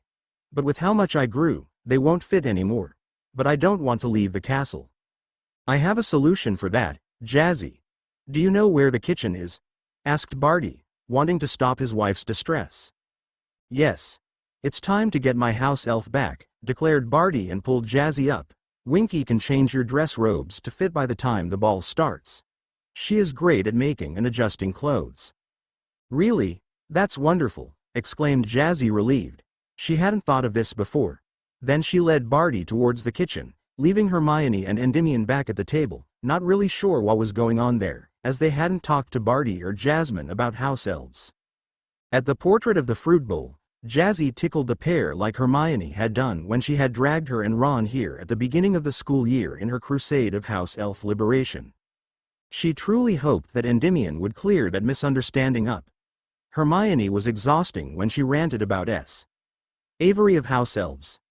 Jazzy didn't think that Hermione was wrong in demanding better treatment for all elves, but pursuing things against the will of the elves, and now that she knew more about their history, their way of life and how they kept strong magically, that was wrong. The pair turned into a doorknob and she opened the new door into the kitchen. The elves greeted them happily, especially Dobby, who was sobbing against her leg, exclaiming how happy he was that the great Jasmine Potter ma'am was back safely and unhurt. Barty clearly found this extremely entertaining. "Jazzy, my love, I have the impression that Dobby would like nothing better than becoming your house elf," commented Barty. "It would be Dobby's greatest wish coming true to serve the great Jasmine Potter," declared Dobby honestly and with such a hopeful look in his eyes that Jazzy couldn't say no. "Didn't you want to be free, Dobby?" asked Jazzy to be sure she wasn't making a mistake. "Dobby wants to be free of evil old masters. Dobby accepts that Dobby loses magical power for that. But if Jasmine Potter would take Dobby as her elf, he would be happy and proud to serve her family. Dobby would be powerful again and protect his mistress however he can," declared Dobby. "We could use the help of another house elf," commented Barty, "especially as we will have a baby in 9 months." "True," nodded Jazzy. "The great Jasmine Potter will have a baby?" asked Dobby excitedly. "Yes, I'm pregnant with Barty's child, who is now my husband thanks to a ritual we were both forced into, even if I don't mind the part of being married to him at all. You should probably stop calling me Potter though. After marrying Barty, I became Jasmine Crouch," she explained. "Dobby can do," nodded Dobby rapidly. "Master Barty?" asked a weak female voice, which was quickly connected to a weak-looking house elf with dirty clothes. "Winky?" asked Barty horrified, not having expected the elf to have suffered this much. "Little master," wailed Winky. "Poor Winky, what happened to you?" asked Barty, even if he had a horrible suspicion. "Winky lost bond to her family. Winky lost 3/4 of her magic," whined Winky. "Winky isn't a bad elf. Winky swears." "I know, Winky. You have always been the one to take good care of me," nodded Barty. "Winky, my grandfather died of a heart attack and I am the new head of the Crouch family. I want you back. I know you are a good worker and will keep my secrets. Will you come back and be a Crouch elf again?" "Yes, Master Barty, yes," screamed Winky in happiness and glowed for a brief moment before she snipped her fingers and the skirt and blouse that were stained with different things disappeared and she was wearing a toga made from a tea towel with the Crouch crest. She shed tears of happiness about having her family back. Barty could see how she recovered with each minute more. "Well, Dobby, do you want to join as a Crouch elf to serve me and my wife and keep our secrets?" asked Barty formally, as only he as head of the family could bond new house elves. "Yes, Dobby will," stated Dobby, and like Winky he glowed, and his clothes were changed after a similar snip of his fingers for a tea towel toga with the Crouch crest. "Good. Now Dobby, which are your specialties?" asked Barty. He knew those of Winky already, thus he didn't need to ask her. "Dobby is trained as a gardener elf and a cooking elf, next to general cleaning jobs," answered Dobby. "To which level of cooking are you trained?" asked Barty. "Mastery, Master Barty," replied Dobby. Old bad masters used Dobby to make sure that no poison or bad food was served in their manor. "That means, you know what a pregnant witch needs to consider in her diet," nodded Barty happily. "I don't want to have any open flanks with my wife and our future child. Your first order is to personally prepare my and my wife's meals to top standards. I will talk to Professor Dumbledore to arrange for this. He will be supportive from what I saw of him so far. And it is commonly known that pregnant witches need to eat differently than normal ones. Dobby will make perfect meals for his master and mistress," promised Dobby proudly. "Great, thank you, Dobby. Now Winky, we need your expertise as a tailoress." Barty turned to the elf. "What do you need, Master Barty?" "Winky will take care of it," she stated. "The Yule Ball is in 2 days and Jazzy's dress robes don't fit her anymore, as she grew thanks to being given potions to have her in perfect physical and magical condition for the ritual. I need you to alter her dress robes to perfectly fit her. Weave a few protective charms into them while you are at it, Winky. I also need a set of dress robes that go well with the ones of my wife. I want you to look through the ones at Crouch Manor to see if there are ones that will work. Otherwise, I want you to buy some that do at a shop. I can now access the Crouch vaults and there should be enough in them for 1 set of proper dress robes," commented Barty. "Winky will do." "Mistress, where are your dress robes?" asked Winky. "They are in my trunk, which is in Barty's and my suite," answered Jazzy. "I didn't take them out yet, as I was otherwise occupied yesterday." She grinned at Barty, who grinned back. He wasn't sorry for distracting her at all. Winky will look at them and then take care of everything, promised Winky. Winky will just take your measurements, mistress. She waved her hand in front of Jazzy and then nodded before popping away. She can take measurements just like that? Asked Jazzy, surprised. Winky is a trained tailoress elf. That is part of her training, commented Barty. I believe I need to know more about jobs elves can be trained in. I clearly lack the whole picture, commented Jazzy. I can tell you when we are back from the dancing lessons. We should go there now, otherwise we will be late, mentioned Barty after having a look at the clock on the wall. We better do. Professor McGonagall doesn't take tardiness well, nodded Jazzy, and they said goodbye to the elves in the kitchen. They heard Dobby conversing with the ones in charge of the kitchen to arrange for the chance to cook the meals for his masters. Voldemort looked at the 3 Death Eaters that Peter had brought to his new hideout. They had moved from the previous one where they had performed the ritual, as, while it was hidden under Fidelius, they didn't want to risk that the outburst of magic that took place had left a beacon on the place. That had happened in the past with rituals, and it wouldn't do to let people like the Unspeakables find them. They had prepared the move beforehand, therefore, they now had another comfortable and well-defended base. And the Unspeakables wouldn't manage to bring down the wards and Fidelius, if they really had a beacon to determine where they needed to search, before the end of the year.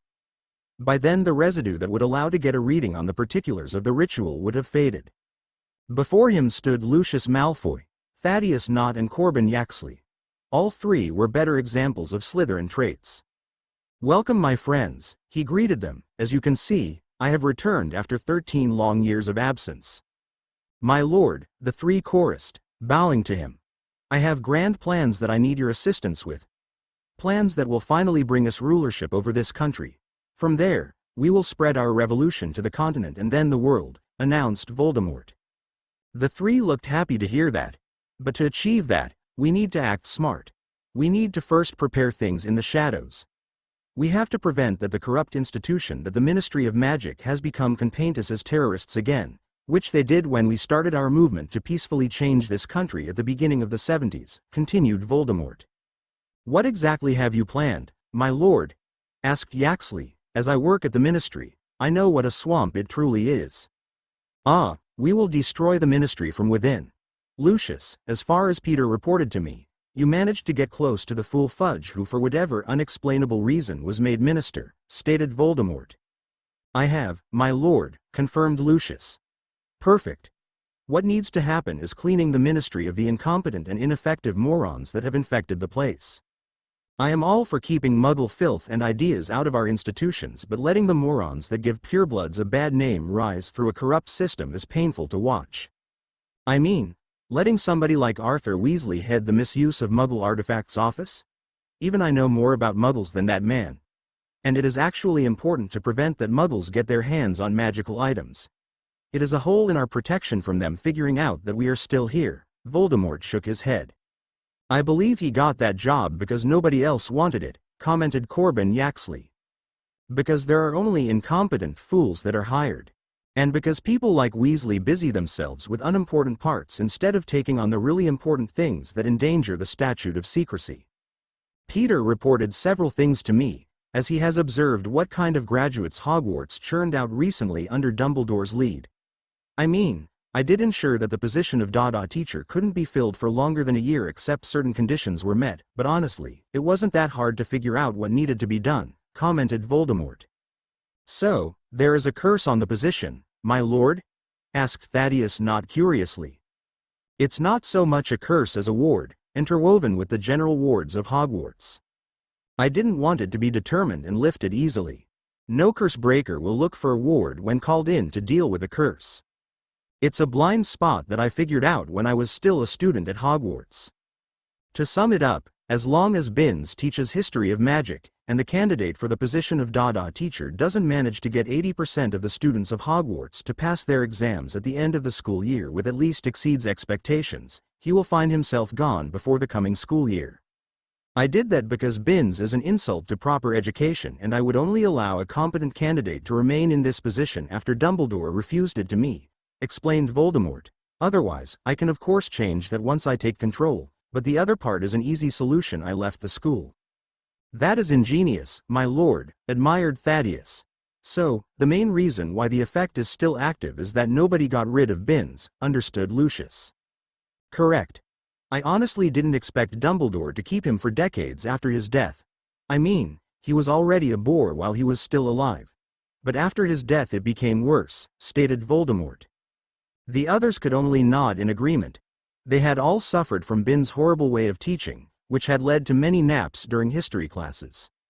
If I may ask, how could you let the 4 teenagers that you used as sacrifices in your ritual, as far as I could deduce from the report in the Prophet, escape? I mean, it doesn't make sense to not take proper security measures against them getting away and running off to tell Dumbledore, asked Lucius. Voldemort laughed, which surprised the men except for Peter, who grinned. This is a great question, Lucius. It's true, if they had actually escaped, I would have had to crucio Peter for letting such a major blunder happen. But things aren't always as they appear. Peter, tell them, demanded Voldemort. I have long since placed listening spells into Dumbledore's office, incidentally on one of his many trinkets that he doesn't look at regularly. I did that when Percy Weasley was a first year. I needed to be kept informed if Dumbledore suspected anything about my animagus form. But apparently the wards of Hogwarts don't have a detection function for them. I had expected that only those registered to be teachers or students at the school were accepted to recognition. But that isn't the case. During that time, I collected a lot of information on Dumbledore, which I have given to our Lord to use in his planning. The evening of the ritual, Dumbledore coincidentally found out certain things we wanted to keep secret for a while longer. The main problem was that Barty Crouch was working late at his office at the Ministry. Honestly, who besides the night shift of Aurors or the emergency contacts at the Flow office work after 7 in the evening? And we did the ritual around 10. Stupid workaholic. I had placed a trigger to release a poison on his magic, which would cause a heart attack if a change to his family magic occurred. It would have been impossible to determine the poison after 4 hours. These changes can happen if a member of the family dies, is born, or if a family member marries. As you know from the Prophet, the ritual that we performed sacrificed the purity of some of the participants. And Barty Crouch felt when Jasmine Potter became Jasmine Crouch by marrying Bartholomew Crouch. The trigger should have remained undetected, but as his death took place at the Ministry, which has wards that register that and sent an emergency call to St. Mungo's, Scrimgeour, who recognized the method of death from the war, informed Dumbledore, who went to look into the Book of Names, to see if he could find out if it detected any additions or losses to the Crouch family. We didn't know that the book existed and could do that. At most I had heard rumors about a book that notes all current students available for Hogwarts and transfers that information to the quill that addresses the letters to the students each summer break, explained Peter, but with us knowing early on that Dumbledore had found out that Jasmine Potter was now married to Bartholomew Crouch, we needed to be faster than him. For your information, Bartholomew Crouch is a Death Eater, even if he is unmarked to keep attention off him for the time being. Endymion Lestrange agreed to assist with the ritual and sacrifice his purity to give our Lord a powerful body back. He is truly his father's son.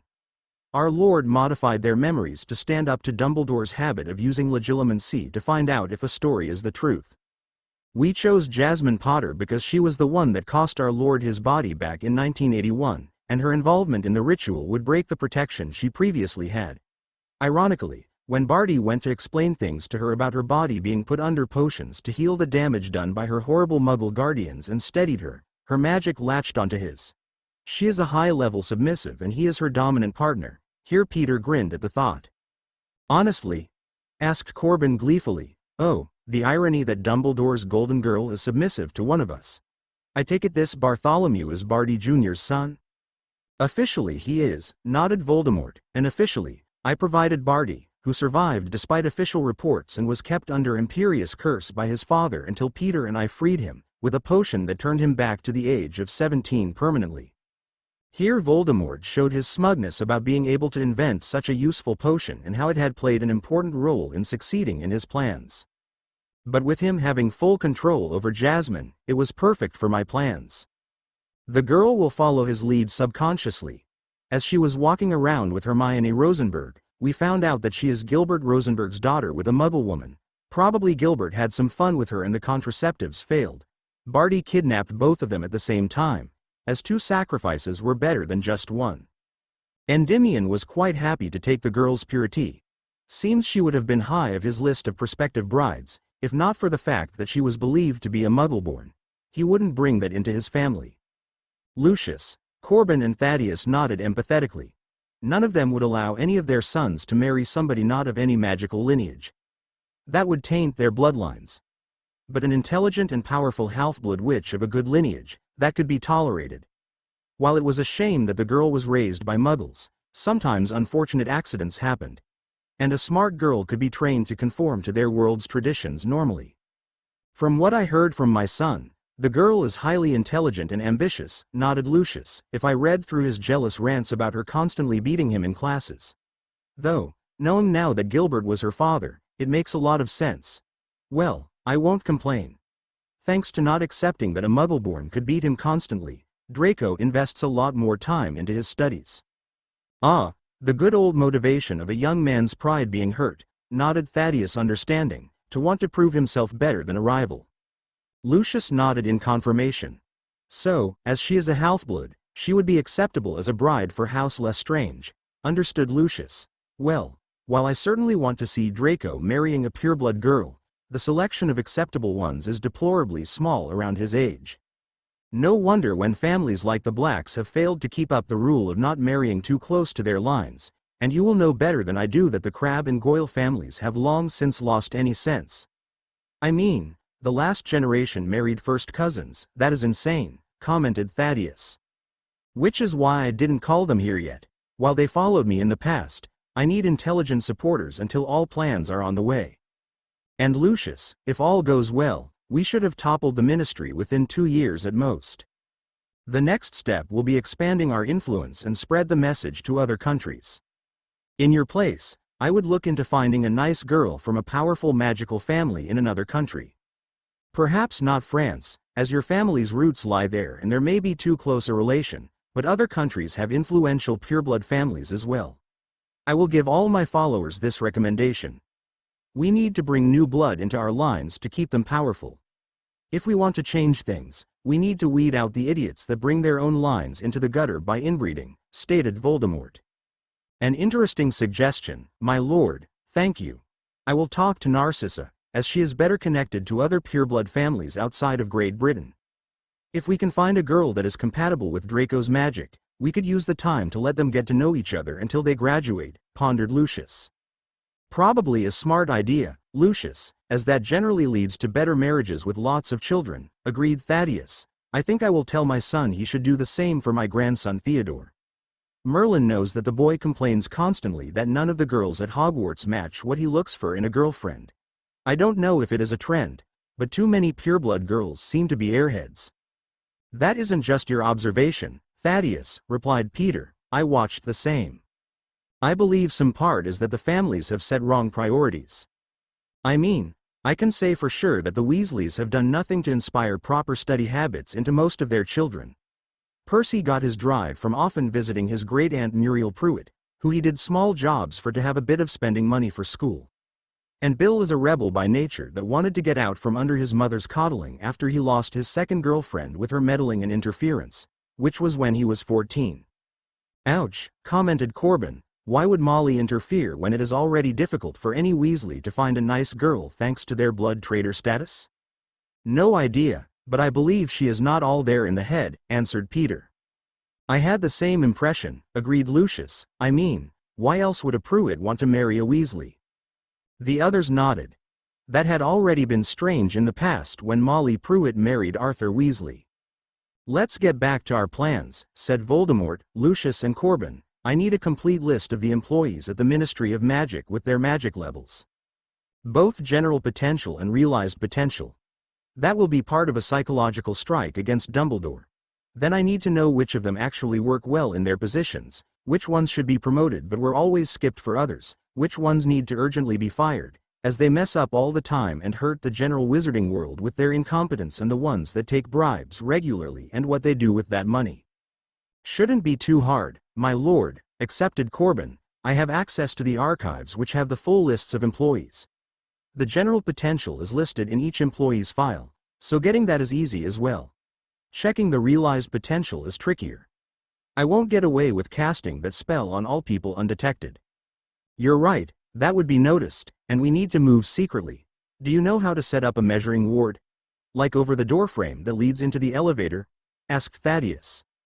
No, I have heard of them but never cast one, answered Corbin. I can teach you. It's fairly simple once you understand the trick. But with this ward on the elevator, which can measure the realized potential of anybody crossing it, which then just needs an automatic connection to our list that we want to be completed, we could over time get all the employees at the ministry, as well as visitors, pointed Thaddeus out. A good plan, Thaddeus, approved Voldemort. Nobody would suspect anything, and they all use the elevator regularly. After all, the ministry has anti-apparition wards in all areas outside the atrium. We will have that data within a week. What do you want to do with that information, my lord? Asked Lucius curiously. I plan to bring down Dumbledore's reputation with this. All those that work at the ministry graduated from Hogwarts. Now, as we know, as we took the studies from the Dom in the past seriously, after Augustus passed on the information he uncovered, if a young witch or wizard doesn't exercise physically regularly, meaning at least an hour twice a week, he or she will stunt the growth of his or her magical core.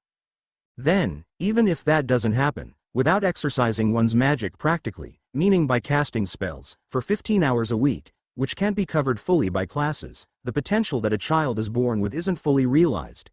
If we have proven data that Dumbledore isn't doing his job in at least letting the children realize most of their potential, it will be much easier to push reforms of the educational system through. Reforms, for which I intend to use Barty and Endymion in core positions, revealed Voldemort. After all, those two will stay at Hogwarts for the next 3.5 school years, thanks to their wives only being 4th years right now. They are in the perfect position to influence the younger generation. I could even see Barty enjoying taking up a teacher position. He has the right temper for it. I don't know enough about Endymion yet to tell concerning him. But I can tell that he enjoys researching magic and lost disciplines. Not too surprising considering that Rabaston and Ophelia, his parents, were similar, nodded Lucius. Yes. I have a great program worked out how to bring Hogwarts back to the top. I want you to tell your children when we are ready to start the offense to assist Barty and Endymion in getting things started. We need to erode any kind of support from under Dumbledore, one at a time.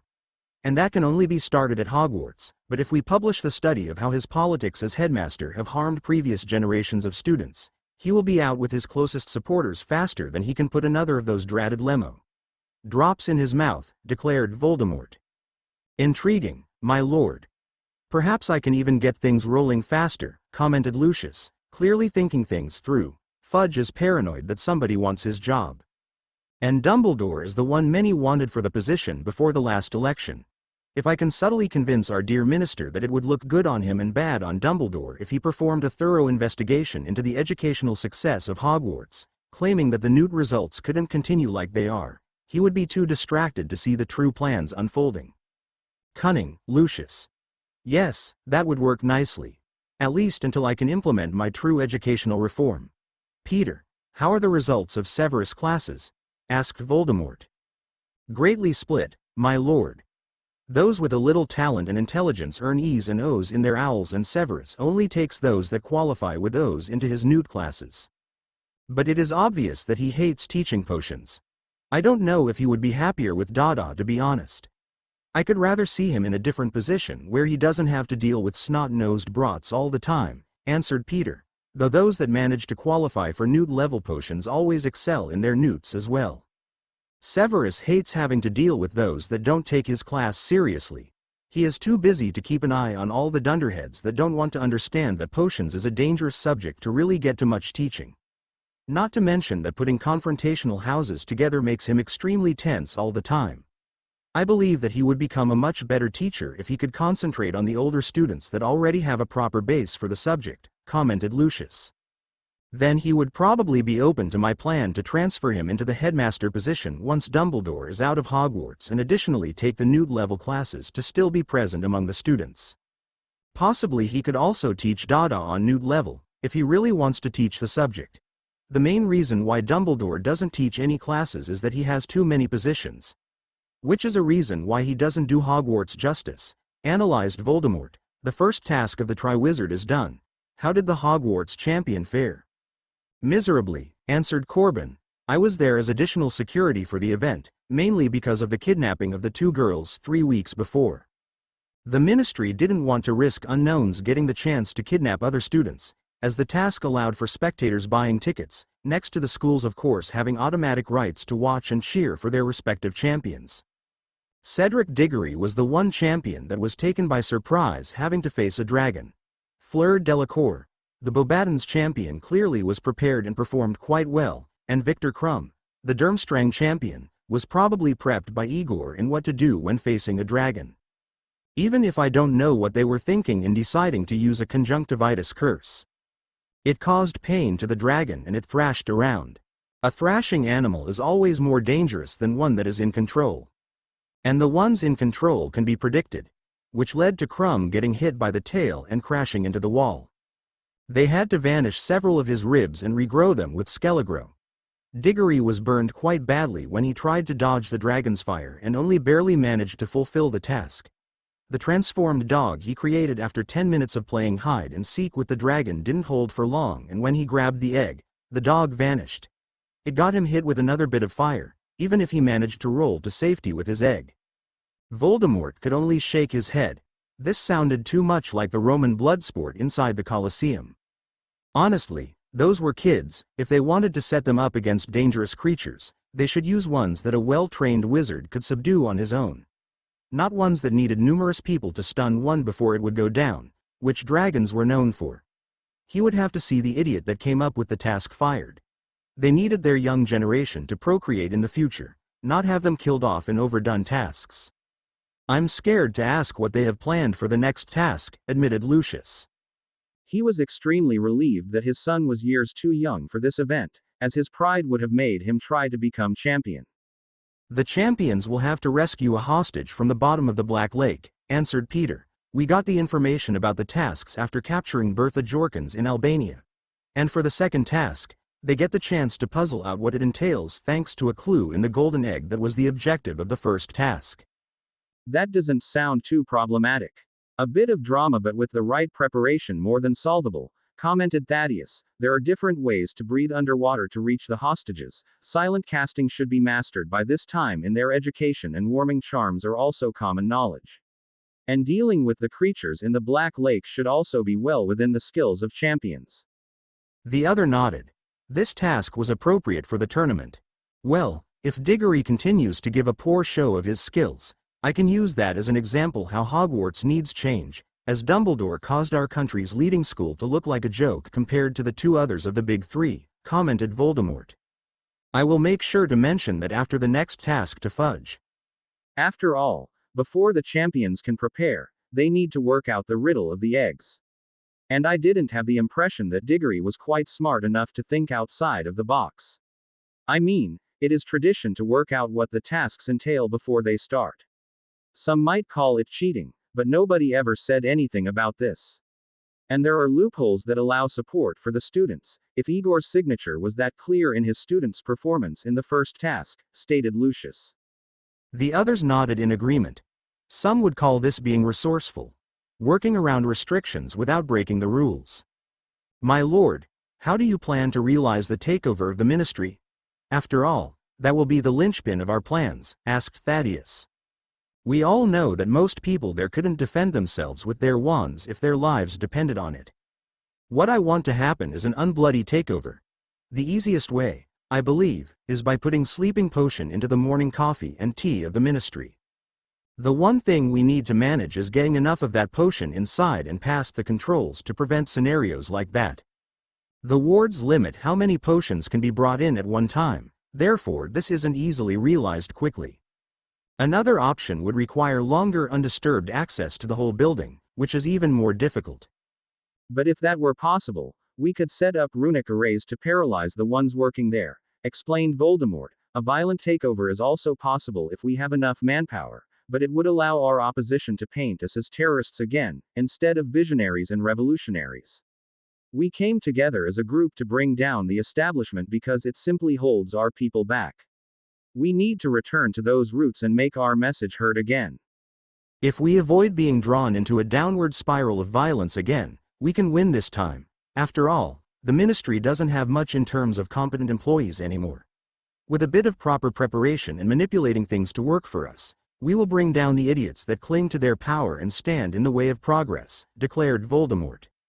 "It's good to see you back to your past brilliant self, my lord," commented Thaddeus with a smile. "With you back to your prime, we can't lose this." "Thank you, Thaddeus. It seems that one of my experiments went wrong without me noticing how badly it influenced my mind. I let the rightful anger at the treatment we got shown, even if our goals were worthwhile and we tried to realize them peacefully, be twisted into hatred and drew innocence into the mess. This won't happen again. The ritual did me a great service in reversing the effect of the failed experiment." Then Voldemort continued passing out jobs. Corbin already had his. Lucius got further jobs than just subtly pushing Fudge into the direction they wanted him to take, and Thaddeus got put on the job to organize enough sleeping potion and ways to smuggle it into the ministry building without being noticed. Jazzy looked at the improved dress robes that Winky had given to her to try on. She wanted to be absolutely sure that her new mistress would outshine all other witches on the ball. After seeing the dress robes Mrs. Weasley had bought for Jazzy, Winky had decided that they wouldn't do. They were far too old-fashioned and more or less looked like the bulky school robes of Hogwarts. Therefore, as the robes needed to be altered anyway, as they were now too small for Jazzy, Winky had been creative. The emerald color of the robes was approved by Winky, but she mainly used the material to create new robes from them. Now the dress robes looked like what Jazzy would have called an evening gown for a fancy muggle ball. The gown didn't have holders, it was tailored to simply sit tight to her upper body, subtly highlighting her new curves' advantage as Slee without ever giving the impression the one wearing it was showing off too much. The flowing skirt reached down to the middle of her calves, showing off the emerald high heels that Winky had bought for Jazzy. Next to altering the design, Winky had added embroidery in form of silver and gold birds on the top of the gown. It looked lovely to Jazzy. Winky had added a shawl to put around Jazzy's shoulders in case she got cold or wanted to take a walk outside.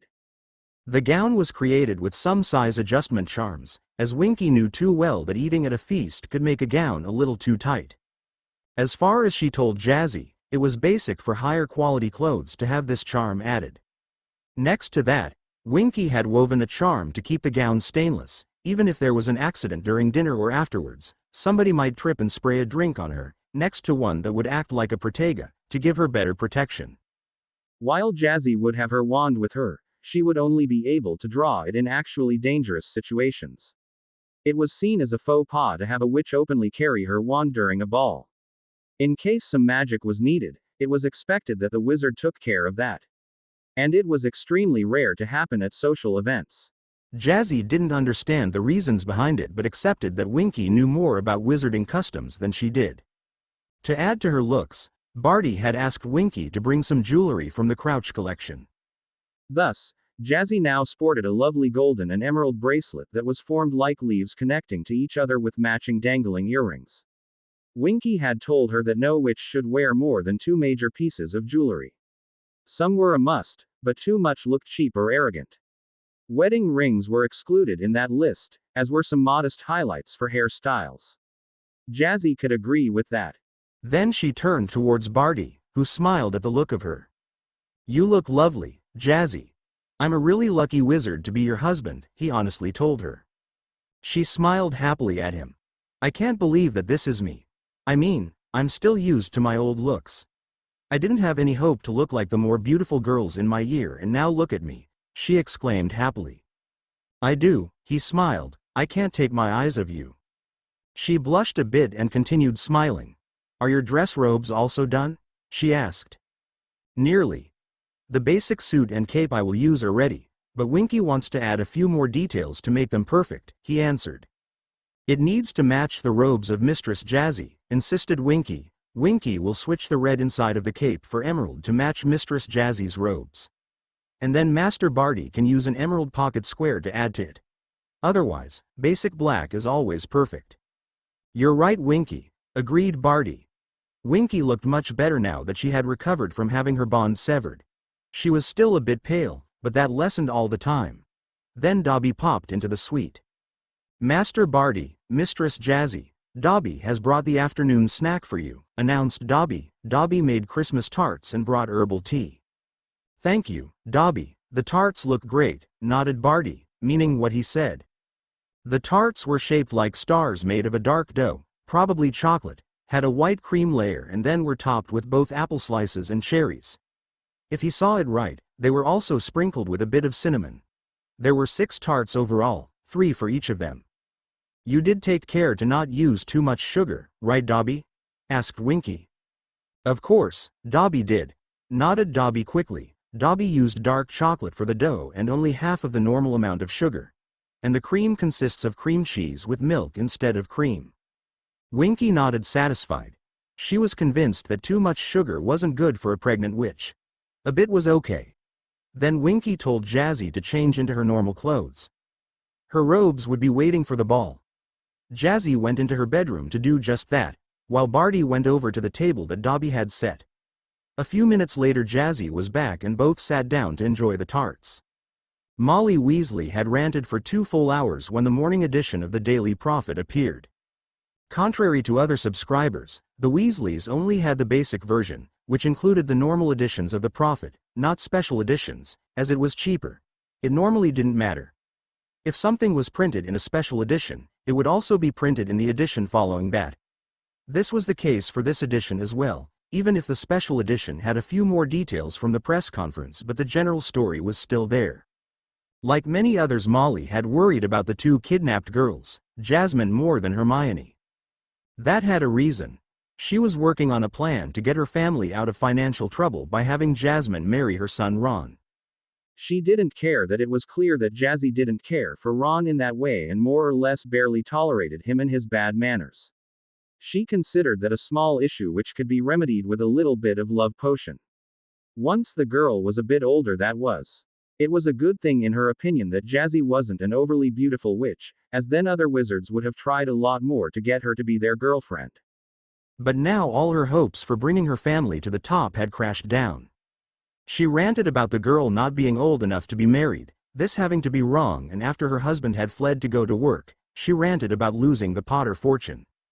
She also ranted about Ron now having much more trouble to find a suitable witch to marry in the future. She felt like writing a howler, but hesitated to do that, as, after calming down a little, she realized that everybody would turn against her if she did that. The paper clearly reported that both Hermione and Jazzy had been forced to take part in a so far unknown ritual. It wasn't their fault. The article also stated that both girls were placed under the Imperious Curse to make them go along with the ritual. If she ranted at them with a howler, everybody would attack her for going after the victims. Another thing she detested was that Hermione was now married to a dark wizard. After all, it was known to everybody that the Lestrange family was dark. Just look at that boy's father and uncle, and who his uncle had married. There wasn't a witch much darker than Bellatrix Lestrange. The boy couldn't be better than his family. And the Crouch family, well, the boy's grandfather was Percy's boss, a respected department head of the ministry. With him raising the boy and not his criminal of a father, perhaps the boy wouldn't turn out as bad. Still, this didn't help her at all. She had hoped that once she was older, Hermione might possibly be a candidate to marry another of her sons. She was smart and not too bad looking. It would bring some fresh blood and intelligence into the line. And she already despaired at her older sons not bringing home acceptable girlfriends. She needed to find out if there was still a chance for her to get money for her family. She didn't want to stay at the bottom of the society. She never found out why her family was called blood traitors, but believed that if she got her sons to reach better positions than their father, she could rid herself of that blemish. The fact that her own behavior only disturbed and disgusted others didn't register with her. Or that her sons fled to other countries when they could to get away from her control obsession.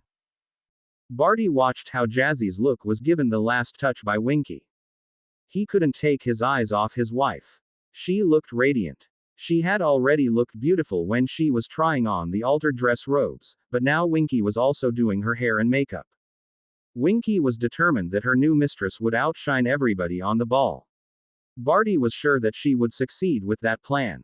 Jazzy's hair was woven into a large number of small braids, in which Winky had added some golden and emerald leaf accessories, to match her jewelry. Not too many, just enough to add to the theme of the clothes and jewelry Jazzy wore tonight. She had also added a brooch formed like a golden leaf to keep his cape closed in front of his robes. It was another part that matched him with Jazzy. Winky was an expert at subtle impressions like that. He didn't mind. He planned to impress the assembled guests tonight.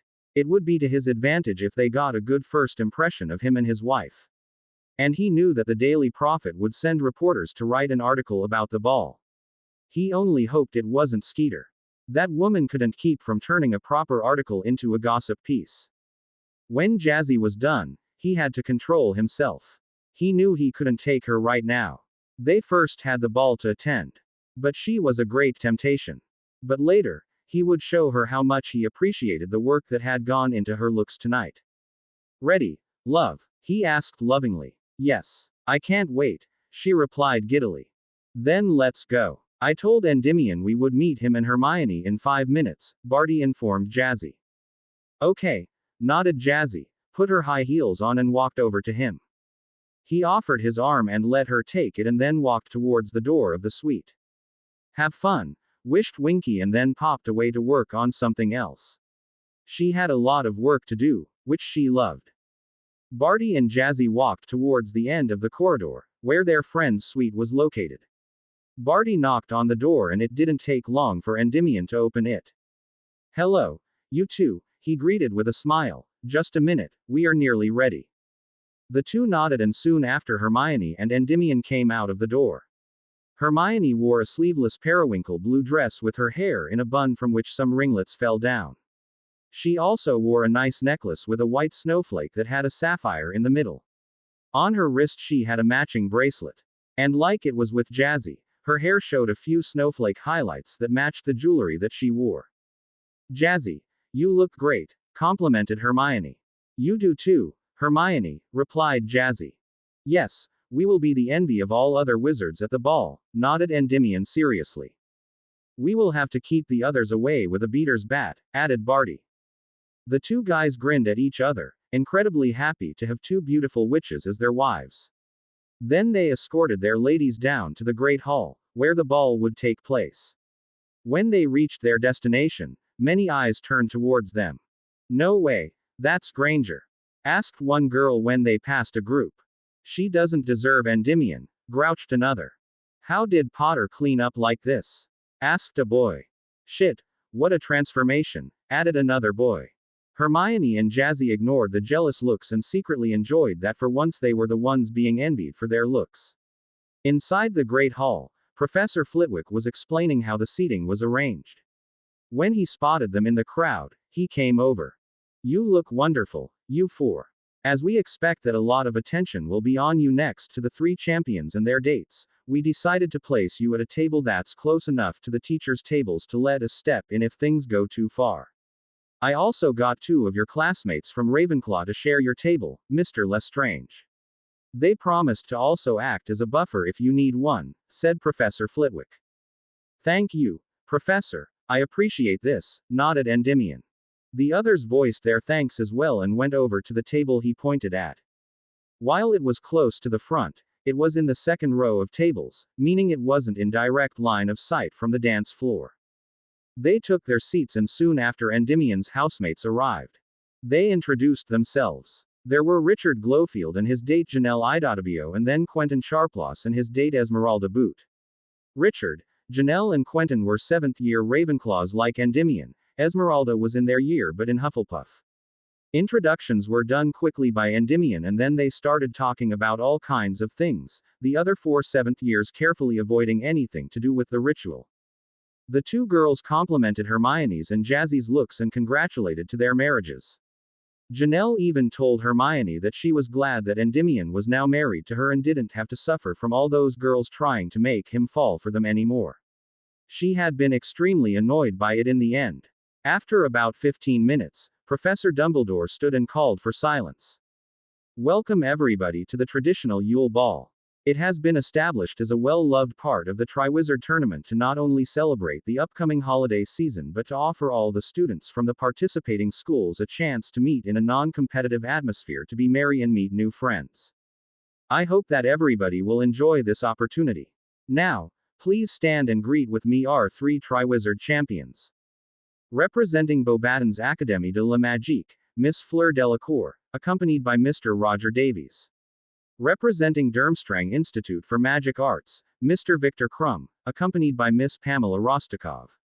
Representing Hogwarts School for Witchcraft and Wizardry, Mr. Cedric Diggory, accompanied by Miss Cho Chong, announced Dumbledore and started clapping, which was taken up by the other guests. The three champions entered in a line, promenading around the dance floor before walking up the middle to stop before the head table, where the 5 judges of the tournament, with Percy Weasley substituting for the recently deceased Barty Crouch Sr., were seated. The 3 boys bowed while the girls curtsied in greeting. Now, before we start the feast, let's have our champions open the ball with the traditional opening waltz, continued Dumbledore, and the orchestra led by Professor Flitwick started playing, which led to the 3 couples on the dance floor to start with the waltz. The other guests watched, and when the dance was finished after about 3 minutes, they all clapped politely for the champions. The champions and their dates then took their seats at the head table next to the judges, and people started wondering how they would get their food. Many had already perused the menus on the tables, but there was no information how to order what they had decided to get. Pork chops, stated Dumbledore clearly into the silence, and the dish appeared in front of him on the table. Now understanding how they were to decide on their food, the other guests voiced their choices, and soon the sounds of cutlery on plates was heard, next to the clinking of glasses to toast to each other. Jazzy and Hermione were reminded that they weren't allowed to drink anything with alcohol in it by their husbands. Why wouldn't they be allowed some alcohol? Asked Quentin. I mean, butterbeer doesn't have much of it anyway. Oh, it can't be. Asked Janelle, suspecting something. Are you pregnant? She asked in a low voice. Yes, a side effect of the ritual, nodded Jazzy. Please keep it for yourself. I don't want to imagine what the press would make out of that. The hubbub they made over the part of the story they were told was bad enough. Of course. That will be hard on you both to deal with your studies and raising babies at the same time, commented Esmeralda, worried, also speaking in a low voice. It will be difficult, agreed Hermione, especially as we have to sit our owls next year. I want to do both things justice, but I worry if I will manage. Don't worry, my own, assured Endymion, you aren't alone with this, and will have the help you need. I have a nanny elf in my employ, and once we open up Lestrange Manor next summer, I will let you two get familiar with each other. During the times you are in classes, she can look after our baby once he or she is born. And I will assist you with preparation for the owls when they come up. I have already passed them after all. I know lots of tricks to make study for them more effective and less time intensive. Thank you, Endy, replied Hermione with a smile. Jazzy was surprised that Hermione didn't complain about having an elf to assist her. But she wouldn't ask about that here. They could do that in private. But it seemed that Endymion had explained certain things to her best friend and got her to accept them. It took about an hour until everybody had eaten his fill and Dumbledore stood again. Now, I again ask our champions to the dance floor to lead all of us in the beginning of the dancing. There will of course be refreshments for all of you, which can be found at the long table at the side of the Great Hall, he informed the guests. The 3 couples with the champions again got up from their seats and started the dance, again a waltz, but this time the teachers joined quickly after, led by Professors Dumbledore and McGonagall. May I have this dance? Asked Barty, holding his hand out to Jazzy. It will be my pleasure, she replied with a smile and let him lead her onto the dance floor. Hermione and Endymion followed, with the other 2 couples directly behind them. The boys spun their partners into position and then started to move around the dance floor. One person glared at the dancing couples. Ron Weasley was angry. He had everything planned out. He would make Jasmine Potter fall for him over time and then marry her and get to be Lord Potter. He would have a large and great house and money to splurge. He would never be poor again, not even need to work. Everybody knew that the Potter fortune was large after all, and he had thought he was in the perfect position to win Jasmine for himself. While he hadn't been enthusiastic about having her as his wife, as she didn't look that great, the money had made that fault up in his mind. But now the girl he had stuck to for 3 years had transformed into one of the hottest girls in school. She was certainly in the top 3 of his year. He was angry that he couldn't have her anymore, as she was already married. That shouldn't have been possible. His mother had told him that the earliest anybody could marry was at the age of 16 with parental permission. But both Jasmine and Hermione were much younger than that and were now married. He was jealous of the unknown Crouch heir. He didn't care so much about Hermione being married too in that ritual. But he hated that he couldn't have Jasmine anymore. He hadn't been happy when the two were kidnapped on Halloween, but he hadn't exactly worked out that something had happened.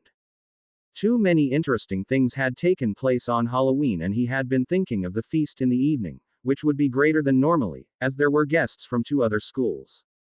Hogwarts had to come up with something special to impress them after all.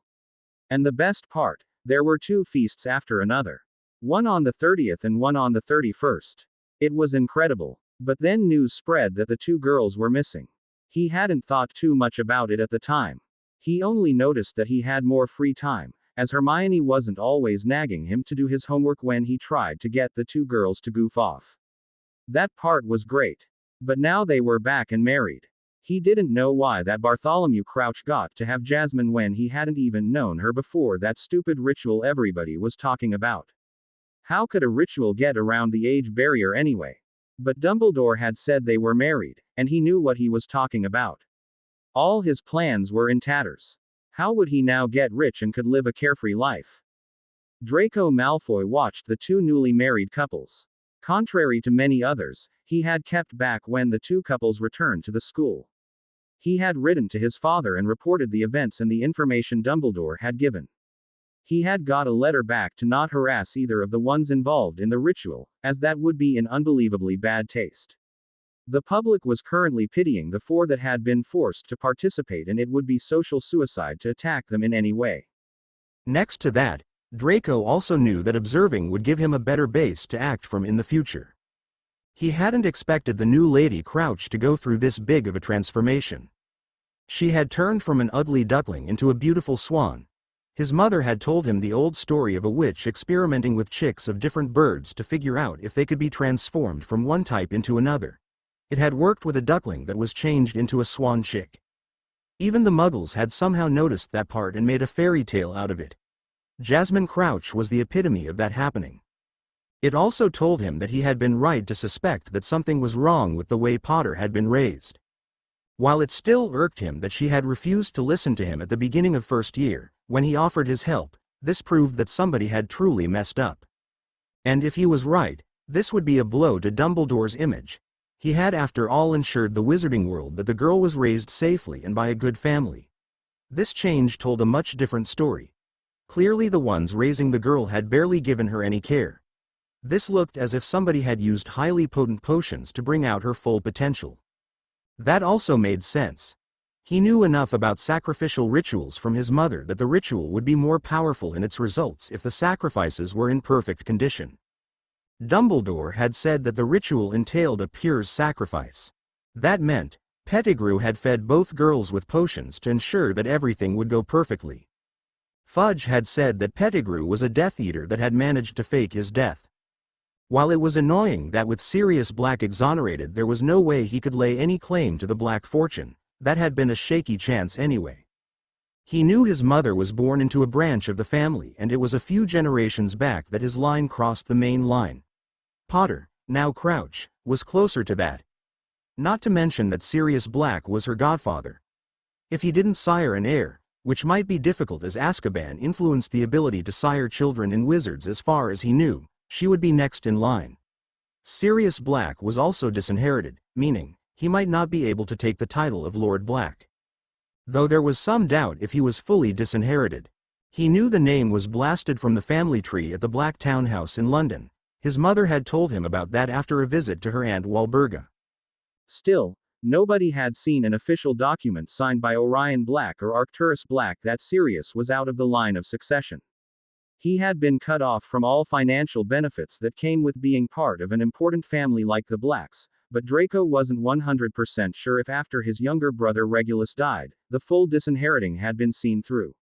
It took a while for everything to be finished. From what he had been taught, a family would first declare a descendant to dishonor the family and cut them off from financial support. Then, if the subject of the punishment didn't relent, they could cut them off from being able to request shelter from any family member.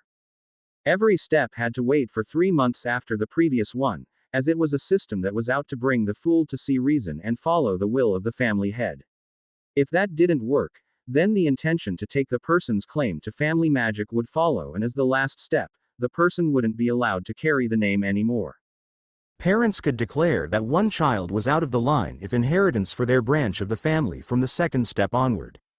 But the only way for the person to be out of the line of succession permanently was if the head of the family went thought with the fourth step, which hadn't been done, as Sirius was still a Black in name.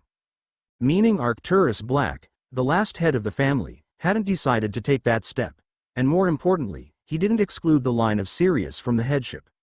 Probably because Arcturus would have hoped to mold a child from the line into a proper heir for the Blacks.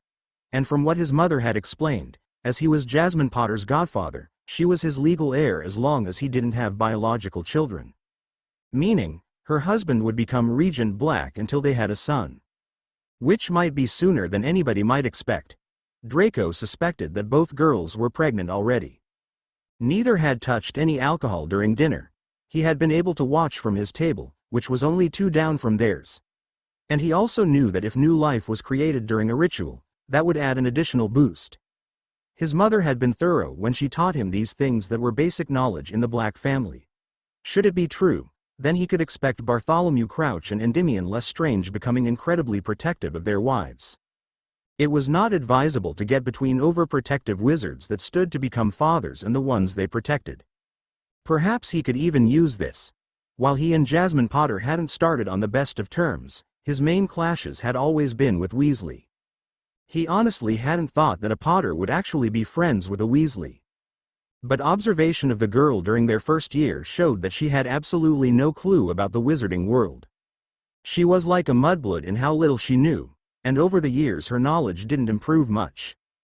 The things that did improve were behavior that was simply expected of witches, which he attributed to the Gryffindor chasers, and her attitude in classes. As much as Granger, now Lestrange, had irked him with her doing as well as she did in classes while being a mudblood, at least she had proper study attitudes and Potter now Crouch followed her. Weasley, well, he honestly wondered how that moron planned to pass his owls. His grades had fallen spectacularly since the girls were kidnapped. Probably he had only copied from Granger. Well, that wouldn't cut it for the owls. Draco couldn't wait to see Weasley fail. He hoped he would see the idiot fail his owls and then either leave Hogwarts or at least have to repeat his 5th year. Even Dumbledore couldn't protect him if he didn't pass his exams. He would continue his observations and stay out of the business of the Crouches and Lestranges for now.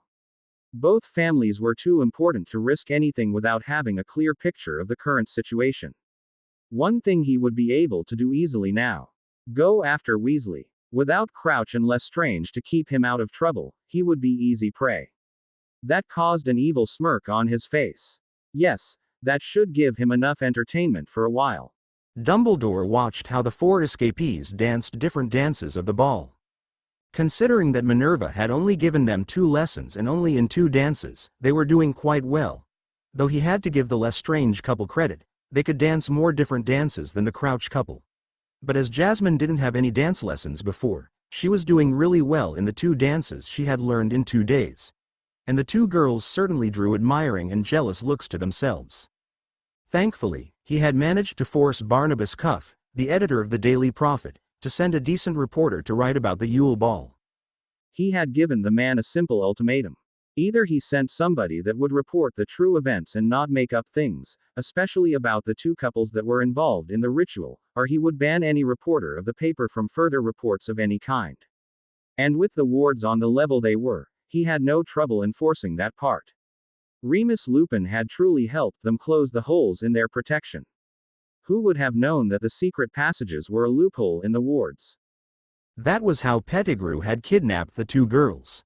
Remus, once he had returned from overseas, had informed him that his group of friends had figured out that only the parts of the wards that weren't blocked by stone and earth would register if somebody crossed them. The passages that led out of the school and crossed the wards while being underground would let people get out unnoticed. While he couldn't adjust the automatic alarm for that, he could with the help of Remus place his own ward lines that informed him if somebody crossed them. It would also tell him who was crossing them. This had allowed him to pacify the ministry. And he had honestly not known that the wards had such a fatal weakness. He didn't know why the wards had such a weakness, but perhaps the founders had their reasons for setting them up this way. As long as they didn't overlook any secret passages out of the school, this event would never see a repeat. He had also adjusted the animagus wards of the school. As among the staff only Minerva was an animagus, he specifically keyed her into the wards and locked all others out as long as they were in their animal forms. Even if they crossed the wards in their human form and then tried to transform, he would be alarmed. He wouldn't risk a repeat of Pettigrew sneaking inside and trying to kidnap a student. Even if he suspected that for the moment the 4 teenagers would be safe, and they would stay at the school during the next Hogsmeade weekend to be safe. 4 Aurors would be given polyjuice to look like them to flush out possible attackers. If nothing happened, they could consider letting the 4 visit the village during the following scheduled weekend. He was sure they wouldn't mind. They were pretty frightened when they had arrived at Hogwarts after all. It was also understandable, being used in a ritual that forced them to have say. With a person they didn't know before would scare everybody, but especially teenagers like them.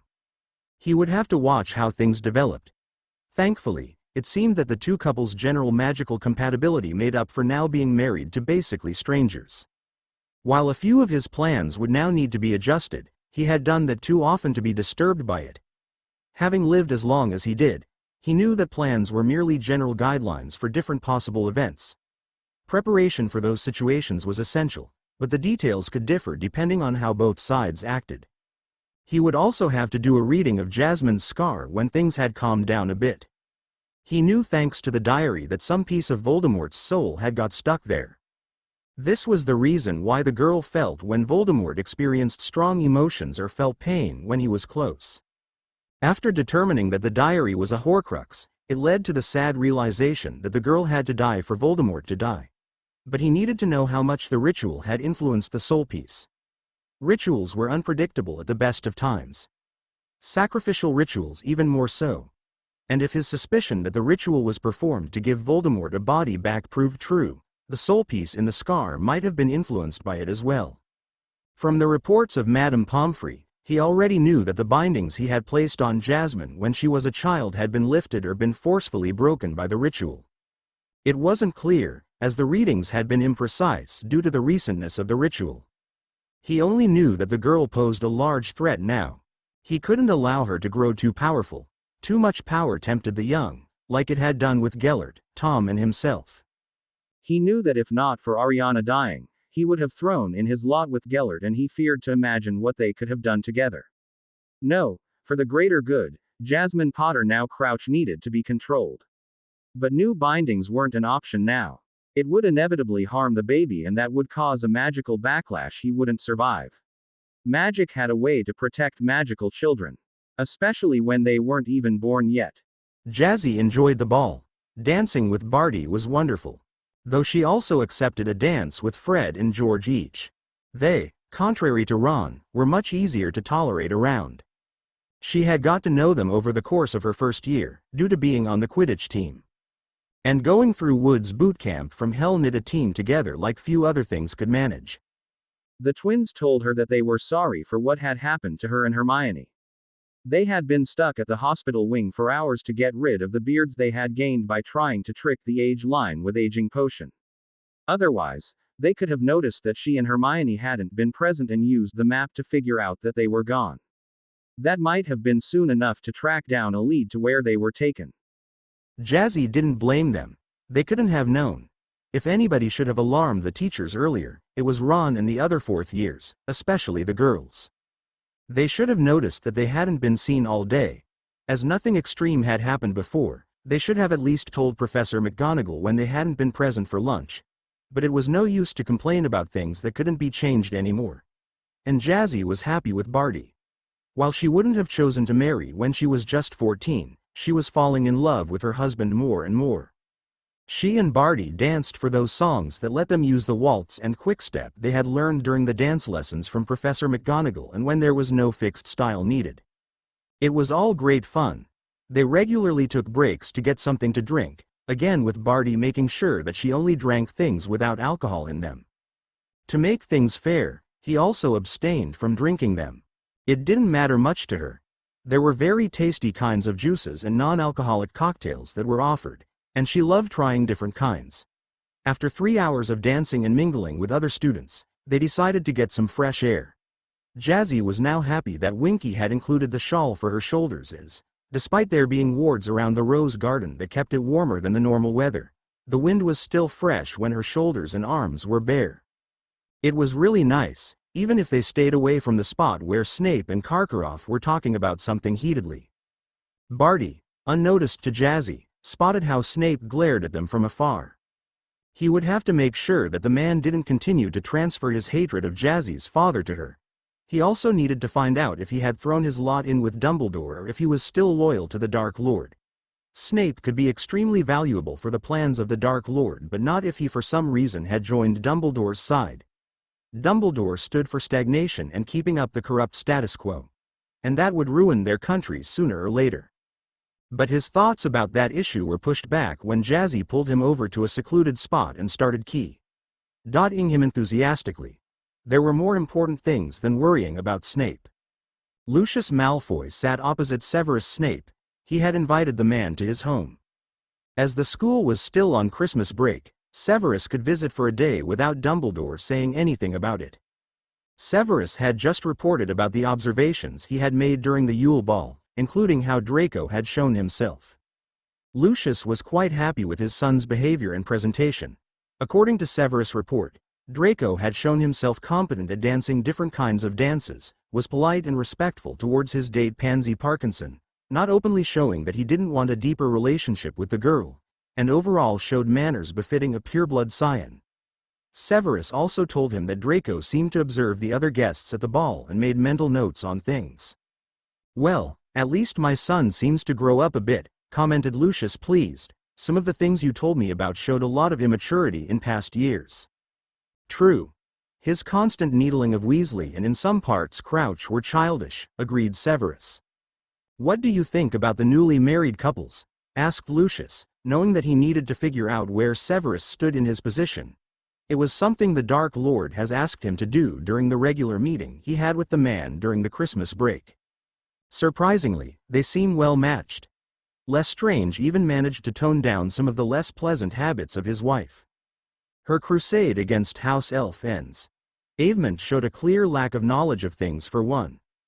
I don't have a good read on Barty's son yet to say much about him. As I didn't have him in classes before, it is more difficult to form a reliable picture. But the closeness that both couples show is unexpected. I would guess that both of the girls fall into the group of submissive witches with their partners to some level. That is the most logical explanation why they don't protest things in any way. Just being resigned to not being able to change things wouldn't achieve that. It would take much longer, analyzed Severus. Yes, it would, agreed Lucius. I haven't seen the 4 teenagers themselves, thus I can't really build an opinion.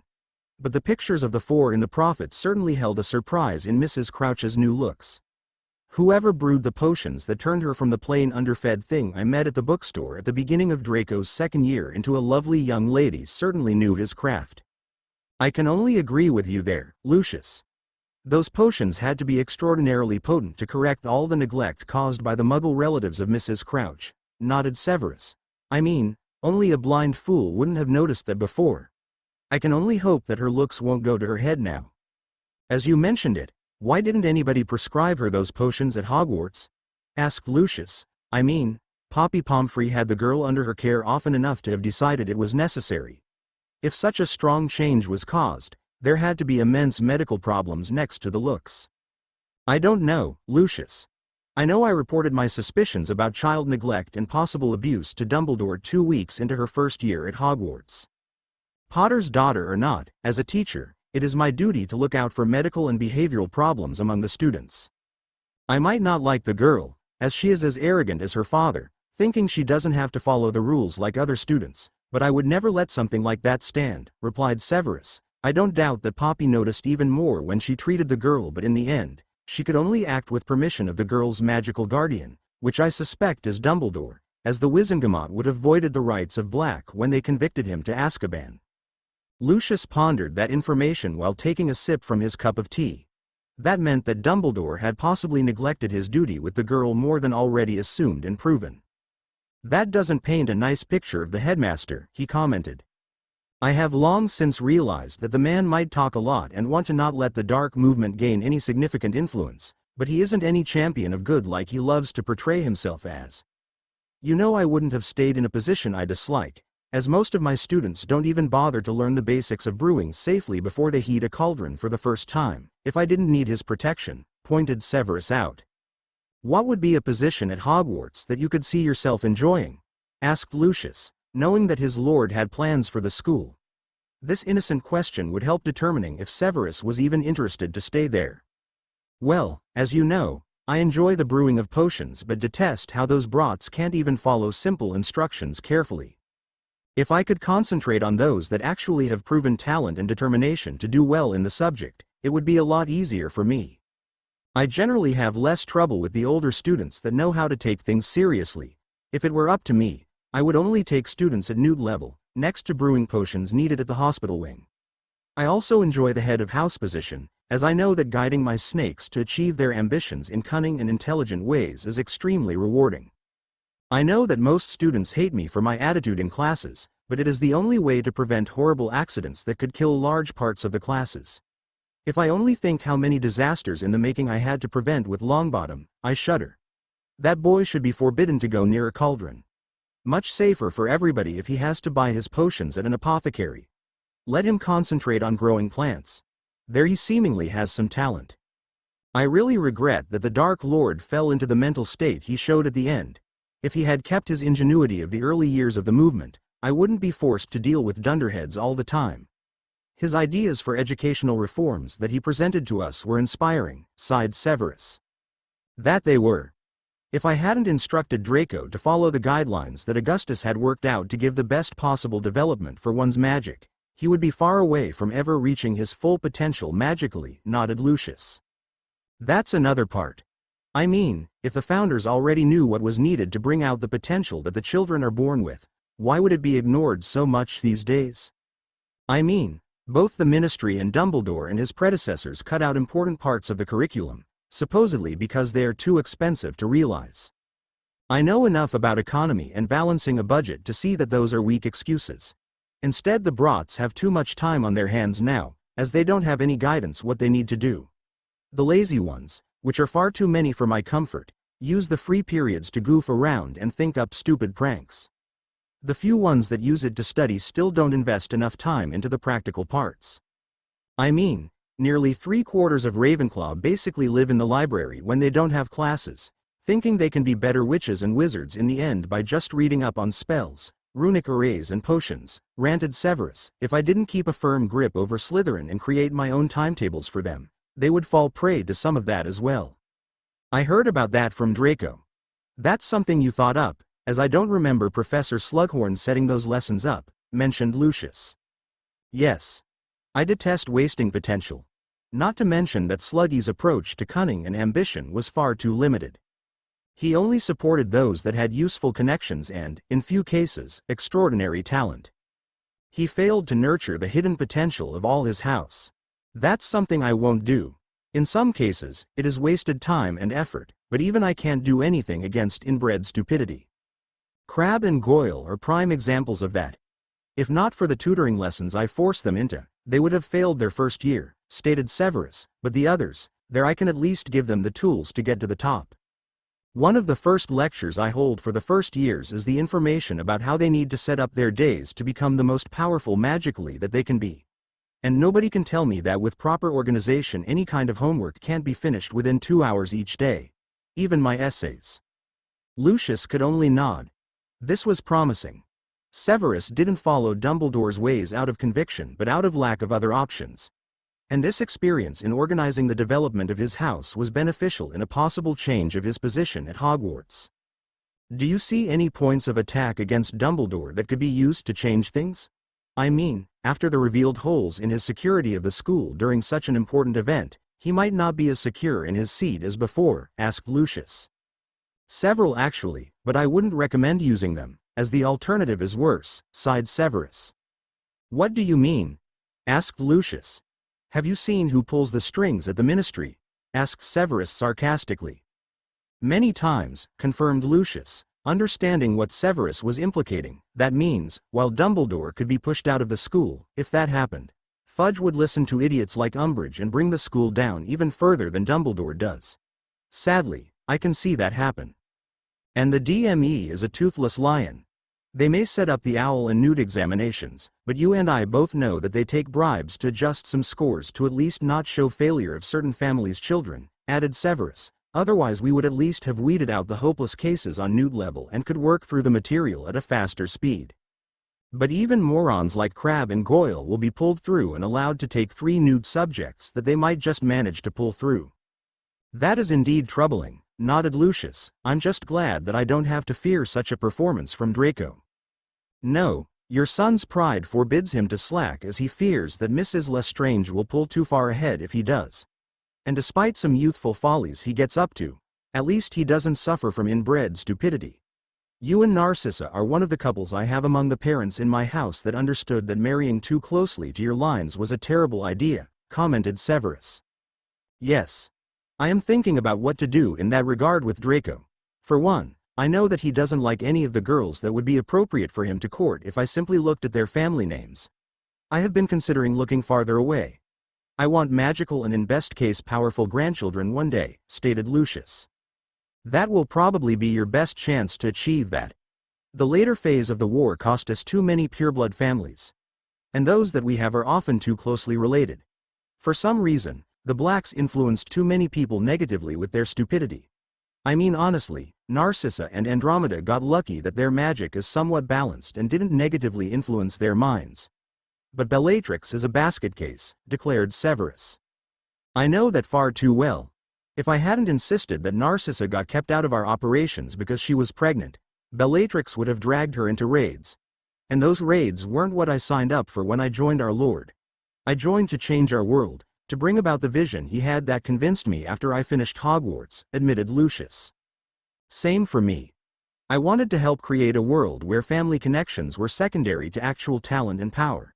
Where intelligent wizards and witches would be at the top, not the fools that sadly make up most of the ministry. I mean, with that kind of standards there, it was no surprise that we nearly won, pointed Severus out. Yes. But things will only change once we can bring Hogwarts back to the top. Otherwise, the school will churn out too many idiots to be acceptable. I mean, I use that fact regularly to see things that I need done realized, but it is frustrating that those people only work properly when they get bribed. They should be doing their work properly anyway, as they already get paid some of the highest salaries in our world. I have to work more for my money, commented Lucius. He owned 5 different businesses and had to ensure that all worked properly to keep up his lifestyle. And there he didn't allow any idiot that simply could present a pureblood family name and heritage to work. He chose his employees from the best graduates from Hogwarts that were purebloods and halfbloods. Simply because he needed qualified employees, not morons that would ruin things. If he only employed purebloods, he wouldn't get enough candidates for the open positions. Many didn't know this, but he was realist before he was elitist. If he was elitist, he shared Severus' preference for intelligent and skilled people that at least had some proper lineage. Those raised in the wizarding world in traditional families were his preferred choice. Well, what do you expect when Dumbledore regularly places some of his favorites in positions there to grant some favors? We both know how the old man chooses his favorites, sneered Severus. He mainly looks for Gryffindors that he can easily manipulate and then adds a few Ravenclaws and Hufflepuffs to the mix. Lucius nodded. That was a known fact. It was one reason why people had such a good impression of Gryffindor House. The headmaster favored them over the other houses, as they went along with his plans easiest. Are there any things you were told about for the next term? Asked Lucius. You mean concerning the Crouches and the Lestranges? Asked Severus, which Lucius confirmed with a nod. So far, nothing was said, but I overheard that both witches have set dates for checkups with Poppy. Regular checkups, you say? That's unusual. If it was because of the ritual, that would be done for all 4 of them and then normally on short notice, pondered Lucius. I wouldn't be surprised if I was told that the 2 girls would not take potions for the next term. If I consider the nature of the ritual, it wouldn't be unusual if both were pregnant, said Severus. Yes, a sacrifice includes say.ul intercourse, and having the participating girls pregnant afterwards is a common occurrence. That would be interesting to watch how it will influence things at the school. After all, in this situation, the normal course of action would be out of the question, pointed Lucius out. Nobody would send the girls home to be homeschooled for something they didn't participate in willingly. Not to mention that it was the girl who lived that was involved. Dumbledore would make special arrangements for her. And the other girl would simply be included as she was her best friend, and it would look bad on Dumbledore to not treat both cases the same. If I'm right, both babies will be born in the 2nd to 3rd week of September. That isn't too difficult to arrange for the studies of the girls. As Hogwarts has numerous house elves, once the girls have recovered from giving birth, they can be added to reduced timetables again. And, as with a baby, Crouch wouldn't be able to play Quidditch anymore. Both would have the time needed to work through a carefully planned schedule for the owls. And the most taxing parts take place in the 2nd term, when the students go through all the material that was taught during the previous years, commented Severus, being used how the students behaved in 5th and 7th year, when the important exams took place. Yes, I remember how it was during that time, agreed Lucius. It would be immensely helpful for all students to have a guideline how to structure their time during those important years. If it was left to them, many would only do the minimum or concentrate on useless things. I suggested that already, but Dumbledore blocked it, admitted Severus. I have established that model in Slytherin though, and it works really well. Therefore, you can expect Draco to do well in his owls next year. Really? I hadn't heard that so far. But it is great. I wonder why Draco didn't tell me about it before, wondered Lucius. That's easy. I have the ones 5th year and older sworn to secrecy, as overambitious students, which often are sorted into Slytherin, would attempt to study by the plan for 5th year and up, snorted Severus, and that is detrimental to their development. The plan for Owl Year is based on the fact that all students have had their 3rd stabilizing boost of magic, meaning they are 15 years old. If it was attempted by younger students, it could harm their cores, which I don't want to hear complaints about. But their normal schedules challenge them already at an appropriate level, thus they don't catch on to the method for the higher years. That's reasonable, accepted Lucius. Silently he was extremely impressed how Severus had gone about his duties as head of Slytherin. That bode well for a possible promotion to headmaster once their lord took over. It also sounded like a successful model. He would have to get a list of the graduates from Slytherin from the years since Severus took over the head of house position from Slughorn. This was important information for their lord as well. He let Severus explain more about the model, under the pretense that if Dumbledore fell far enough and they could find a suitable replacement, it would be great to use in all houses of the school. They continued their conversation for 2 more hours before Severus left for Hogwarts, as he needed to make sure that his snakes didn't get up to too much mischief during the break. After all, except for the younger ones that had gone home, all others were present this year, thanks to having attended the Yule Ball. Lucius, Thaddeus and Corbin were assembled in front of their lord again. Each of them had worked on their tasks and had just reported the results of what had been achieved since their last meeting 2 weeks prior. The next day marked the beginning of the new term at Hogwarts, and the time during which Dumbledore would be kept too busy to look into all kinds of things outside the school. Well, my friends, it is great to already have this much information. We will also invite Amicus, Alecto and Walden for our next meeting. The immediate observation of especially Amicus will be greatly reduced, now that there is little chance for anybody getting to Endymion until the Easter break. Peter could determine that Hogwarts now has active animagus detection wards, thus he can't sneak into the school anymore. After all, thanks to him being blamed for the kidnapping of the 2 girls, he has managed to rise to the position of most wanted man in the country. Voldemort was clearly amused about that part. What about Sirius Black? From what I heard, he was cleared of all charges after he gave himself up at Hogwarts and Dumbledore arranged for an interrogation under Veritaserum, as he didn't trust Fudge to not try to hush the scandal up, asked Corbin. Sirius Black isn't of major consequence to us, stated Voldemort. You have to remember that somebody that spent that much time in close proximity to Dementors will have suffered mentally. And without the right potions to help the mind directly after that situation changes, it takes at least a decade until the person is back to old levels of magical abilities as well mental strength. For example, they tend to become reckless in duels or misjudge certain situations. As Black escaped from Azkaban and never got those potions within the first month, which is procedure to give to those that are discharged after they have absolved their sentence, he lost a lot of his threat potential.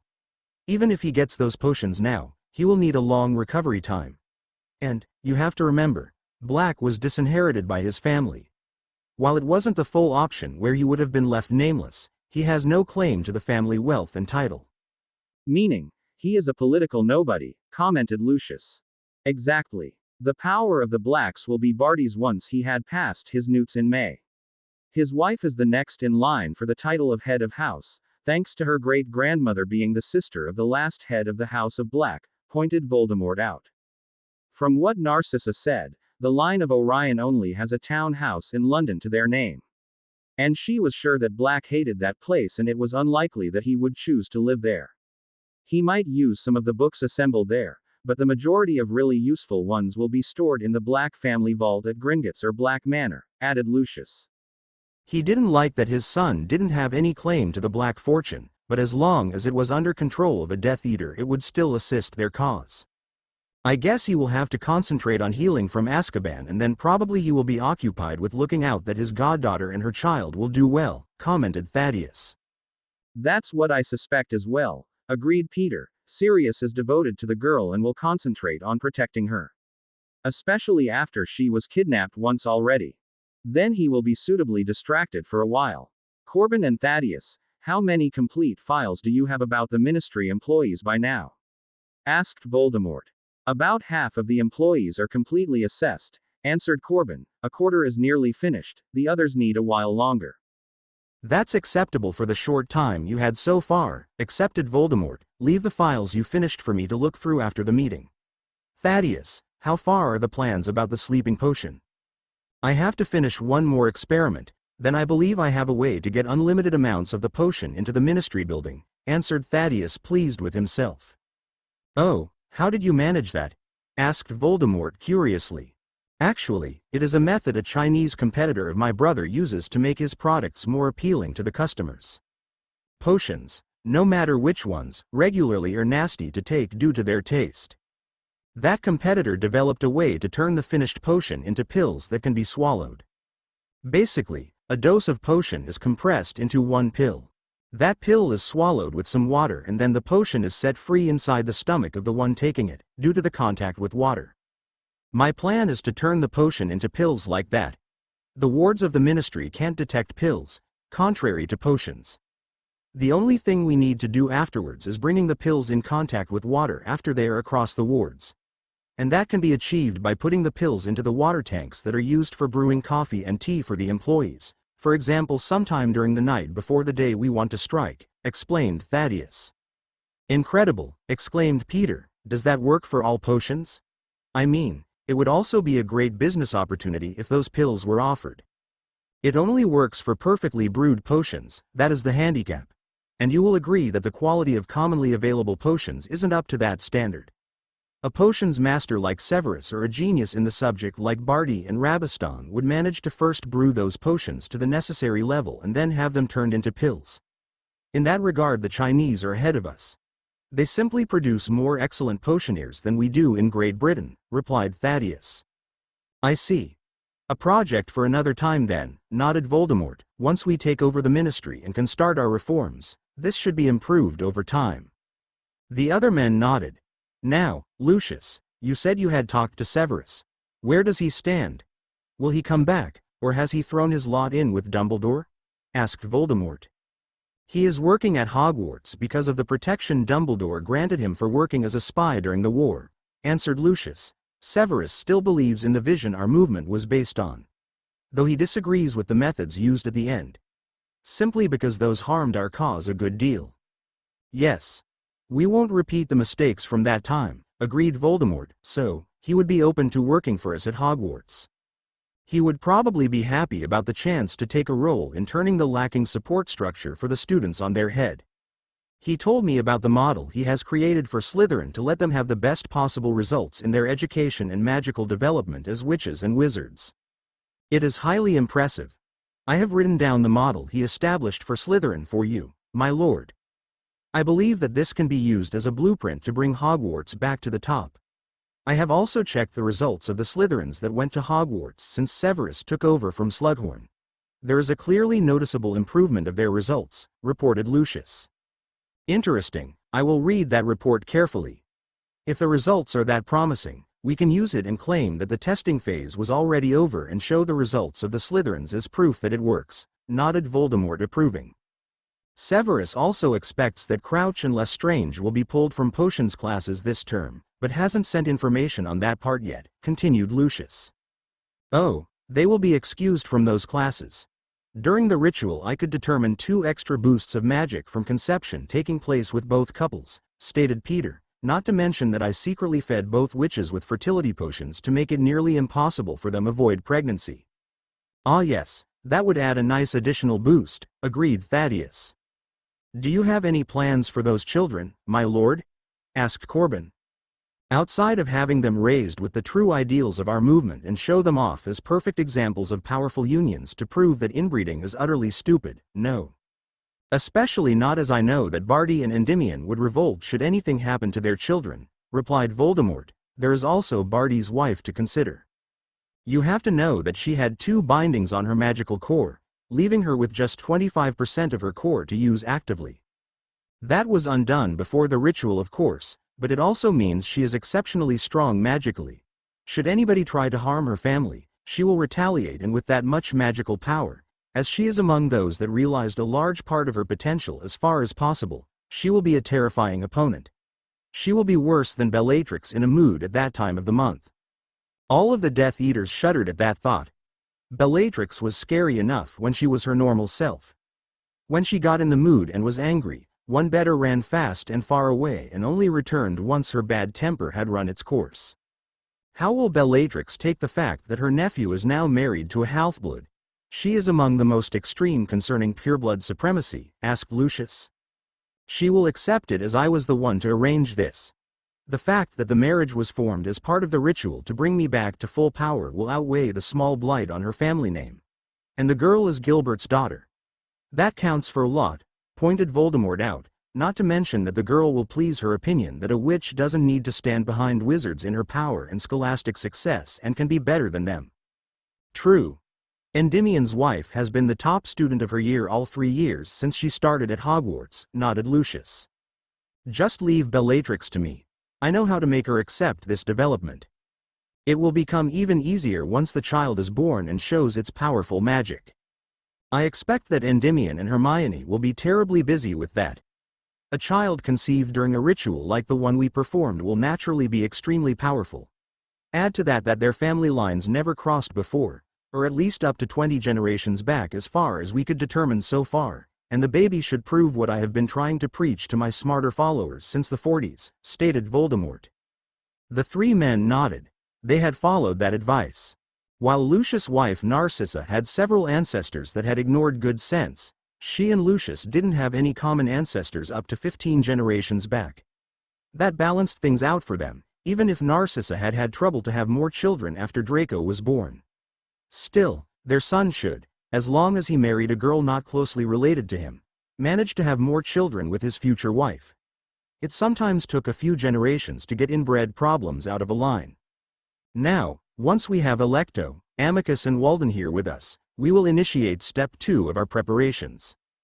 We need to have everything ready to strike to take over large parts of the country without the corrupt ministry even suspecting that anything is going on. Outside of the ministry, one important place is Hogwarts, but we will leave that alone, as Barty and Endymion will work towards changing the way the students see things. They are the center of attention due to us having to reveal their involvement in the ritual to keep them out of the suspicions of Dumbledore and Scrimgeour anyway. We will use that to let them voice their opinions about the lack of quality in their education at Hogwarts. Then St. Mungo's needs to be secured. I don't want any harm to come to the patients and healers there. Lucius, you have donated to the hospital in the past. What I want to do is that you take some of the funds we hid in the 70s to set up programs that further the education and training of the healers there. You can use that to position yourself as a benefactor of progress for important parts of our society. Just ensure that the ones who get approval to be supported by the programs can show excellent grades in assessment tests outside of owls and newts taken at Hogwarts. This is meant to bring the elite among the healers up, not continue the same old groups. I want to break the monopoly that certain families have built up in healing. They will only figure that part out when it's too late already though, explained Voldemort. That can be arranged easily, my lord, agreed Lucius, already running some things through his mind. Perhaps we could add to that by setting up a competition for Newt-level students that develop new spells and potions for the healing sector. Like, the best potion is rewarded with 200 galleons, the second best with 100 and the third best with 50. That would lead to the students taking their potions classes more seriously as well, which would help Severus. Next to patenting their invented potions if they are completely new ones and not just improvements of existing ones. A good idea, Lucius, approved Voldemort. We can use that as a test run, and then add to it once it has shown to work. And the amount of money is tempting for students. We could also include automatic permission to sit the assessment test for the healer program for those that manage to win one of the top 3 spots in any year. That gives an even stronger incentive for those that are ambitious enough to go for it. The men nodded. With the candidates for the program elected by neutral parties, it would avoid that the same groups that so far managed to get healer apprenticeships would monopolize their healing system further. What about Diagon Alley and Nocturne Alley, or the smaller shopping areas? Asked Corbin. Many of us have shares in enterprises in Diagon or Nocturne Alley. That isn't a big concern, but I want to instigate a similar support structure for young entrepreneurs that want to start new businesses with innovative ideas, who simply lack funds. If we sponsor them in some way, they will be beholden to us. It's simply good sense to have a hand in letting our economy grow. I also think that we should found 2 more shopping districts outside of Diagon Alley. Ones that are more modern and invite foreign investors for that as well. We need to bring more ideas into our world. I have traveled a lot as you know, and I have seen what other countries offer their citizens. Our country is far too limited in what we let our citizens have. Magic can achieve incredible things and we certainly aren't worse at developing them than other countries. For the beginning, we can entice the companies to open branches here in Great Britain. Then, once we have brought our people to a level educationally where they can bloom, we can make sure that native companies are the biggest players in the market. The main issue with that is space, my lord. The idea itself is great, replied Lucius. I have a few ideas how to get the necessary space, my friends, assured Voldemort, and it would only need one additional place. I plan to expand Hogsmeade for this. There is more than enough space around that isn't used for anything practical. It already is a place where no muggle can get to. And that area surrounds Hogwarts for 40 kilometers in all directions. That part of Scotland is mostly uninhabited anyway, therefore we can easily work the expansion plans. It will also assist in offering more of our people living space far away from muggles. Interesting, my lord, and once we have the ministry under our control, nobody could refuse the permissions that are needed to build the houses we need to make this a reality, understood Thaddeus. Very true. The last shopping area can be located in one of the uninhabited areas of Wales. That would spread them out nicely among the parts of the island. And if one of my old experiments works out, we could even make that one theme to be highly interesting for families, revealed Voldemort. Families? Asked Lucius. That would require that more families can have more than 1 or 2 magical children. He knew how difficult it could be to get a witch pregnant from his own experience. Yes. I believe that I was close to figuring out a way to give a witch the ability to carry a child to term and get her pregnant if normal fertility potions don't work. Those only get the witch to be put into the perfect part of her normal cycle to increase the chances of normal conception exponentially. The potion that is part of a ritual that I have been working on to give us more magical children, will have to be taken by both partners. It will temporarily ensure that during the act the wizard will produce fertile sperm. For the witch, it will both make her produce a fertile egg and prime her body to hold the baby for 9 months. I only need a few more tests done to let a trial period begin, answered Voldemort, though I will admit, this isn't a solution for those with incompatible magic. They would conceive this way, but the child would be a squib. Lucius looked extremely hopeful hearing that. My lord, if you manage to figure out the last details, would you grant Narcissa and me the honor to be among the first ones to test this? Asked Lucius. Voldemort looked at him understanding his request. You have the problem that Narcissa couldn't conceive easily, didn't you, Lucius? Asked Voldemort. Yes, we had trouble. While we are compatible, the inbreeding of the Black family has had Narcissa nearly incapable of keeping a child long enough to be viable. Before Draco was born, We had 3 miscarriages. We invested a lot of gold for the best healers to ensure that Draco was carried for 8 months to at least have 1 child, confirmed Lucius. I will grant your wish, my friend. Once I have finished all tests to be sure that this treatment is safe for the participants, you will be given the first doses to have more children for your family, promised Voldemort, and I will personally instruct you how to perform the ritual that goes with it. Thank you, my lord. I can't wait to tell Narcissa, stated Lucius, clearly happy about the chance to have the additional children that he and Narcissa had wanted. They didn't want to be like the Weasleys and their brood that the family couldn't afford, but they had hoped to have 2 or 3 children when they had married. Sirius Black was waiting for his goddaughter to arrive at the room he had been shown to by Hagrid, who had greeted him at the gates of Hogwarts. Right now, nobody was allowed to flow into the school outside of cleared ministry personnel or in extreme emergencies, healers from St. Mungo's Hospital. Dumbledore didn't want to risk any repeat attempts of a possible kidnapping. Especially not when the 4 teenagers that had been forced into the ritual were scared of being recaptured and used by their kidnappers. It had been pure luck that they had woken up before the rat and his accomplices had expected them to do so. And that for some reason their wands were close to them. He didn't have enough knowledge about sacrificial rituals to have all the details that could determine a ritual's power. He had sneaked away whenever he could when such dark magic was discussed at his home. He had heard what had been decided to protect the 4 teenagers. But he needed to be sure that Jazzy was okay. He needed to see her with his own eyes. While he had only recently been cleared of all charges against him and had received a large amount of gold to compensate him for the injustice done to him, he hadn't spent more time than absolutely necessary at St. Mungo's to get the effects of the Dementors treated. The healers had clearly told him that he could expect a long recuperation period, as he didn't get the needed potions against Dementor exposure within a month of leaving Azkaban. He simply took that as fact.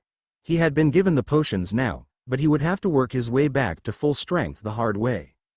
He would manage, but his first priority was his goddaughter, who he hadn't been able to protect once again. Even if this time he couldn't have done anything. He hadn't reached Great Britain yet on Halloween. He heard steps outside the door and stood from the chair. He had heard from Dumbledore, who had briefed him before the meeting, that Jazzy had been given potions, but to see the extreme changes in her was mind-blowing. Jazzy, he brought out, then he had his goddaughter hugging him strongly. Padfoot, she replied, I'm so happy that you are finally free. Me too, but the important part is you now. How are you? He asked immediately, looking over her to make sure, even if he had already checked once when she stepped into the room, that she wasn't injured. I'm fine. Sure, it is a bit hard to deal with what happened, but I certainly lucked out with my new husband, she told him. Sirius had to control his reaction.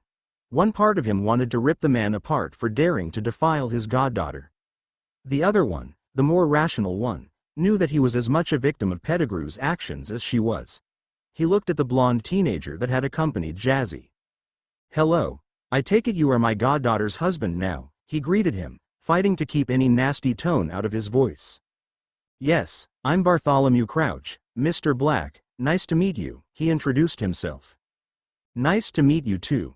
Just for the record, you hurt her in any way, and you will find out why the Blacks were feared for centuries, declared Sirius. I may be the white sheep among the herd of the blackest ones possible, but I still was raised in that house.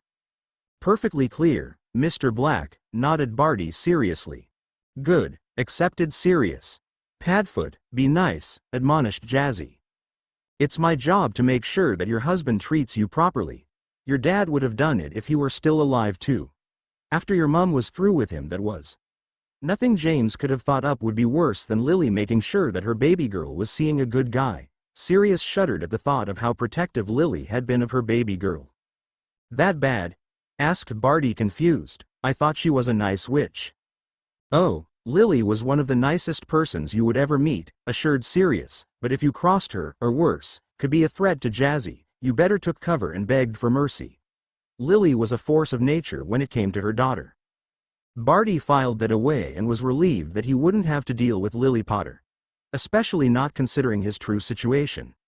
He could deal with the weakened Sirius Black, even if he wouldn't underestimate him at all. But he had little to fear. He would never hurt his wife. Thus, he should be safe. Come on, take seats. We have a lot to talk about. I won't pry for details that you aren't comfortable talking about, but I want to help where I can, stated Sirius. The couple did just that, sharing a couch. I guess the headmaster already explained what we told him to you, started Jazzy. Yes. I'm so sorry I couldn't be there to protect you, pup. But I honestly thought that Hogwarts was safe for you. I never expected that Pettigrew could sneak in to kidnap you, admitted Sirius. I should have. I knew about the hole in the wards, but I didn't think that he would dare something like that during the day and in the middle of the school. Especially not when Moody was here. I didn't either. Thankfully, things didn't end as badly as it could have been. We are all alive and outside of being married and finding myself pregnant. I'm really okay, said Jazzy. Pregnant? Exclaimed Sirius, shocked. Yes, I thought Dumbledore would have told you, replied Jazzy, surprised he hadn't been told before. No, he didn't, growled Sirius. Mr. Black, while I know you would probably like nothing better than hex me for getting her pregnant when she's just 14, Barty hastily started, but Sirius held up his hand. I know that you were also put under Imperius, Mr. Crouch. I don't blame you for that. And I remember that I heard that creation of life during the Pural sacrifice ritual would add more power to it. It makes sense that Pettigrew's aim would be that it happened. Once I get the traitorous rat into my fingers, he will wish that I had just killed him last June. You are right. I am horrified that my underage goddaughter is going to have a baby this soon, but I will deal with it. But I know far too well how it is to be blamed for something you aren't at fault for. Had this happened because you were careless or had taken advantage of her by getting her drunk, for example, this would be a whole different thing. But this will make things harder for both of you. You are still incredibly young and none of you had graduated, stated Sirius, his tone hard, but he clearly controlled his initial reaction. Thank you, Mr. Black, replied Barty. I have taken first steps to have help with the situation. Jazzy had freed the old Malfoy house elf Dobby 2 years ago, and he was very enthusiastic to bond to my family to now serve his beloved mistress. I have serious doubts that anybody trying to harm her or our unborn baby would survive that foolishness. Dobby is a bit unhinged but in good ways. Next to that, I renewed the bond of Winky, the elf that basically raised me, as my grandfather kept me prisoner to make sure I wouldn't turn out like my father. She is a trained nanny elf and is determined to make sure that everything works out perfectly. That's a good start, acknowledged Sirius, and call me Sirius. I'm not one for formality and you are my goddaughter's husband. And as she seems to have fallen for you strongly, despite the short time you knew each other, I think we can get along just fine. Thank you. Call me Barty. Sirius nodded. What are your plans for the immediate and further future? With a baby on the way, you need to plan more thoroughly than other teenagers, asked Sirius. I mean, I know that you will be able to take care of a family with the Crouch fortune that you inherited from your recently departed grandfather, Barty. But have you thought about a job? Well, depending on how well I do in my newts at the end of the year, I have considered apprenticing under one of the teachers here. I mean, we will live at Hogwarts during the school year anyway, as Jazzy is still a student and will be for 3.5 further years. That would give me a good base to start from. Masters of any kind are respected from what I know and have an easy time getting well-paid jobs, answered Barty. He had talked about this with Jazzy before. She also wanted to learn a profession. She just wasn't sure which one yet. Though he had advised her to look for one that would allow her to combine raising children with her work. Once they were both done with school, they wanted a few more children. And he knew that if things didn't go exceptionally wrong, by that time, the Dark Lord would have taken over their country and would install the reforms he had planned all those years ago. I also don't know too much about the general wizarding world, thanks to my grandfather's behavior. I consider this a chance to figure out what I would enjoy doing in the future. I understand. I don't have any kind feelings for your grandfather, as he was the main culprit in sending me to Azkaban without a trial. I know how obsessive he could be over getting his way. Would I be correct that you didn't get to officially sit your owls? Asked Sirius. Yes. While I was given the test papers, they weren't handed in with the DME. Professor Dumbledore arranged that I could still join the newt classes for the subjects that I want to take for the second term and join the others my age to sit the newts in May. My file at the ministry will simply show that I passed the owls for the subjects I have studied. I won't have any grades to my name, only for the newts. Still, it is much better than I expected, explained Barty. And it was true. He had half expected to be forced to first sit owl exams to then be allowed to go into newt classes. At worst, he would have stayed 1 year more. He could have accepted to sit the owls at the end of this year, take classes with the next year's 7th years for the school year and then take the newts.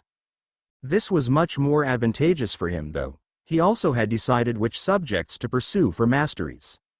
He would go for defense and charms. And once Snape was back on board with his lord, the man would be perfectly suited to teach him in defense. It was honestly a waste that he wasn't allowed to teach the students in that subject. Barty could assist Professor Flitwick in classes as part of his studies in charms, and he would have to see who got the position next year. As there were no signs of Binns being dismissed as History of Magic teacher, Moody wouldn't stay. The Dark Lord had explained how he had prevented that Hogwarts could keep any of the defense teachers for decades. "Have you given any thought where you will live during the summer breaks?" asked Sirius. "Probably the manor I inherited from my grandfather. It is in good condition and has strong wards around it. Professor Dumbledore didn't tell us anything about possible properties that Jazzy inherited from her parents, but I fear if any are left, they wouldn't be directly inhabitable. Even if I don't enjoy the thought of living in that manor again," admitted Barty. "I will see how Potter's Keep looks like. Now that I'm free again, I can take care of many things for you. I won't start working soon anyway, as I first need to get back into shape from the long time I spent at Azkaban. The keep wasn't damaged during the war. The wards were far too strong for Voldemort to breach," pondered Sirius. "Then why did my parents live in Godric's Hollow?" asked Jazzy. "Because the keep is too large to put under a full Fidelius charm. And there are ways to lay siege to a place like the keep. You can set up wards that prevent that any of the ones living under the wards can apparate or use the flow. And traveling by broom when there is a large force of the enemy just waiting for it would be stupid. After a while, the ones on the inside would be forced to come out, if only to get groceries and the like. You have to remember, the ministry was close to falling when you were born. They didn't have the means to protect the high number of private properties that could be targeted like that. They were barely capable to prevent that the ministry itself fell. The main opposition against Voldemort and his Death Eaters was the Order of the Phoenix under the leadership of Professor Dumbledore. And there weren't enough members to stop something like a siege. Had we tried, the Death Eaters would have cut us down easily. They outnumbered us," explained Sirius. "I read in some books that I got to pass the time while I was captured that at the beginning, the movement that Voldemort led wasn't as violent as in the end," commented Jazzy. "It's true. It's a main reason why they could become as large as they did in the end. At the beginning, I honestly pondered supporting their goals," admitted Sirius. "Some of the things they wanted to realize were good ideas. Had they kept to being a political movement, I believe they would have managed to win enough support from the people to force the ministry to pass much necessary reforms. But they showed how far they were willing to go in the late 70s. That changed public opinion of them from support to fear. It certainly didn't help that crazies like my cousin Bellatrix were allowed to run wild.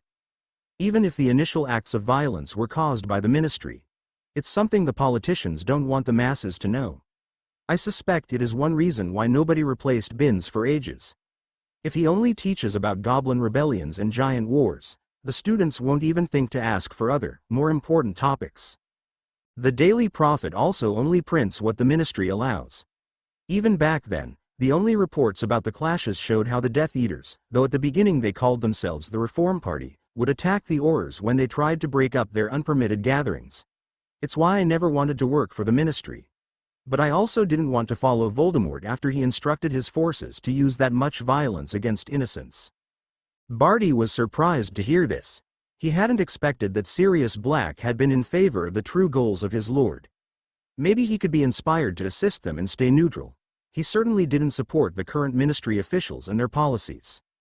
"So, if Potter's Keep just needs some cleaning, we could use it instead of the place that gives you bad flashbacks thanks to your grandfather having been a grade jerk," stated Jazzy, looking at Barty. "I would honestly prefer it, Jazzy. While some will call it uncommon for the husband to move into the estate of his wife, well, our whole marriage is uncommon, as are both of our background stories," replied Barty. Sirius bellowed a laugh. "Isn't that the truth?" He chuckled. "Don't worry, nobody will give you trouble if you choose to not use a Crouch property. If the keep is usable, I will also add any kind of black wards onto it that I can find at Grimmauld Place. My parents' old house. No matter what kind of bastards they were, my father was even more paranoid than Moody, and he had any kind of halfway legal ward put on that house. I can look into which wards you should add to Potter's Keep to have your family absolutely safe. That sounds like a great idea, Sirius, thank you, accepted Barty. While he knew that they didn't have to fear anything from the Dark Lord, having a place where nobody could attack them successfully would be invaluable. They didn't know who would protest against their allegiance, once it came out properly that was, after all. And the supporters of the status quo had already shown that they weren't above using violence and bending the law the way they liked it. And there were enough extremists at the ministry that would attempt something sly. Could this include something like detection wards for dangerous substances? Asked Barty.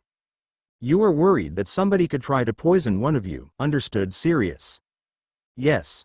While we have instructed Dobby to cook all of our meals, mainly to make sure that Jazzy eats what she should while she's pregnant, and Hogwarts has some protection, as the house elves are sworn to prevent any tampering with the food that is served here at school, it could easily happen that somebody sent something that looks innocent, but which is poisoned.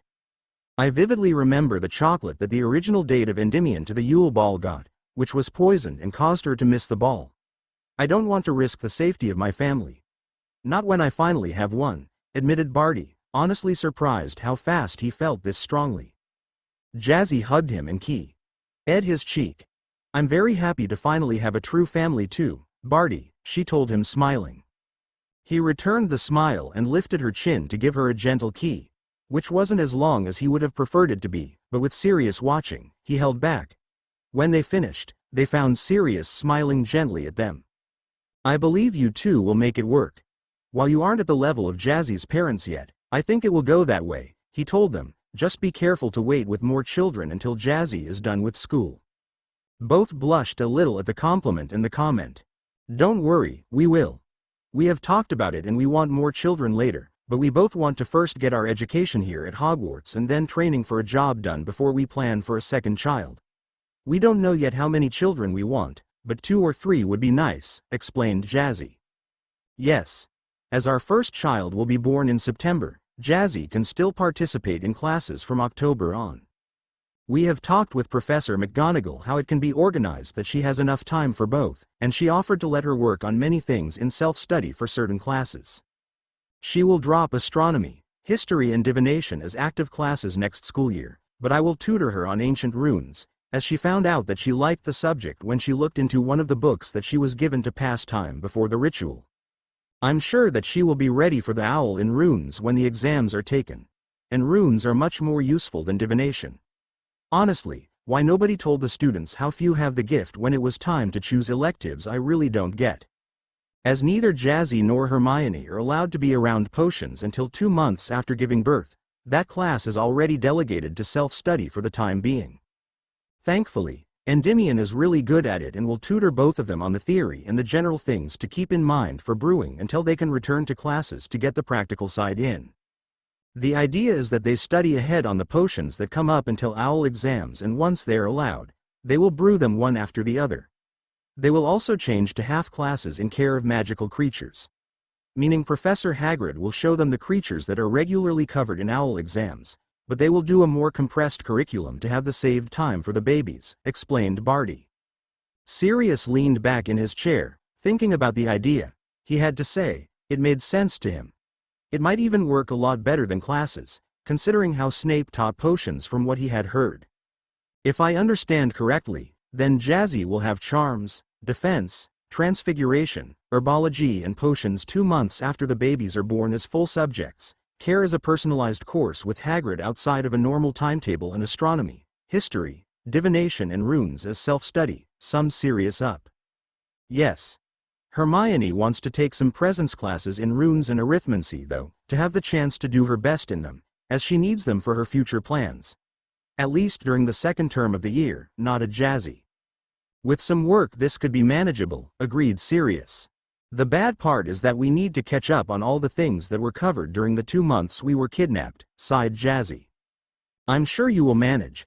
The most time-consuming part about this would be having to write the essays, but that isn't too important.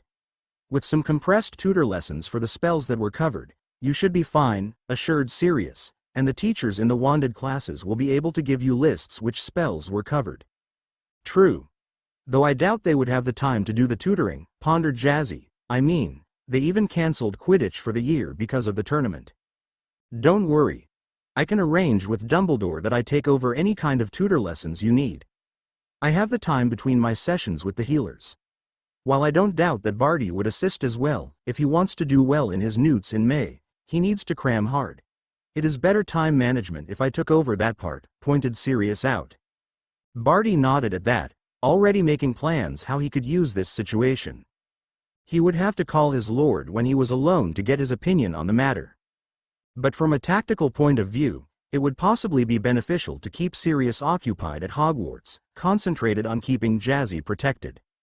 He might also be an additional party to notice how badly the school was managed and add to the reports of him and Endymion when the reforms of the educational system were presented. And he was right, he would manage the best possible presentation of his abilities if he could concentrate on his own studies. It had been a while since he took his newts and refreshing things was important. He had to prove himself here, as he didn't have the base he had had before. Right now, the people mainly pitied him for what his life had been like and having been used in a ritual against his will. To ever be taken seriously by the ones with power and influence, he needed to show that he was a powerful and skilled wizard.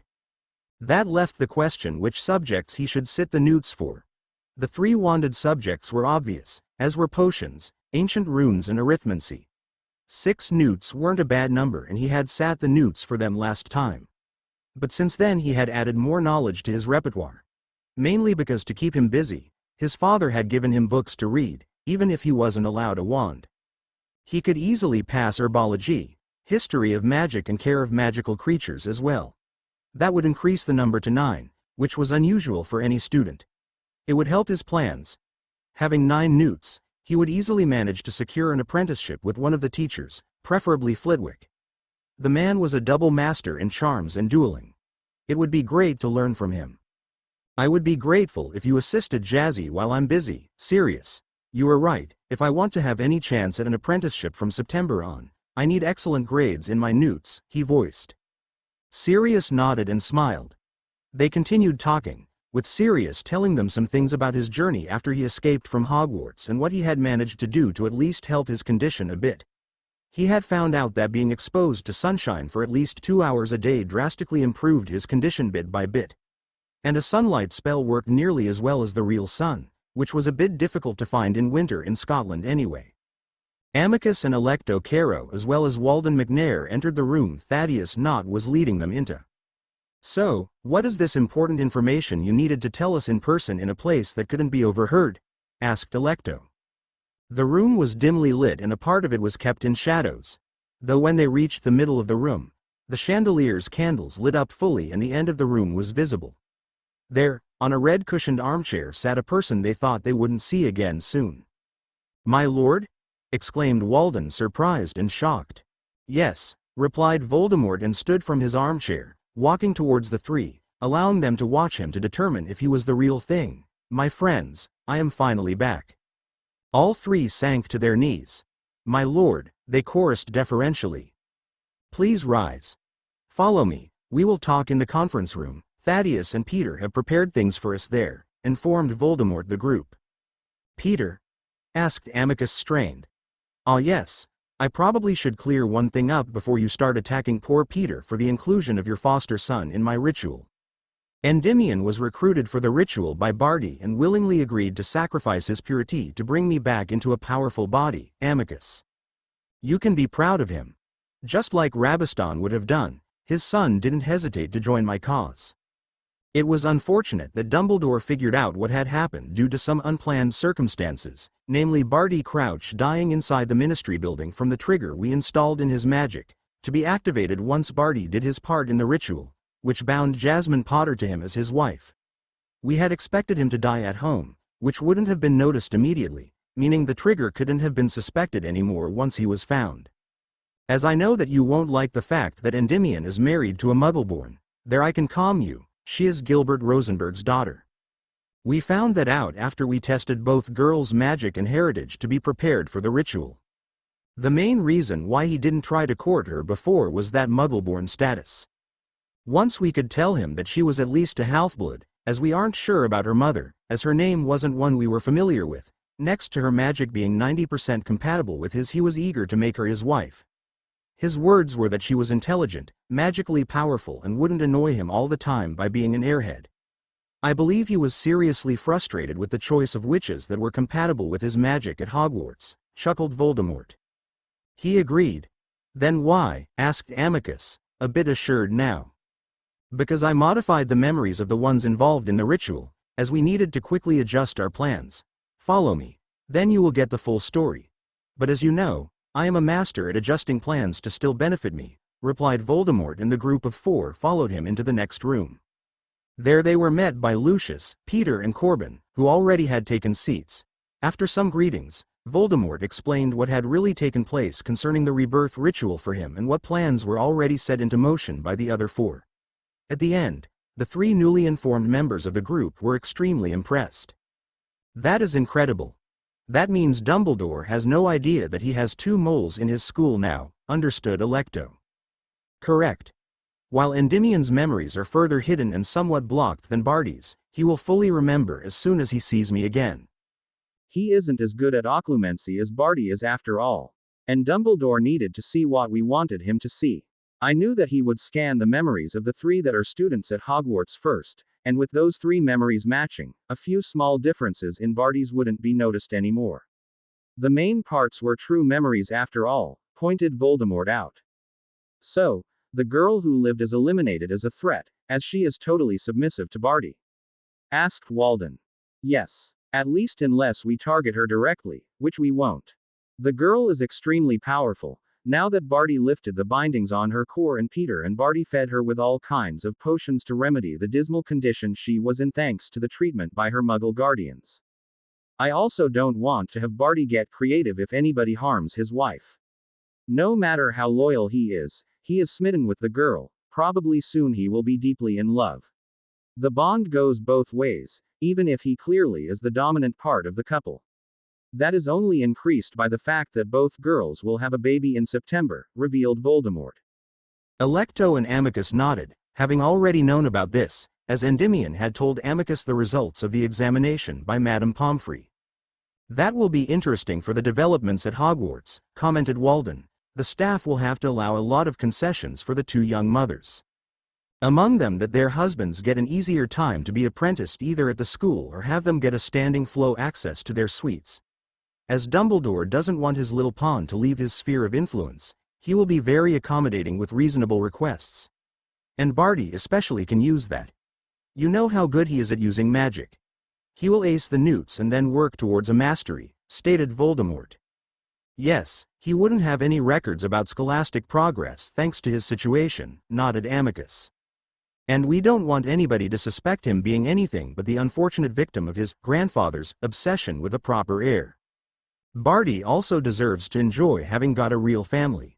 You know that Barty Sr. was a lousy example for a father, and while Constance was much better as a mother, she was forced to split her time between her husband's social and ministerial obligations and the needs of her growing son.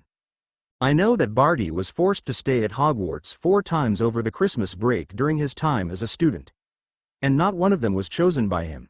It was always because Barty Sr. was too busy with his job to have his son at home. Even if Christmas or Yule, I don't know what the Crouches celebrated, to be honest, is one of the most important family holidays in our world, added Voldemort. 4 times? Asked Lucius, incredulous. The only reason why Draco stayed at Hogwarts over Christmas in his 2nd year was that Narcissa and I were holding the traditional Christmas ball for the Sacred 28 that year, and children under 15 aren't allowed to participate. He would have felt pushed aside far too often, as the preparations for that event took up all of our time. The only other time was this year, with the Yule Ball at Hogwarts being an event that nobody that made the age cut would want to miss, and that was his own decision. You react like a proper father should react, Lucius, nodded Voldemort. That is also why I know that Barty won't allow anything that could hurt his new family. You can expect that the Crouches will be very family-orientated. Neither Barty nor Jasmine had a good childhood. Therefore, they will put more importance on the closeness among their family than others might do. The others nodded, understanding that part. And honestly, As long as the so-called girl who lived was neutralized, they would be able to let their plans unfold without interference. Voldemort proceeded revealing his plans to his followers that hadn't been included so far, and they worked out plans for the next steps to be taken, now that they had more people available that could play important parts in it. Sirius Black waited for his goddaughter and her husband to arrive in the meeting room. He had been busy the past week and wanted to give the two an update on the condition of Potter's Keep. He had inspected the house, and to his happiness there were only minor repairs to be done, some critters to get rid of but nothing troublesome. According to the portraits there, until last summer, a house elf that had survived until then had taken care of basic upkeep of the house. Thus, there was only dust of half a year to deal with instead of the dirt that simply assembled if a house stood empty and unused for years. He heard the door open and found the two he was waiting for entering. "Hello, Jazzy and Barty," he greeted them. "Hi Padfoot," greeted Jazzy. "Hello, Sirius," added Barty. "I have great news for the two of you," started Sirius, "but first, sit down and take some drinks." "Barty, I got some butterbeer for you, and Jazzy, I got you some orange juice, as you complained about only getting pumpkin juice here at Hogwarts normally and that you liked orange juice." Both the younger ones smiled and sat down, taking their drinks. Jazzy sighed happily after taking a sip from the orange juice and then took a bigger bit. Barty also enjoyed the butterbeer. Due to the pregnancy, he didn't drink anything with alcohol, even if butterbeer didn't have much of it, when they were in their suite. Simply because Jazzy wasn't allowed to drink any alcohol while pregnant. "I guess your inspection of Potter's Keep was successful?" asked Barty. "Very much so, Barty. One of Aunt Mia and Uncle Monty's house elves survived until last summer when she died of both old age and lack of a full magical bond with the Potter heir, meaning Jazzy. She survived that long thanks to the magic of the house, but that only goes so far in combination with age," explained Sirius. "Thanks to that, Potter's Keep was properly maintained until last summer. There is only a bit of dust to clean up, next to a few harmless critters that I can easily get rid of. A few superficial repairs and it is ready for you to move in there." "That's great," exclaimed Jazzy. "How large is the house?" "Well, the grounds are about the same size as half of Hogsmeade. Most of it is forest though, where several magical creatures live. One of your ancestors loved protecting and raising magical creatures, Jazzy. James couldn't tell me which one, as that got lost in time. He just knew that it was why there were so many different kinds. The house itself is about 10 times 15 meters, meaning a base space on which was built upwards of 150 square meters. The house is separated into a staff wing and a family wing. That's why it's so large. The south wing was for family and the north wing for those employees that lived at the keep. You have to remember that the keep was built about 860 years ago. It has 5 floors, with the walls being made of special stone that can store magical energy better than other materials. The details will be written down in the Potter Grimoire. I don't know where in Potter's Keep it is hidden, as I am no Potter. That secret was never revealed to me when I lived there with your grandparents after I ran away from home," explained Sirius. "Who could tell me where to find it?" asked Jazzy. "I mean, if there aren't any house elves that survived until now." "The portraits of your ancestors are still there. They will reveal the secrets of the Potter family to you too," assured Sirius. "Good to know," nodded Barty. "Will that pose a problem for your plans to add to the wards, Sirius?" "Not at all. While I don't know the secrets of the Potters, I know how to add wards and activate existing ones. I was told how to do that by Uncle Monty. He wanted to make sure that in case of an attack while he and Aunt Mia were out, both James and I knew how to secure the keep," answered Sirius. "Okay. With a house that size, it will take a lot of work to clean and get ready for us to move in there," pondered Jazzy. "I bet you that Dobby and Winky will be done with the cleaning within a week. They will consider it like a second Christmas this year. That much work for their family will only see them ecstatic," pointed Barty out. "True," grinned Jazzy, "and when we return to participating in classes, they will have more free time again. That would be a great time for them to start with that. I would like to see the house when it's clean to know what we need to get before we move in there. I mean, while there will be furniture of my grandparents, some things won't be in good condition anymore, like bed linens and towels for example." She frowned at the idea of using such old towels and linens. If Petunia had instilled one thing in her niece, it was a sense of cleanliness and hygiene. Good point, agreed Barty. If we traveled there by flow on a weekend, it should also be safe enough for us. I just don't want to be out in public, but a place protected by powerful wards is a different matter. I doubt the flow would work. After the death of his parents, James disconnected the flow from the network, stated Sirius, but Professor Dumbledore should be able to give you a portkey to just outside the gates.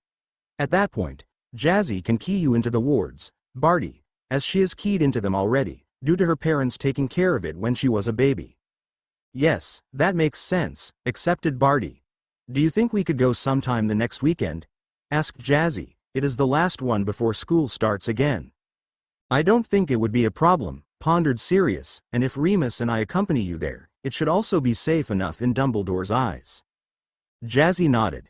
Safety was an important aspect for her. She didn't really want to leave Hogwarts, but she needed to see her home for herself to know what she had to do before moving in there. If she got a home, finally after years of yearning for one, she wanted it to look the way she liked it, and the taste of her grandparents might not match hers. And with the wards being as strong as Sirius had described them, next to him and Remus looking out for both her and Barty, it should work out.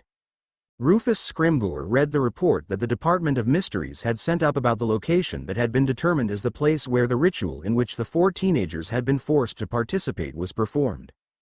According to the report, there was a Fidelius charm set up, which muddied their readings, and while they had means to take down the ward over time, it would by then be too late to determine the exact nature of the ritual, meaning, whatever Pettigrew had done would stay a secret. Knowing that he was a Death Eater, that wasn't a good thing. While the public was currently happy that especially the girl who lived was safely back at Hogwarts, he was too experienced to not see what was going to happen. The press would spin their stories, the more sensational, the better in their opinion, and one day it would get out that Jasmine Crouch and Hermione Lestrange were already pregnant as a result of the ritual. Some people would show support for the families, sending nice presents for the babies and their mothers. Some others would berate them for getting pregnant at their age, even if the latter ones were incredibly stupid and could be dealt with legally. After all, any ritual involving say.ul intercourse had a high chance of that kind of result. The more problematic part was determining what exactly Pettigrew had achieved with the ritual. According to Dumbledore, the dark mark on his spy Snape's arm hadn't shown any kind of sign that you know who could be back. Dumbledore had informed him that back when he was powerful, all Death Eater's marks had been pitch black and clearly visible on the lower arms of their bearers. Now, the mark was still faded in a light gray color. This seemed to mean that at least they wouldn't have to deal with another war like the one back in the 70s and 80s, especially the last 4 years of that period had been horrible. It was honestly annoying to not have more information. But here the idiot Fudge and his hench Toad Umbridge were a huge obstacle. According to them, the reward for Pettigrew's capture would be enough to get the job done in the future, and deeper investigations would only be a waste of time and resources. It would also keep the press too interested in that matter, which the country didn't need with the increased interest thanks to the Triwizard Tournament. The kidnapped girls were back at Hogwarts, thus the case was solved in their opinion. Rufus didn't agree at all, and thankfully neither did Amelia Bones. She used her influence to put the idiots in their place to make it clear that they wouldn't interrupt the investigation when they didn't have the main culprit yet. And nobody knew what Pettigrew achieved with the ritual, if it perhaps was just the first one in a series that was planned, or if he was already targeting more innocents for his plans. For the next 3 months at least he would be able to continue letting his Aurors look into the matter. It helped that for once Dumbledore was assisting with an investigation instead of hindering it with his second chances policy. But it was understandable. His school had taken a hit concerning the idea of it being a safe place for the children sent there to learn magic. He wanted the one that managed to breach the wards of Hogwarts locked up at Azkaban. And Rufus had to admit, a rat animagus was a tricky opponent to deal with. A small animal like that could hide everywhere. And it was impossible to set up anti-animagus wards in all places. Barty sat under the sorting hat. It was strange to have the hat on his head for the second time in his life. Thankfully, it didn't take long for the hat to decide where to put him.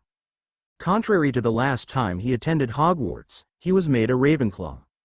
Not too surprising, as he had developed a love for learning during the time he was locked up by his father, not having anything else to do, and it distracted him from his hopeless situation. When he had been 11, he had been sorted into Hufflepuff, the same house his mother had been in.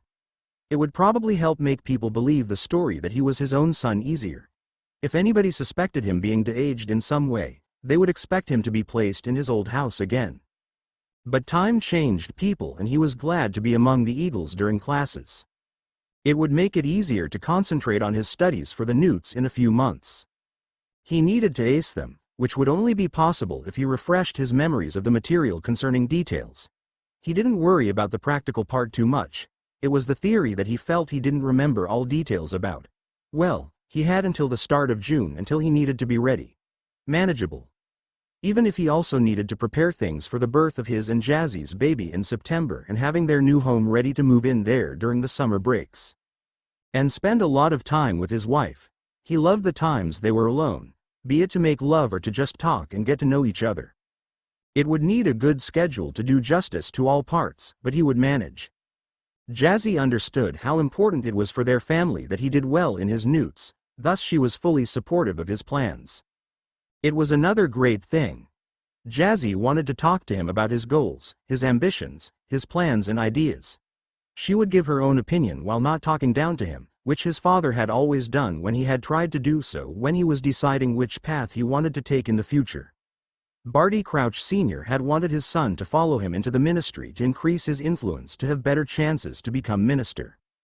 It was no wonder that he overlooked that his son turned to another place and person to find a place where he felt welcome and understood. At the beginning the Reform Party had been exactly that place. Later, when the Dark Lord had turned insane, it became a nightmare. But with the Dark Lord back to his true and genius self, the path towards taking over their country and peacefully establishing the reforms that were needed to give them all a prosperous future was looking much more promising. All right, Mr. Crouch, I will arrange that Professor Flitwick adds you to the roster of 7th-year Ravenclaws and gives you the timetable that your classmates have got for their chosen subjects. According to the list you handed in, you wish to take Transfiguration, Charms, Defense, Ancient Runes, Arithmancy, Potions and Herbology, correct? Asked Dumbledore. Yes, Professor. I would also like to simply sit the exams for History of Magic and Care of Magical Creatures without taking the classes, as that would be too much for my timetable, confirmed Barty. 9 Newt classes are extremely ambitious, Mr. Crouch. Do you think you can manage that with your other obligations? Asked Dumbledore. I am certain. I have studied all kinds of history books that my grandfather gave me to read, as he insisted that I would be much better informed than any student at Hogwarts would ever manage thanks to the ghost teacher he complained about so much, answered Barty, and the subject itself is interesting. For Care of Magical Creatures I already know all the theory and some of the practical parts. I plan to ask Professor Hagrid to let me work with the most common magical creatures that come up in Newt examinations when my wife meets with him for her compressed course of the subject. After the last examination of Jazzy and Hermione, Endymion had asked if it would perhaps be safer to already switch them into a personalized course of COMC, as the risk of a creature lashing out while they were in class was too large to take with the babies being vulnerable to physical hits against the stomachs of their mothers. It had been approved and therefore the 2 expecting mothers would have 2 hours each week with Hagrid to be shown how to handle the different creatures that came up in OWL examinations.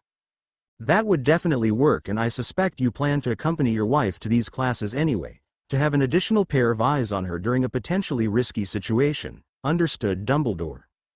Yes. I won't allow any harm to come to Jazzy and our baby. Dumbledore nodded.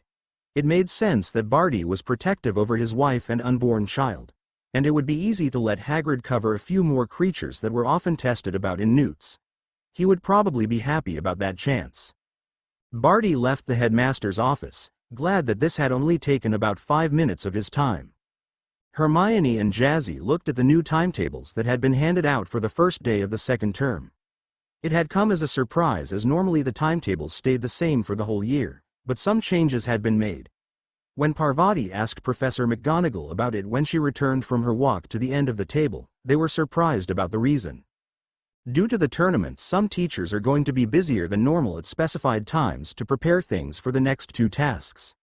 To make it possible, their timetables needed to be adjusted, thus the new timetables for the students, explained their head of house. Further questions about what they did were ignored though. Let's see. We start with Charms today and then Herbology, read Hermione, both are double periods.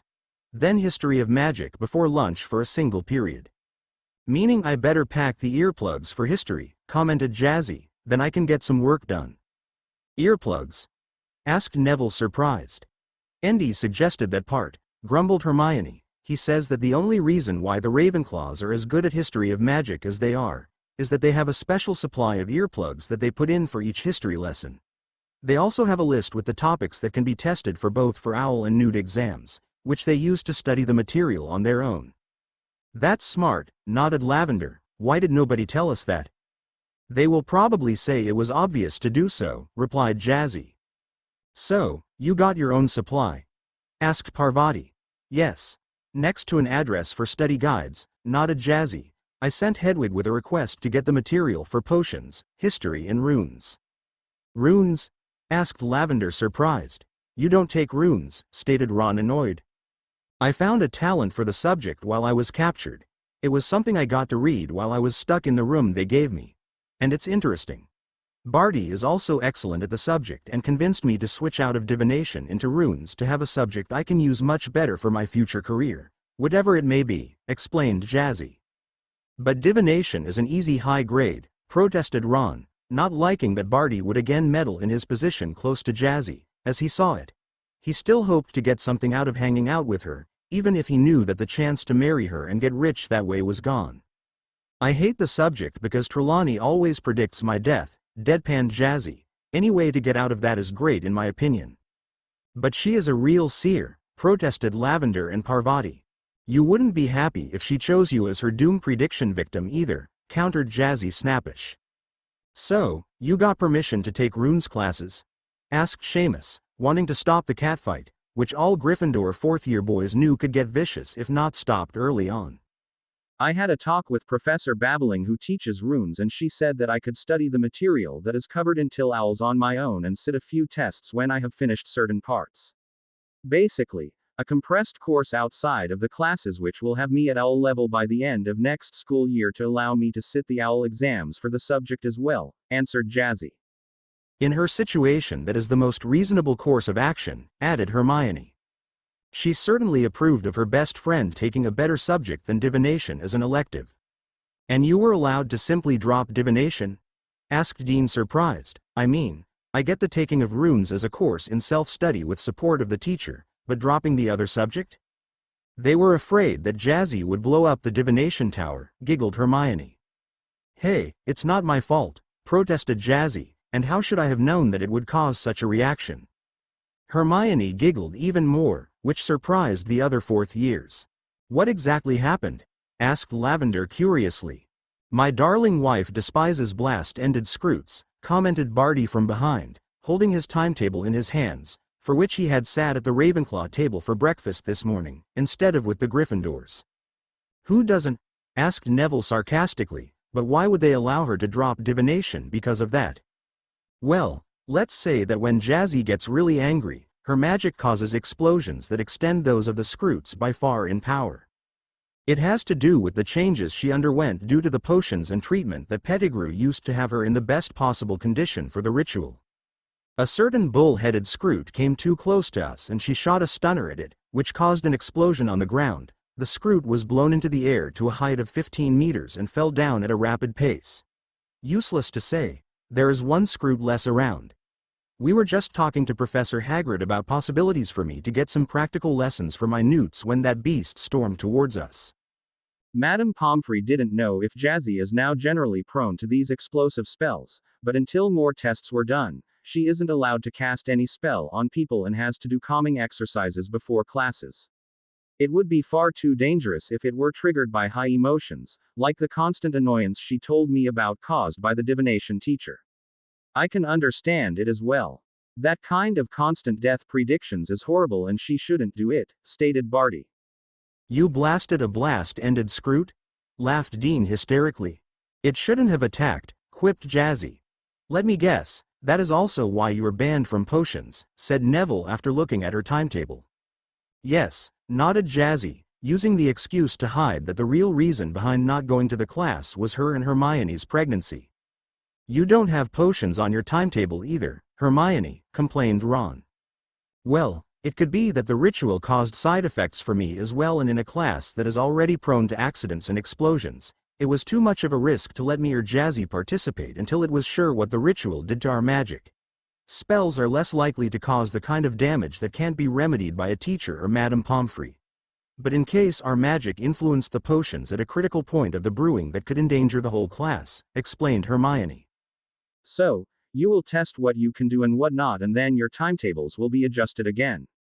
Asked Neville. That's the plan, nodded Jazzy. For the same reason Hermione and I will take separate classes in COMC with Hagrid as well. It's safer to have a limited number of students for him to observe in case we have some reaction or the creatures react to us in some way. Ron grumbled about it being unfair that they got special treatment, but the others simply accepted it. After what had happened to them, it was logical that the teachers would want to be careful. I have classes the whole day and only get out of class at 4:30, Barty told Jazzy. How about we meet at the suite then and do our homework before we go down to dinner? Works for me. I have classes until 2, as the others have potions in the afternoon. Hermione and I can do our potions self-study papers that Snape set up for us after we were forbidden to go to his class next to perhaps a few other things our year covered while we were captured, agreed Jazzy.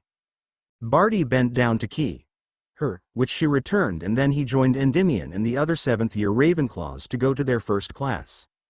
You are such a lucky girl, Jazzy, to have him as your husband, sighed Parvati dreamily. I know, smiled Jazzy. Then the Gryffindors stood from their seats to make their way to Transfiguration class. Minerva McGonagall had seen a lot of things in her career as a teacher, but the results of the attempts of Hermione Lestrange, her star pupil, attempting a new spell to turn a mouse into a cat carrier had come out surprising. Instead of just turning the mouse into the carrier, Hermione had managed to create a huge box full of tiny, adorable kittens. Those kittens had climbed over the walls of the box and were running around the room curiously. To top it all the girls from Hufflepuff and Gryffindor that were in the class had cooed over the kittens and were busy petting them. At least the ones that were caught. As there had been 20 kittens created by the spell, about 10 were still running around the room, pawing at all kinds of things, trying to pull things out of places and generally being adorable mess makers. Especially as they were eager to chase the mouses that were still untransfigured from the other students in the room. Mrs. Lestrange, while this is an incredible piece of transfiguration, I ask you to say the counter spell to turn the kittens back into the mouse you were working with, she said. But Professor, they are so cute, protested Hermione, petting a red and white kitten on her lap. Can't we keep them? Her opinion was shared by the other girls, and she was confronted with countless versions of the kitten eyes look, much like the puppy eyes look, especially devastating when done by children and small animals. These aren't real cats though. They will vanish once the magic in the spell is used up, pointed the woman out. The girls didn't care though and continued to pet the cats. As Hermione wasn't inclined to cancel her spell, Minerva tried it herself, expecting to have the mouse return, but to her immense surprise, the spell failed. She tried again, only to have the same results. By the end of the lesson all the mice were caught and the kittens had fun playing with them. For some reason they didn't kill them. Perhaps they weren't old enough yet to know how. To her helpless sufferance the girls took the kittens they had taken a shine to with them, happily chatting what they would name their new friends, ignoring what she had told them about the fact that once the magic ran out, they would vanish. Hermione was even telling her favorite kitten how her cat Crookshanks would be happy about a little brother. Minerva suspected that it was connected to the pregnancy of Hermione that she became much less reasonable. The important question now was, what to do with the remaining 11 kittens from the class and how to prevent a repeat. At the staff room after the last classes were over, 2 teachers were eager to talk to their colleagues, though for different reasons. All had been asked to watch the 4 teenagers that had been forced into the ritual to find out if there were side effects. When everybody was assembled, Albus started the round. All right. Let's begin this first meeting of the second term. Do we have anything out of the norm that we need to discuss, outside of the 4 teenagers that we decided to closely observe for the next weeks? He asked the other teachers. I want to suggest having a close eye on Ron Weasley, stated Phileas. He didn't take the developments concerning his 2 female friends well at all, and I noticed him giving them several jealous and nasty glares in my class. So far nothing escalated, but knowing how Mrs. Crouch reacts to outside dangers, it would be safer to nip any escalation in the bud. if only for Mr. Weasley's own health. Good idea, approved Pomona. I noticed the same situation in herbology classes this morning, though I was also surprised by the numerous kittens that the Hufflepuff and Gryffindor girls brought with them. I saw at least half a dozen chasing around Mrs. Norris's tail during lunch break, added Septima. Here Minerva groaned. Those kittens are the result of Mrs. Lestrange attempting to transfigure a mouse into a cat carrier. One of the more advanced spells for this term. Instead of a cat carrier, she created a large box including 20 kittens. And she refused to transform them back into the mouse, as they were so cute. And despite numerous attempts, I couldn't change them back, admitted Minerva. That is unexpected, commented Severus. Normally a student's spell isn't a challenge for you to undo. I know. I have no idea why it happened and why the kittens were still around when I went to the meeting. Normally, a fourth year shouldn't manage a transformation that lasts more than 1 hour. It shouldn't be possible without the boost that children get on their 17th birthdays. My suspicion there is that both Mr. and Mrs. Lestrange as well as Mr. and Mrs. Crouch got boosts to their magic due to their marriage. It is well known after all that if both partners are puerile upon their wedding night, they gain a substantial boost. It's one reason why our kind tend to marry young and refrain from having intercourse before that point in time, pointed Bathsheba out. Completely possible and probable, agreed Septima. Additionally, the winter solstice and the planetary constellations on the day the ritual was performed would add to the effect. I expect the four to show stronger abilities for a few weeks until they get used to their new levels of magical strength, stated Aurora. That could pose problems, frowned Albus. We will have to see how we deal with it, sighed Minerva. It would be best if we arranged for intense training for all four to get a grip over that boost in their strength, but we simply are already at our limits. Yes, due to the tournament we can't free the time we would normally invest, agreed Phileas. I will discuss this with Sirius Black. He already plans to be here regularly to help his goddaughter with catching up to the material she missed, of course also including Mrs. Lestrange.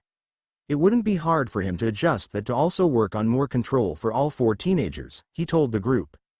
He didn't like that he had to let Sirius have that much influence and input into what Jasmine learned, but at the moment that was the lesser evil. And honestly, it was still limited. Thanks to the pregnancy, Jasmine would only have 6 months to work through all the material and learn spells before she had to cut back on casting actively, as that wouldn't be good during the last trimester. But this development was exactly what he didn't want. Looking at the situation, the pregnancy would probably be a good thing for his plans. Jasmine wouldn't have the time to do more than concentrate on the normal material covered in classes, as she would have to take care of her child most of the time, and that took strength. Severus frowned. He hated Black, but he couldn't really say anything about the man wanting to support his goddaughter after her horrible experience. What shall we do about all the kittens? We don't know how long they will be around, asked Minerva. They are harmless enough. If they, contrary to normal expectations, stay around, I'm sure some of the children will adopt them. Otherwise, they will disappear during the night, I would say, commented Pomona. It will cause disappointment in the girls, but they will get over it. Perhaps some will get Real's cats as pets during the summer. All right. What about the 2 young men? Asked Albus. Both show exceptional performance in their classes, but that isn't really new for Mr. Lestrange, commented Phileas. I don't know enough about Mr. Crouch to judge if he got a boost. I would say Mr. Lestrange's spells were more powerful than before, but he always had a lot of control and that would make it easier for him to deal with it. Not to mention that both are of age and underwent 4 boosts to their magic already and were more used to their power growing. True. We will observe more to see if they were influenced that way as well. We can say for certain that it happened to Mrs. Crouch, stated Severus. Yes, the poor Scroot, sighed Hagrid. Only you would mourn that beast, replied Severus exasperated. I am personally glad for each of them that is gone. They are dangerous menaces. They are just misunderstood, Hagrid defended the beasties. No matter what, it made clear that it is best for the girl to learn control over her magic fast. I mean, she used a stunner of all things, something completely defensive, pointed Phileas out. Yes, I will inform Sirius about that as well, promised Albus. At least we can postpone having their pregnancies known too early on, commented Minerva relieved. What do you mean? Asked Albus.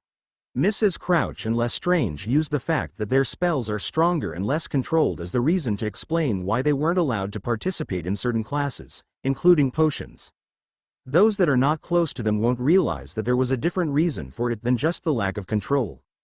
In that part, the Scroot incident helped them along, she answered. I overheard them talking to their classmates about it. Good, that is one bit of trouble reduced, nodded Severus. He wasn't sad to not have Crouch in his class for the term. It was like a vacation. He only had to hand the two girls one of his study plans for the term's material, next to one for the previous one, which they had missed half of. Well, those were done already for his snakes, thus it wasn't more work than using a duplication spell to have two copies for the girls. Alright, the next point that we need to discuss is the upcoming second task of the tournament. Due to the current situation with the Crouches and Lestranges, the security around the event is going to be increased, as I already told you. This morning, Rufus has sent me his plans to prevent that anybody can get to both couples using the cover of more spectators being around for the task. Due to the lake being the site for the task, it is a lot more difficult to prevent undetected entry. I have already talked with the tribe of merpeople in the lake and they will set up patrols to cover the opposite shore to avoid that anybody interferes with the task. Rufus suggested to have the 4 possible targets placed in a special section of the stands. One where we set up runic wards that would prevent that they can be taken from their spots against their will. Next to that, he suggested that we place a team of oars close by in civilian clothes to add to the protection. I see no reason to not agree with the idea, as long as we get the runic array in advance to check for possible holes. Bathsheba and Alistair, I would like the two of you to take care of that part. You are the best in the subject that we have on staff, asked Albus. Count on it, commented Alistair while Bathsheba nodded. Good. Additionally, I will give all 4 emergency portkeys that can take them back to Hogwarts into the hospital wing. That will allow them to flee, should any of the security precautions fail for whatever reason. I will not take any risks with the security of the students. It is already embarrassing that Pettigrew managed to sneak into Hogwarts on Halloween to kidnap the 2 girls without anybody noticing until the evening of the day, but we can't afford any more bad news. Cornelius is already on edge, as he doesn't like that Rufus and Amelia force him to allow several things that he believes will be unpopular with his supporters. But right now, the public is on Amelia's and Rufus' side, thus he has to cave in. It won't hold, but for now, the fallout from possibly permitting another kidnapping at Hogwarts would cost him his job, which he tries to prevent with all means, pointed Albus out. He didn't mention that his own job was also on the line. But as he cooperated with the DMLE willingly, or at least it appeared to be that way to the public, he wasn't in the direct line of fire. The people wouldn't demand his sacking if he did all he possibly could to make the school completely safe again. The one thing that mustn't happen was that anything happened to the new couples. As long as he could prove that he protected them, he was safe. Voldemort looked at the list of Death Eaters that were sent to Azkaban after his fall in 1981. Few of them had been among the valuable supporters he had had. Most of the ones incarcerated in the prison were the ones that enjoyed the violence and would be hard to control if he broke them out. Still, some were worth breaking them out of the prison. Perhaps he could perform a surgical strike. He needed to get back the smart and powerful ones, but they had to control themselves. He wanted his true goals to be realized, not the terror to be repeated that had cost them their widespread support in the people of Wizarding Britain. Fear was useful but only in small doses. Fear of the corrupt government worsening their lives spurned people into following him and his reform party in the beginning. But fear of people like Bellatrix raging and killing people without restraint was counterproductive. And she was hard to control. Both she and Rodolphus were loose cannons. Rabaston meanwhile was smart, cunning and efficient. He mainly wanted his goals to be realized and knew to control his actions. It was honestly surprising that he had accompanied Bellatrix and Rodolphus to torture the Longbottoms. He would have thought that Rabaston was smarter. It could be that Bellatrix had forced him into it though. He would have to ask Rabaston when he got him out. The question was how to achieve it. He mainly wanted a handful of his supporters back. Rabaston Lestrange, Augustus Rookwood, Eugene Casastus and Brianna Evergreen. Those 4 he had use for and they would help him with his campaign. Augustus was an unspeakable and his knowledge of things was invaluable. While Antonin Dolohov had the bigger spell repertoire, Antonin was a sadist who liked to torture people. Not as much as Bellatrix but a not too distant second among the Death Eaters. Eugene was an expert about magical races and how to work out ways to make them fall in line without causing new rebellions. It wouldn't do to have his plans hindered by a new goblin rebellion, which would only make the future students groan about more goblin names to confuse all the time in history of magic. Not to mention that they held too much control over the economy due to running the biggest magical bank in the British Isles. No, for his plans to succeed he needed them to stay neutral at least. Eugene would know how to negotiate with them and what was worth agreeing to and what not. Brianna meanwhile was a strategic genius. She had been caught coincidentally during a raid and only due to bad luck she ended at Azkaban. Mainly because some idiotic Death Eater couldn't keep his mouth shut about her being part of the team that was caught. She had been close to convincing the Aurors that she had just been at the wrong place at the wrong time. And her expertise would be invaluable for the future plans. Now he needed to work out how to free just those four without tipping the guards of the prison off and to not alert the ones that he didn't want to free. Yet or ever he hadn't decided so far. Sure, Bellatrix and Rodolphus had remained loyal to him, even after his fall, but their methods were not tolerable. Even her own sister hadn't attempted to visit her at Azkaban, knowing that she deserved what she got. Honestly, after Barty got the information about the potential of Neville Longbottom not being a threat to him ever, the family should have been left alone. They were purebloods after all, and all that spoke against Frank and Alice was that they were Aurors and worked for the ministry.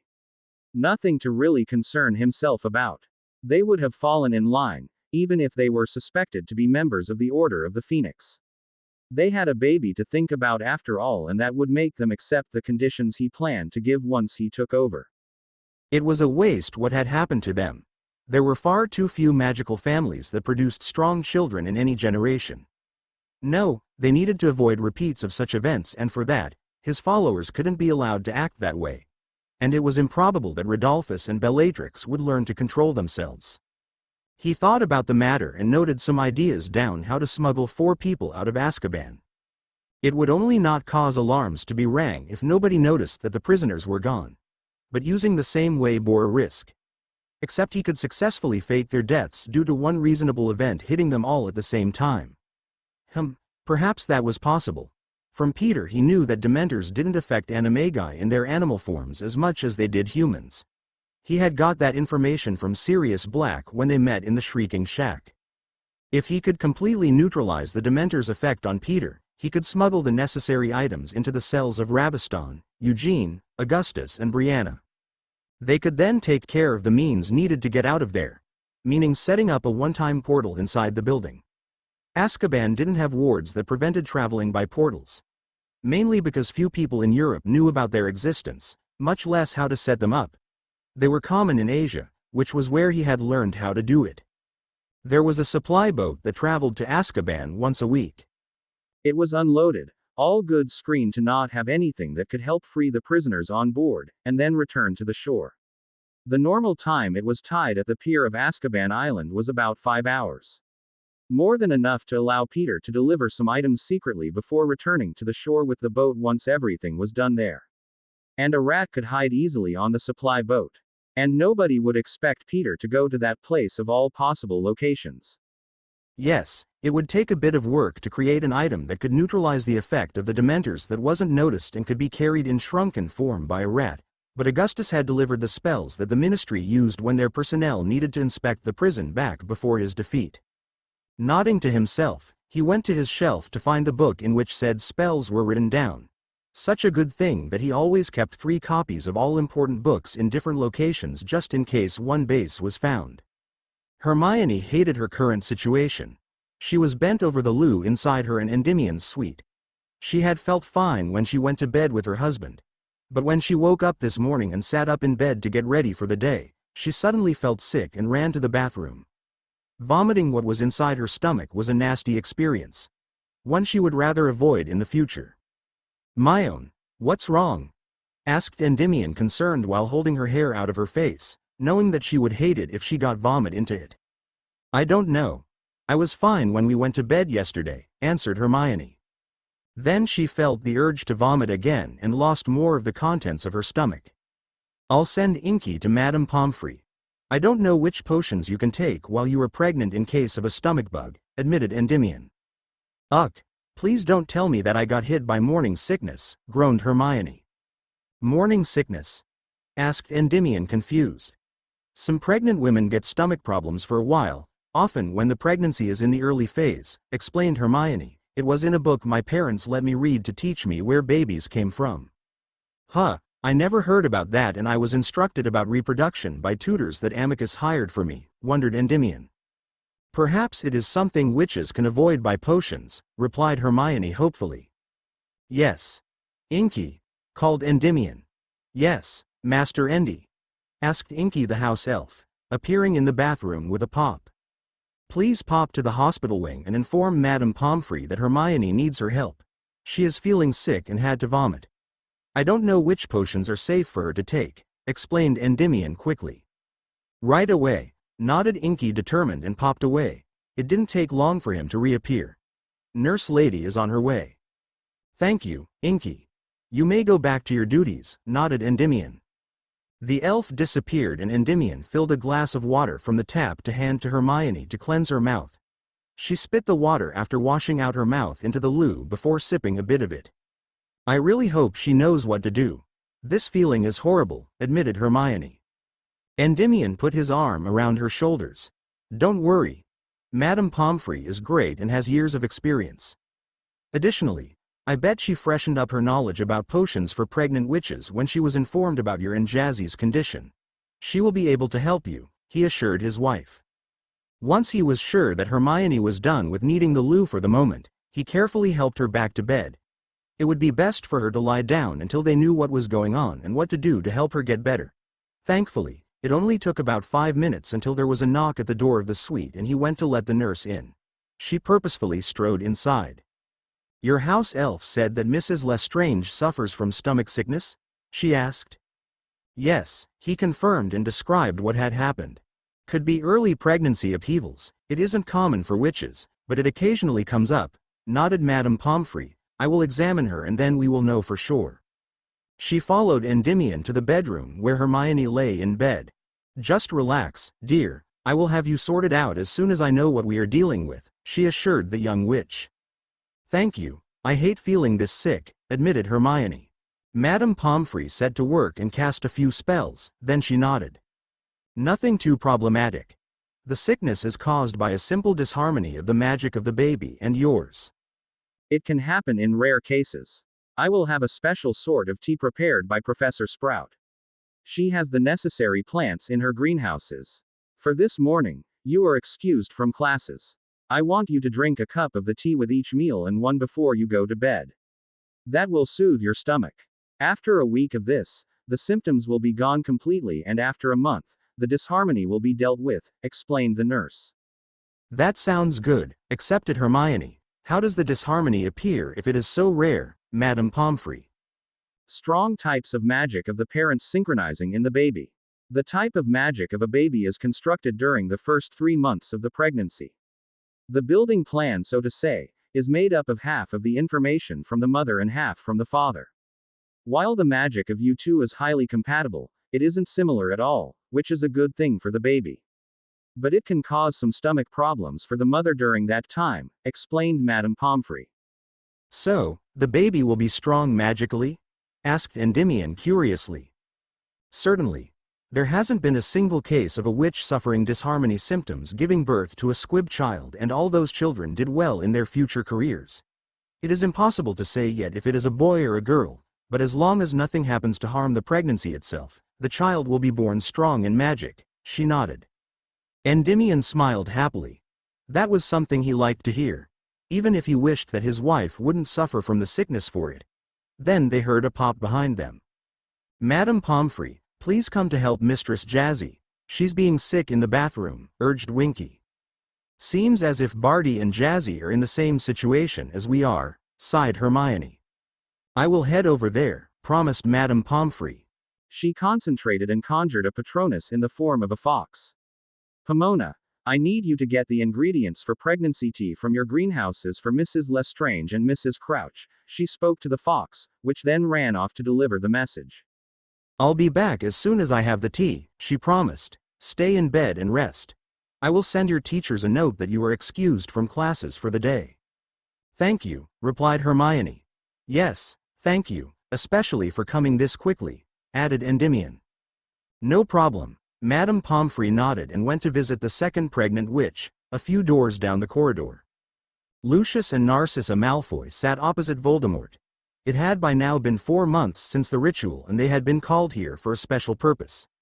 They had exchanged a few pleasantries and done small talk before Voldemort got to the point. Lucius and Narcissa, I am happy to tell you that I have finished my project and like I promised you, Lucius, you and Narcissa will be the first ones to be granted the treatment that will give you a guaranteed safe pregnancy, stated Voldemort. It is really finished? Asked Lucius excited. I can really have another child, my lord? Asked Narcissa shakily. Yes.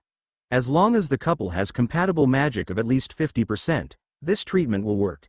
I haven't worked out the adjustments for those with lower compatibility levels yet, but as far as I know, yours is beyond that level, replied Voldemort.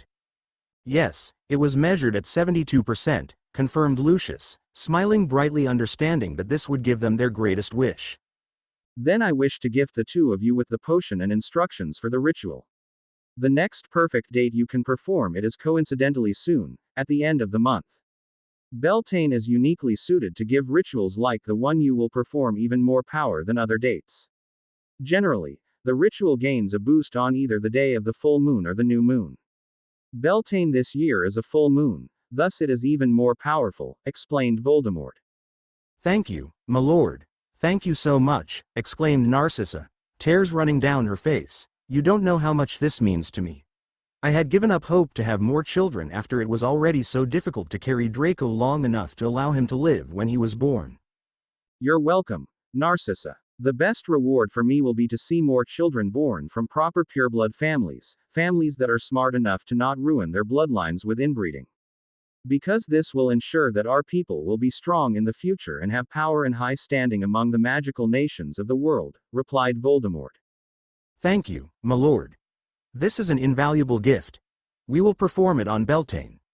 And when Draco comes home from Hogwarts during the summer break, we can surprise him with the news that next year he will become an older brother, declared Lucius, holding Narcissa close to him, barely holding back his own tears. After years of failures and heartbreak, they would finally have another child. Voldemort nodded graciously. This was a good way to reward his loyal followers. And he had told the truth that he wanted more proper pureblood children. Their society needed more children to be born from those families that had the compatibility, non or distantly related parents and the financial means to raise them to high standards. As we are talking about strong children, I got a letter from Barty about the development of his and Endymion's children, commented Voldemort.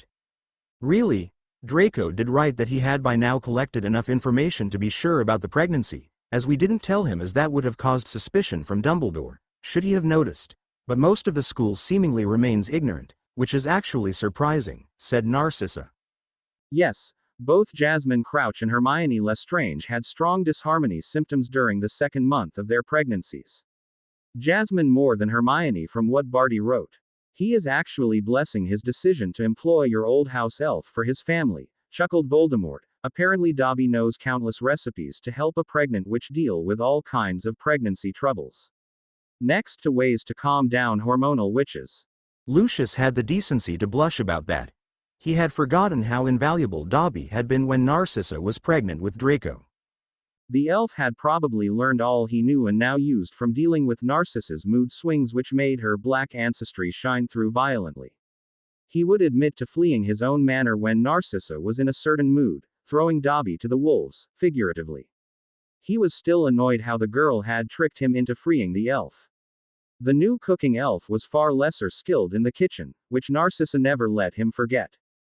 Oh, do the girls also show explosive behavior? Asked Narcissa. Jasmine more than Hermione, but that could come from both the Potter and Black sides of her family. I also remember far too well how her mother gave our forces trouble whenever she was involved in battle. A shame that she was too strongly entrapped by the lies Dumbledore liked to weave. Having more children of that combination, raised properly in our world, would have given us some strong young witches and wizards. And the Potters didn't fall into the trap of marrying too close to their line. Their children would have made good partners for other pureblood families, commented Voldemort. Is there some heritage that we should be aware of, my lord? Asked Lucius. Ah, I didn't tell you about this before. I guess I forgot, realized Voldemort. Jasmine is actually a distant cousin of mine. Her mother descends from my grand-aunt Maledicta Gaunt, the squib sister of my grandfather Marvolo. That's the source of her Parseltongue ability. We tested that when the two girls had just been captured, as I wanted to know how it could be that she possesses the Slytherin family magic.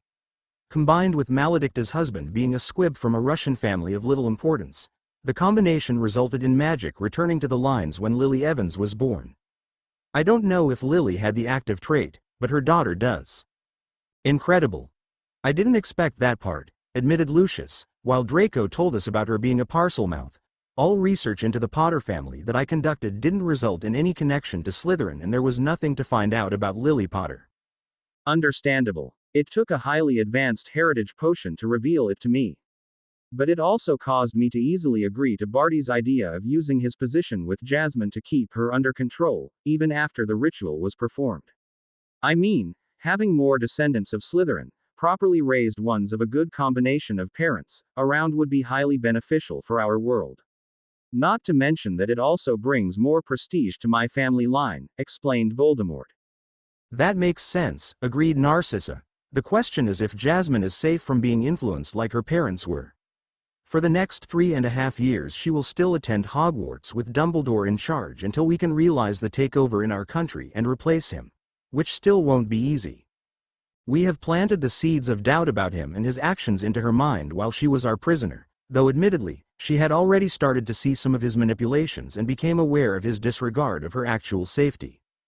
After all, only one event at Hogwarts was caused directly by me. Everything else was connected to Dumbledore, including her horrible childhood. He chose her mother's Muggle sister and her family as guardians, and they hate anything they consider abnormal.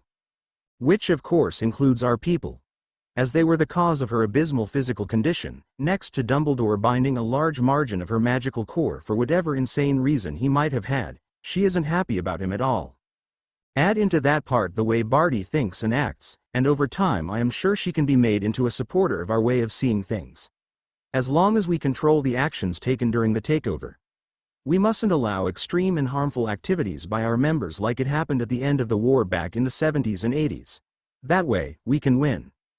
The question is, how will we explain the change of mind, which many will question once we step into the open, pointed Narcissa out. We lost a lot of support when our movement's behavior and actions change.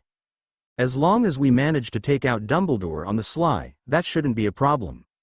Few people on the opponent's side know my real identity.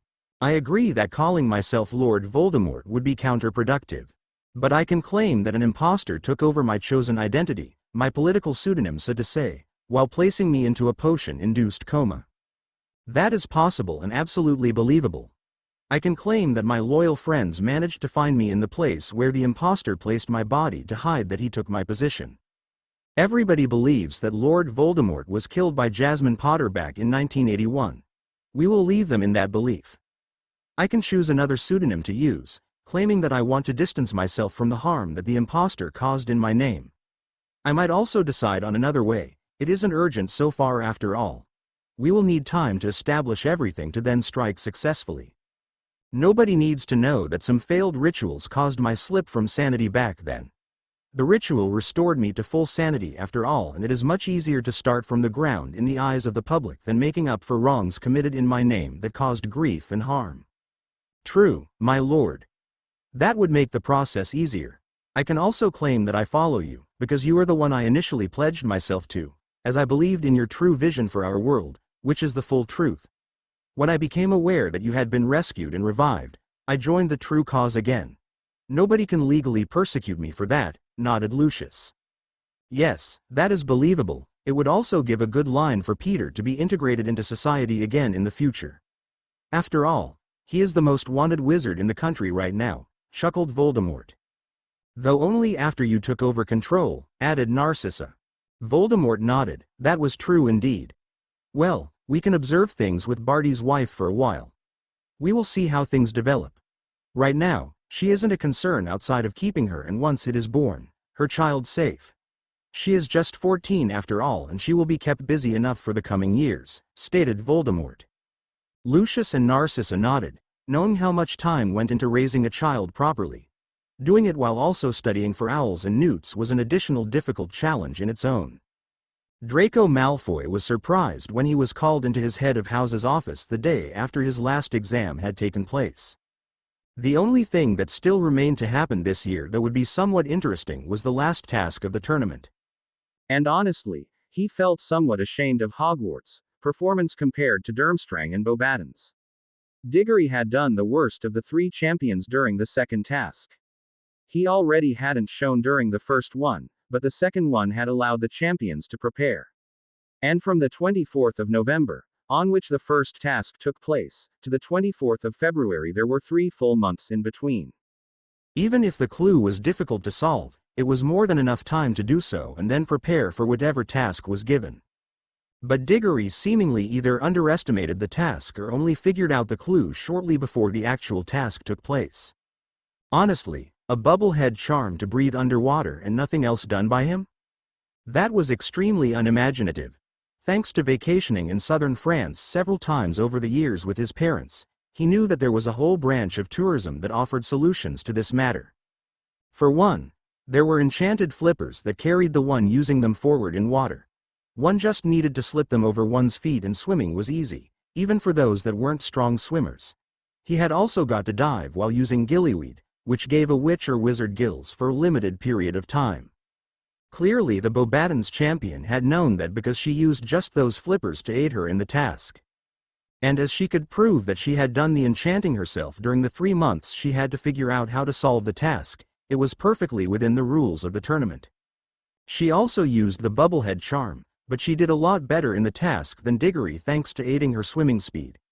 The mini harpoon shooters she had on her arms replaced being able to use much magic in the cold water. As a part Veela she had limits of what she could do in the lake, but this was a clever way to work around her limitations. Draco didn't know why she didn't use gillyweed, but perhaps there was a reason for it. Diggory had failed to find and retrieve his hostage within the time limit and ended up with just 28 points by the judges. Fleur Delacour was back 5 minutes outside of the time limit, but otherwise had done really well in the task, avoiding any kind of injuries to herself and her younger sister Gabrielle, who had been her hostage. It brought her 47 points, thus leaving her in first place of the tournament currently. Victor Crumb had managed a partial transformation into a shark. Daring, considering that animal transformations often came with the instincts of the animal in question if one hadn't managed the full animagus transformation. But he made it work for him. He got to his hostage and brought her back to the starting point as well, even if he was 2 minutes slower than Delacour. He got rewarded 43 points and was in second place now. Draco knew that there was talk about Diggory being so far behind the other 2 champions. The last task was this evening and he could only hope that Diggory didn't embarrass the school again, but he had little hope in that regard. When he reached the door to the office of Professor Snape, he knocked and was called inside soon after. He stepped inside and was surprised to find his parents sitting there. As they were smiling, there clearly wasn't a worrisome reason for the visit. "Good morning, Mother and Father," he greeted them politely, as was expected of him. "Good morning," Draco greeted his mother and walked over to him to hug him for a moment. Bigger shows of affection were reserved for private places.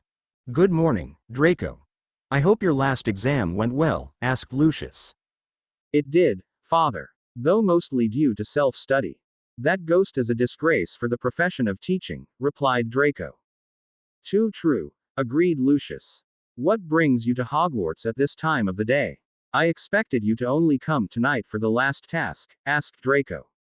That was the original plan, but we wanted to share great news for our family with you as soon as we could, answered Narcissa, smiling happily. Happy news are always welcome, nodded Draco, looking curiously at his parents. You might know that we have tried having more children after you were born, son, but we weren't blessed with a second child so far, started Lucius, but recently, a friend of mine informed us that he had finally finished a project he had been working on during the 70s, which was delayed though due to events outside of his control. He worked out a ritual that works in combination with a specialized potion. Both combined and used correctly would result in a couple managing to conceive a child. For those with compatible magic, it would result in a magical baby being conceived, others would have squib children. We have come to tell you that we performed the ritual and that your mother has now been confirmed pregnant by our family healer just this morning. Really? Asked Draco, shocked. I thought it was impossible for her to carry a child to term anymore. It was. We were already incredibly lucky that I managed to carry you 8 out of the normal 9 months of pregnancy, nodded Narcissa, tears dropping from her eyes, but the ritual corrected some things that were wrong with my body. I will still be careful during the pregnancy, as I don't want to lose this baby like it happened to many of your supposed siblings before. But with the blessing of the goddess of magic, I will have a baby in about 7 months. The end of January, Draco quickly calculated. Yes, to improve our chances for the pregnancy going as well as it possibly could go, we performed the ritual on Beltane, the best possible date for rituals of this type, nodded Lucius. Draco smiled at the happy faces of his parents. He was educated in the things that took place on Beltane, even if he was too young to participate in them. Not to mention that he planned to not do it before he was married. He wanted to have the boost to his magic that would occur if he was pure during his wedding night. Congratulations, mother and father, he said. Thank you, Draco. I know that this will be a change for you as well, but you are old enough to know that this won't change much for you, outside of us hoping that you will become a good big brother for your future brother or sister. You will be at Hogwarts for the first few months after the baby is born. You will of course be allowed to come visit after the birth. There are special permissions for this type of happy family events, Narcissa assured him. Yes, I would like to meet him or her once the baby is born, nodded Draco. He knew his position as heir of the Malfoy family wasn't endangered by a younger sibling. And he had often heard his mother cry over losing other babies prematurely, and it had hurt him. Knowing that this pregnancy would be different thanks to a ritual that a friend of his father had developed was great news. And honestly, in his opinion, the wizarding world needed more Malfoys anyway. Who is the friend that created this miracle? Asked Draco curiously. He must be a powerful and extremely skilled wizard to have managed this. He is. I will introduce you to him during the summer break, Draco. I feared he had died during the early 80s, but he was merely trapped thanks to somebody begrudging him his position, answered Lucius. That's horrible. He was trapped for that long, asked Draco, not being able to imagine something like that. Yes. It's also one reason why he looks younger than he is, nodded Lucius. He wouldn't say too much here at Hogwarts, as the portraits reported to Dumbledore. While Severus had stepped out to allow them privacy to share their good news, there was a portrait guarding the door that needed to be taken into consideration. Will you stay for the rest of the day or return to the manor? Asked Draco. I will return, but your father will stay, answered Narcissa. It's best for me to regularly rest while I'm pregnant. Draco nodded. It made sense, since she had said that she would be careful. Understandable considering the history she had with pregnancies taking a bad turn. I will join you for lunch, as Severus already arranged that I could participate like the families of the champions do. For the actual task, I was invited to sit with Minister Fudge. He is quite concerned about the performance of Diggory, as the tournament reflects the level of education our leading school for magic gives our youth. And sadly that isn't impressive right now, said Lucius. Embarrassing is the correct term, father, commented Draco. Honestly, anybody that was on vacation at the coast in southern Europe even once would have known how to fulfill the second task better than him. Delacour did what I would have done, except that I would have chosen gillyweed as a means to breathe underwater. Yes, I would have done so as well, but gillyweed as a deep-sea plant has adverse reactions with Vila for some reason, explained Lucius. I suspected it would have been something like that. Otherwise, she worked around her natural weakness to cold water in clever ways and is rightfully in the lead for the tournament, acknowledged Draco. Does she interest you? Asked Narcissa curiously. Not in a possible romantic way. She is too self-centered for that. We wouldn't be a good match, denied Draco. She is beautiful without a doubt, but we would clash horribly with our personalities. Honestly, if I had to say anything about a possible future bride, I would want a smart and supportive girl. He had thought about the matter, as the time was close for him to seriously think about possible candidates. He knew how things worked in their society, and as heir to an influential pureblood family, he needed to choose a good bride that wouldn't ruin the family. I have thought about the matter a bit, and we feel it would be advantageous for you to get to know a few girls from foreign families over the summer break. Just get to know them, not decide on anything. If you find you like one of them, you could start a letter exchange to get to know each other better over time. You still have enough time to choose. We won't force you to marry a girl you can't stand, just because you coincidentally have compatible magic, informed Lucius his son. Thank you, father. That sounds like a good idea, accepted Draco, relieved. The problem of only airheads that you can't stand? Asked Lucius knowingly. Yes. Or they are too closely related to me. I actually get along great with Davis and Greengrass in my house and year. But both are at most 3 generations away from me on our family tree, nodded Draco. They're great to talk to in the common room and to work in study groups, but neither of us would want a marriage with each other, as that would be bad for future children. But there are far too many airheads that are only after the Malfoy fortune. We lost too many good pureblood families over the last century here in Great Britain, acknowledged Narcissa. I have arranged that we will visit 4 families that I know and am on good terms with that have daughters around your age for a week on end each during the summer break. You can talk to the girls and see if you can forge any kind of connection. Maybe you will only become friends, maybe there will be a chance for more. Only time will tell. Draco nodded. That sounded manageable. While it would cut his summer break short, visiting those families didn't exclude seeing something of their countries after all. And getting to know those girls would be easier if they went on nice trips to touristic sites or places to have fun. And perhaps he could really find a girl he could see himself spending the rest of his life with. Hermione and Jazzy sat at the stands next to the huge maze that had been grown on the Quidditch pitch over the last month. To their huge surprise, few other students had caught on to the fact that they were pregnant. The robes hid their growing stomachs exceptionally well. And in a few days, the summer break would start and they would go home. It would be different, that much was safe to say. Potter's Keep was renovated and modernized in a way that Jazzy and Barty liked. Lestrange Manor was also ready to receive the young couple. Thanks to Sirius and Remus, Jazzy had had an easier time getting used to her new situation, and they had trained her to become more advanced in her magical abilities to be able to defend herself and her baby in any possible future emergency. It had been more difficult for Hermione. Her parents were Muggles and they hadn't been happy at all that their 15-year-old daughter was married to a 17-year-old wizard when they went to visit them during a weekend when the second term had started already. Mainly because Hermione had been worried about another kidnapping attempt before certain security measures had been taken. And as Muggles they couldn't come to Hogwarts. They were even unhappier about her being pregnant from the say.ul intercourse that was involved in the ritual. Her father had actually demanded that she aborted the pregnancy, as it wouldn't do for her to fail in her education due to being busy with a baby. Endymion hadn't taken that part well and shouted at his parents-in-law, making it clear that they would have to go through him before they murdered his child.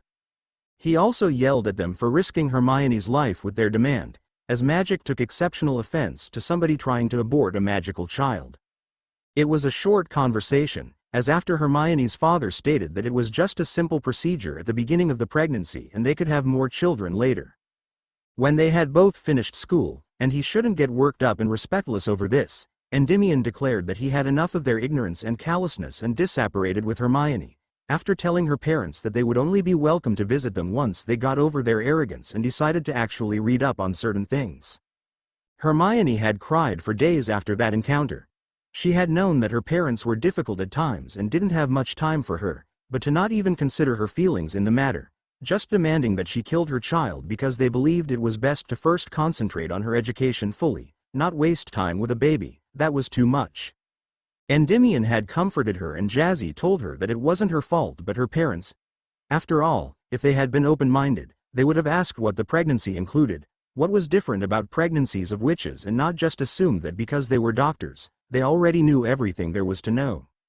But then again, ever since visiting Diagon Alley before Hermione's second year at Hogwarts, they had refused to learn more about the magical world, calling it backwards and rude. They let Hermione go to Hogwarts as they understood her need to have full control over her abilities, but they didn't invest the time to really learn about their daughter's world. She had sent them one book that explained the effects of pregnancy on a witch and what could happen when certain things were done, including the foolhardy idea of aborting the child. It was completely forbidden to attempt, as it regularly killed the witch carrying the child. It could happen that a witch lost her child for several reasons, ranging from illness to attacks on her body to problems of carrying it to term, but intentionally terminating a pregnancy had horrible consequences. So far, there hadn't been any return mail from her parents, and she sent an owl there after 2 weeks, which would have been enough time to let them read the book and know what exactly they had demanded of her. For that reason, Hermione would simply go home with Endymion and live at Lestrange Manor and not have any contact with her parents until they got over their idiocy. The last weeks had been stressful as Barty and Endymion sat their newts. Many evenings, their wives had needed to comfort them and help them relax from a hard exam they had done during the day. But now they were done with their exams and only wanted to do things that had nothing to do with studying or writing exams or performing spells. They would get their results the second to last day of school. There always was a grand ceremony for the graduates where they were handed their diplomas, which took place in the Great Hall, with their families and friends present. Having them early was meant to allow them to start at their new jobs by the 1st of August. That was the normal date for apprenticeships and traineeships to begin in the wizarding world, as the employers needed the NEWT results to confirm the employment contracts. They all had clauses that would void the contract if certain results weren't matched by the one having secured the position before. July was traditionally a month to give them a longer period of time to relax and perhaps travel a bit before starting their jobs. Few could afford a longer period to see more of the magical world in other countries. Barty had arranged that he would start in September as an apprentice to Professor Flitwick. His performance in Charms class had convinced the professor that Barty had great talent in the subject and was worth sponsoring through an apprenticeship. The general idea Barty had also discussed with Dumbledore was that he would gain his charms mastery within 4 years, which was more than possible, and study defense against the dark arts at the side, to have at least journeyman status in that subject by the time Jazzy was done with her newts. It would be done by tutor lessons with Professor Snape. Once he had the mastery in charms and the journeyman title in defense, he could apply for the defense position. It was probable that it would still be available by then. One thing that Dumbledore didn't know was that Barty would arrange for Binns to be exorcised when he was ready to start in his position, as then he could remain as defense professor. Until then, he wouldn't mind if the candidates only lasted 1 year. He knew that his lord needed some more time to get things into position for the takeover to work out. He would find out how far the others had come when he was away from Hogwarts and had more ways to travel unobserved for some hours. Now the opening speeches for the last task were given and he watched how the 3 champions got ready to face the last challenge of the tournament. Peter Pettigrew kept silent and still on the boat that traveled towards Azkaban. It had been easy to sneak onto the boat after the security checks had been performed. He wore a simple bracelet that grew and shrunk with his animagus transformation that carried 2 powerful spells. A Notice Me Not charm and a full protection charm against the effects of Dementors. Thanks to listening to Sirius in the Shrieking Shack, he was aware that Dementors couldn't determine animagi in their transformed form like they did witches and wizards. Today was the day the last task of the tournament was held. It drew attention away from Azkaban, as the Ministry had sent every available Auror to Hogwarts to prevent any type of interference with the task, and to also surround the 4 teenagers used in the ritual with the highest degree of safety they could. It would cost far too many people their jobs should anything happen during the task. But it opened a nice window of opportunity for his lord's plans to get back the valuable members of the group that were stuck at Azkaban. He was glad that Voldemort only wanted to free 4 of them. The ones that were sane and calculating back in the 70s and early 80s and knew how to moderate their actions. By now, many others had already died due to the horrible conditions at Azkaban. He shuddered to think about it. Making it appear that some incident had killed all the remaining Death Eaters at Azkaban would hide that they had freed those 4 that Voldemort wanted back in his ranks. It was better that people like Bellatrix and Antonin Dolohov were killed before they could ruin all their plans again. They were sadists that derived pleasure from the suffering of others. No, while he wanted power and wasn't hesitant to do certain things to achieve their goals, torturing people just because he felt like it didn't serve any purpose. He wanted power and influence. He was willing to kill strategic targets or muggles, who in his opinion simply didn't count as important, but to torture people like Alice and Frank to insanity like Bellatrix and Rodolphus had done when there wasn't anything to gain from it. No, that was idiotic. Especially openly without hiding their identities. It was actually a relief that they were incompatible in their magic and couldn't have children. He shuddered imagining the result of their successful reproduction. He listened to the ones manning the boat, they BMO. Ned having got the duty to go to Azkaban and hoped to quickly manage to unload the supplies to leave the accursed island again. Even with protection against the Dementors, it was a horrible place to be. Peter wouldn't be here if not for his important mission either, but the gain would make it worth the discomfort. Soon they would reach Azkaban and then he would have a short window of opportunity to get his mission done and return to the mainland and report the success to his lord. Rabaston Lestrange lay on the straw mattress that all prisoners were given as a basic kind of bed. It was uncomfortable, but he was used to it by now. He didn't know how many years had gone by since he was sent to this horrible prison. And to think he was only here because Bella and Rod had been morons again. He had wanted to make the attack a quick operation. Stun Alice and Frank Longbottom when they were surprised. Use Veritaserum on both of them to get the information they wanted to gain, meaning the location of their lord, and leave before any alarms could bring the Aurors to the place. But no, both Bella and Rod had to start off with a duel against the two Aurors and then cast the Cruciatus repeatedly to get the information they wanted. Idiots. He didn't have a close relationship to either his brother or his sister-in-law, but at times like that he seriously wanted to wring their necks. If only he could have stayed at home with his son. He often dreamed of Endymion, his precious little boy. He didn't know how old he was now, but he had to be a teenager already. It wasn't a happy thought that he had missed so much time with his son, thus he could keep his memories of the boy despite the Dementors.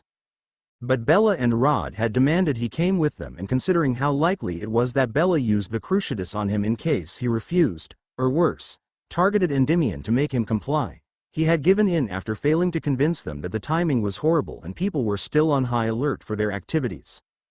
He only hoped in his clear moments that Endy was raised by a good family, one that wouldn't teach him idiotic ideas like the ones Bella and Rod believed in.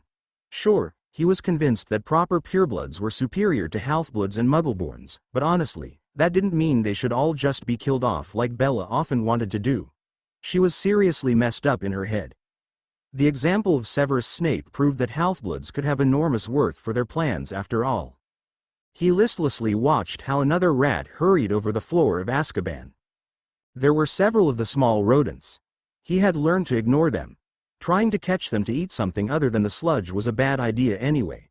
He didn't have the means to get off the fur after all, and there was little meat on their bodies to bother with anything. To his surprise, the rat hurried into the cell of Augustus Rookwood, stayed for a moment and then came out again, running across the floor towards his cell. He was shocked though when the rat turned into Peter Pettigrew in front of his eyes. He sat up clumsily, his body not used to much movement anymore. "Peter," he rasped. "Don't speak Rabaston," whispered Peter. "I don't have much time. Take this package. It entails instructions from our Lord to get you out of here. I have limited time to explain things. Just tap the red dot 5 times with your finger, then it will enlarge. The instructions on what to do are inside. We can talk after you are out of here." Peter handed him the package and transformed back, hurrying out of the cell again, into the one of Eugene Casastus. Rabaston suspected that he would supply all Death Eaters on this floor with a means to escape, planned by their lord. He did as he was told, and the small package enlarged immediately after he had tapped the red dot 5 times. There was a short letter, written by his lord. "Rabaston, it is time for my followers to be freed from the prison the ministry threw you into after you were found to support the true cause. We will return to our pursuit of bringing the country under our control according to our true goals. I explicitly mean the ones before everything went wrong and the organization became little more than a bunch of idiotic thugs that sowed terror. For that to work, I will free the ones that know the meaning of the words subtlety and cunning. Inside the package I have placed 6 tags that will create a one-time portal that will circumvent the wards of Azkaban. They are marked on the back with the numbers 1 to 6. Place the tag with number 1 on top of the space that you want to turn into a portal. I recommend an outer wall of your cell, not one leading into a neighboring cell, and then the number 2 at the bottom. Number 3 goes to the upper right corner of a rectangle and 4 to bottom right corner. 5 is to be placed bottom left corner and 6 upper left corner. The tags will activate on their own once they're in place. You have 2 minutes to step through the portal, which will take you to my base, where I have arranged for medical support for everybody that will be freed today. Drink the potion in the package before you step into the portal. It will give your body a temporary energy boost to help with your atrophied muscles. More information will follow once you have recovered from the effects that Azkaban will have caused for your mind and body. Lord Voldemort Rabaston was excited. Finally, he would get out of this horrible place. He trusted his lord to have worked out the means to make it happen. While he wasn't an expert on portals, he knew that they were used successfully in other countries. He got up from the straw mattress with some difficulty but took the tags out of the envelope that was inside the package. He checked which one was which and then set to work. He placed each tag into its position and then drank the potion in the small bottle that was the only other item in the package. He felt a rush of magic through his system. The tags glowed and lines spread from one tag to another. After about 15 seconds, a golden, shimmering field appeared between the tags. Not wanting to waste any time, he stepped towards the portal and somewhat stumbled through it. When he appeared on the other side, he was caught by strong arms on both sides of his body. "Careful, Rabaston, walk slowly now," instructed a voice he hadn't heard for a long time. "Amicus," he rasped, looking to his right. "Yes, it's me. It's good to finally have you back," confirmed his old friend. "Bring him over to the bed, brother," called Alecto from across the room. "He needs to rest and take the potions that will start the recovery process from Azkaban. Once they are inside his body and have started their work, he and the others will take decontamination baths." "On it, Alecto," confirmed Amicus. Rabaston felt himself be led over to the bed next to which Alecto stood.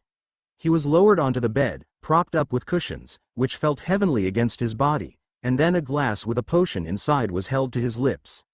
He obediently swallowed the whole dose, even if he made a face at the taste afterwards.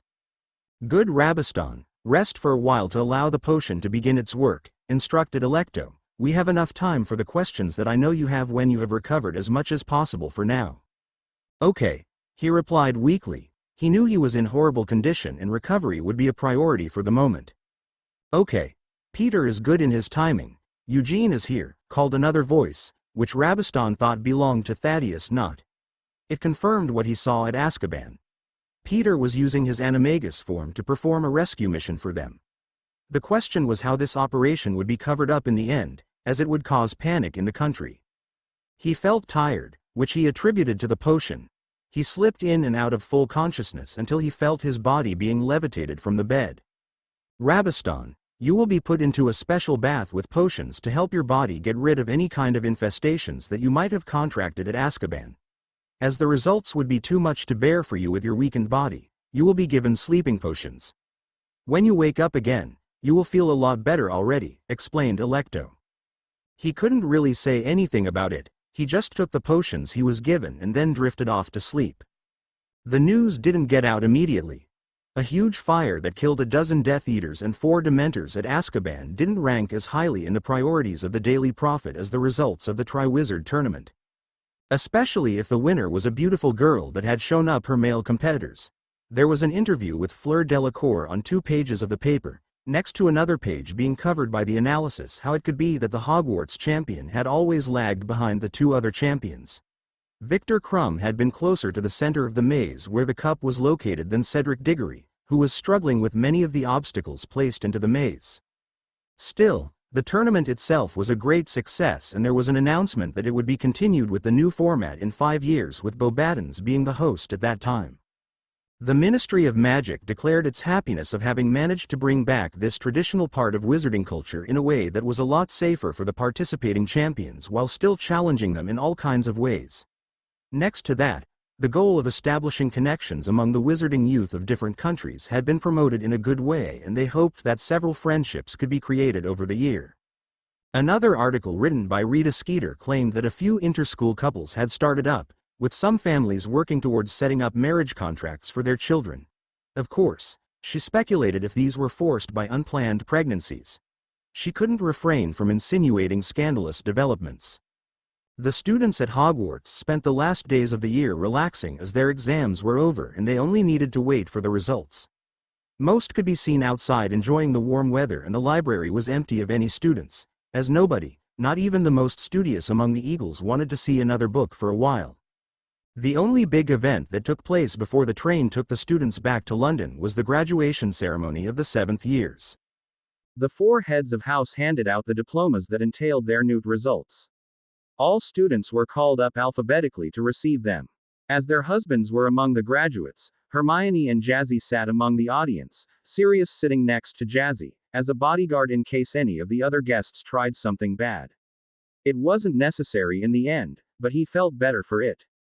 When their respective husbands received their diplomas, both Jazzy and Hermione needed some tissues.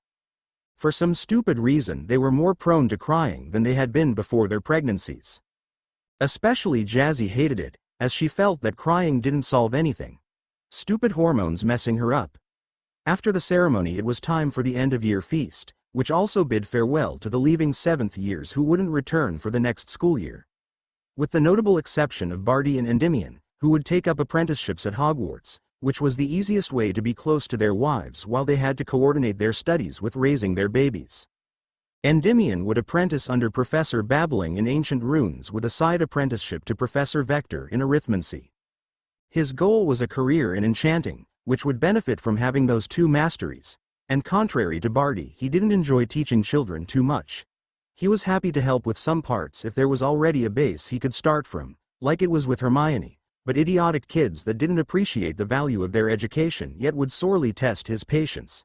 He wasn't a good candidate for a general teacher. Due to the situation of Jazzy and Hermione, the apprenticeships for both young men had easily been confirmed, though. Generally, it was a lot harder to gain apprenticeships under one of the teachers at the school, and it was normal to have the applicants wait for a few years to not have them treated differently than other teachers by the older students that were close to them previously. Rabaston sat in a comfortable armchair inside a brightly lit bedroom that was part of the mansion that his lord used as his base of operations. The armchair was soft but still supported his weakened body perfectly when he sat. He was a bit surprised how the escape of the 4 prisoners from Azkaban had been hidden, but honestly, he felt more relief than sadness at the news that his brother and sister-in-law were dead. Eugene, Brianna and he had got the same instruction with the packages that Peter had delivered to enable their escape from the prison. Augustus meanwhile was given one additional task: setting off a device that would spread an invisible and scentless gas over the whole corridor. Once a Dementor would come in contact with the gas, it would ignite and burn exceptionally hot.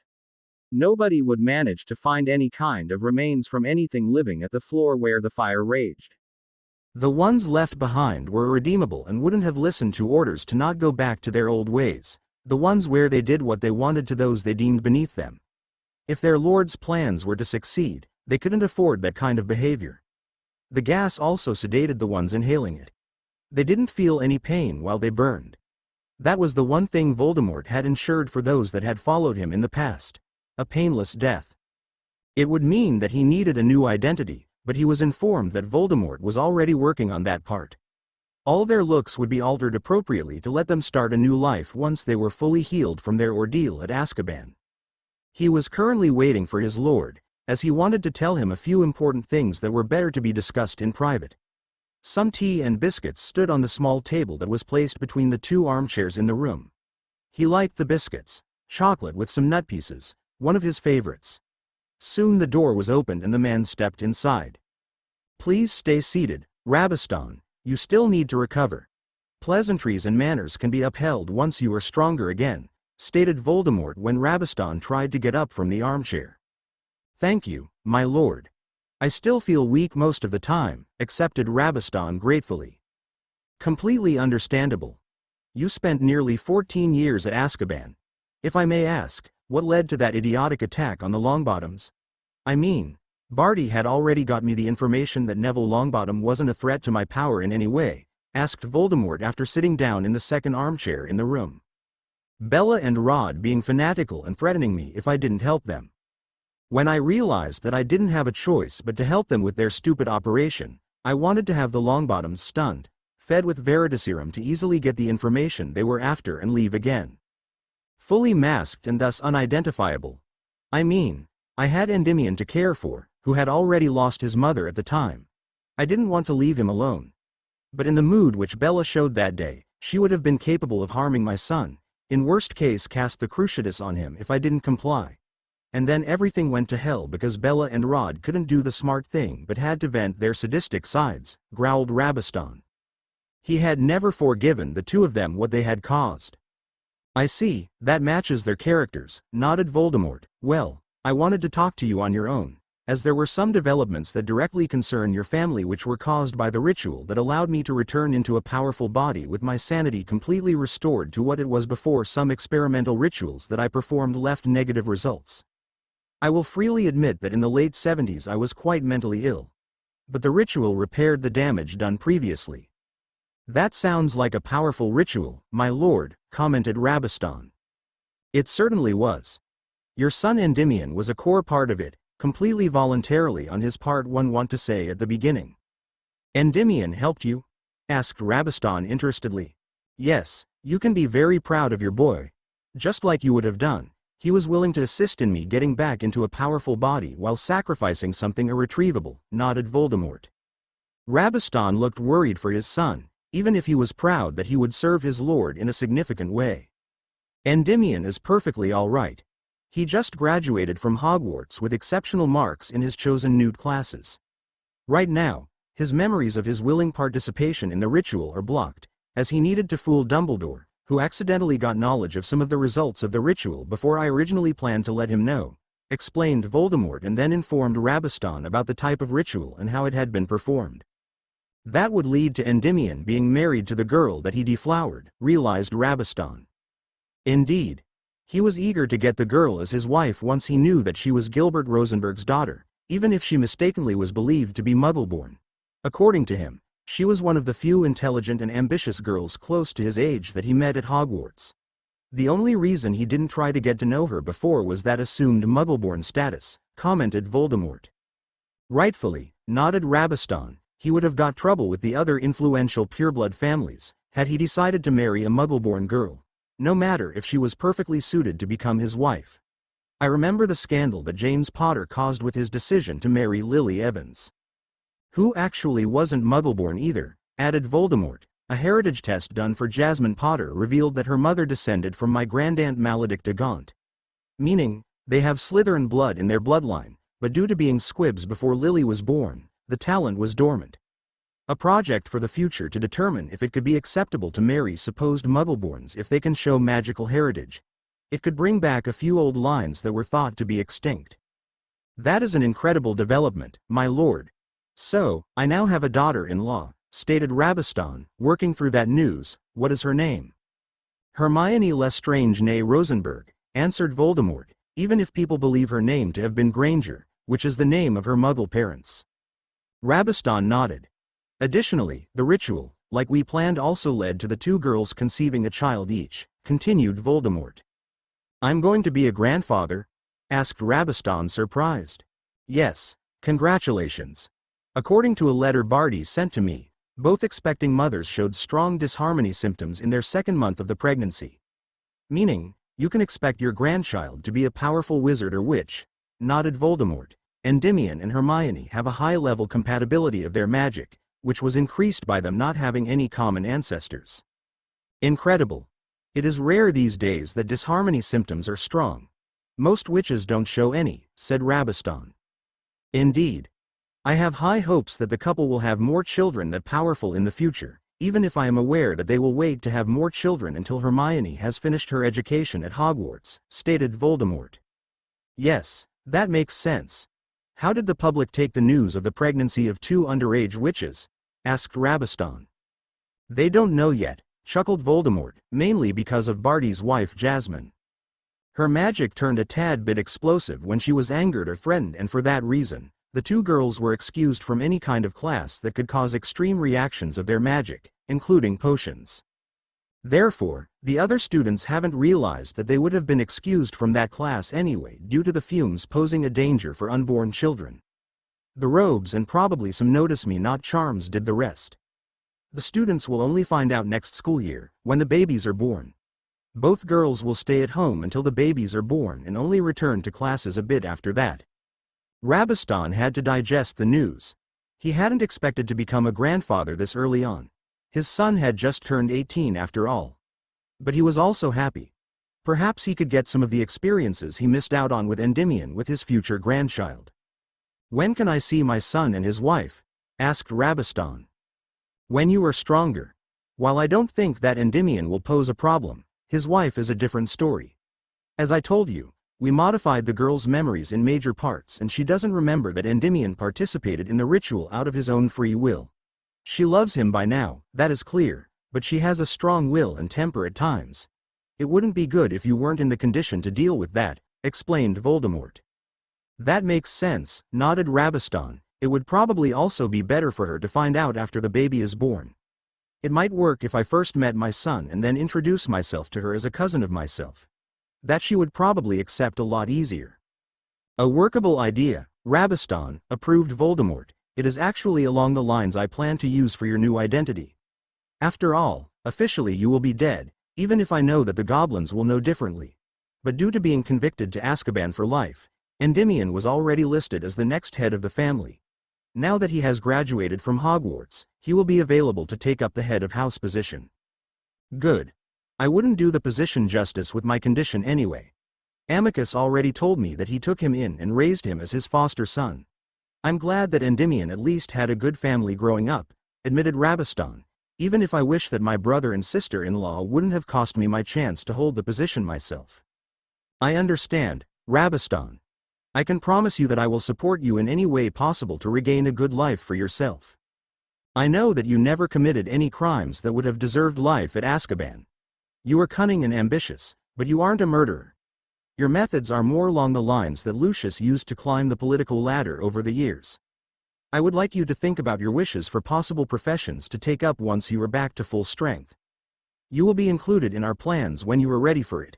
Until then, just concentrate on healing," said Voldemort. "Thank you, I will do that, my lord," accepted Rabistan gratefully. Voldemort nodded satisfied. "I believe that it would be good for you to go back to bed, Rabistan. You will find yourself tired a lot of time for at least 2 weeks. That is normal for those that were exposed to Dementors for long periods of time. Don't force yourself to stay awake for now. Take your potions and rest when you need to. I will see myself out," stated Voldemort. "All right, that would be a good idea," nodded Rabistan. Voldemort stood from his armchair and left the room while Rabistan slowly got up and walked to the bed to lie down again. Sleeping sounded like a great idea right now. To be continued. I hope you enjoyed this story. Also remember to subscribe and like this video. See you in the next video.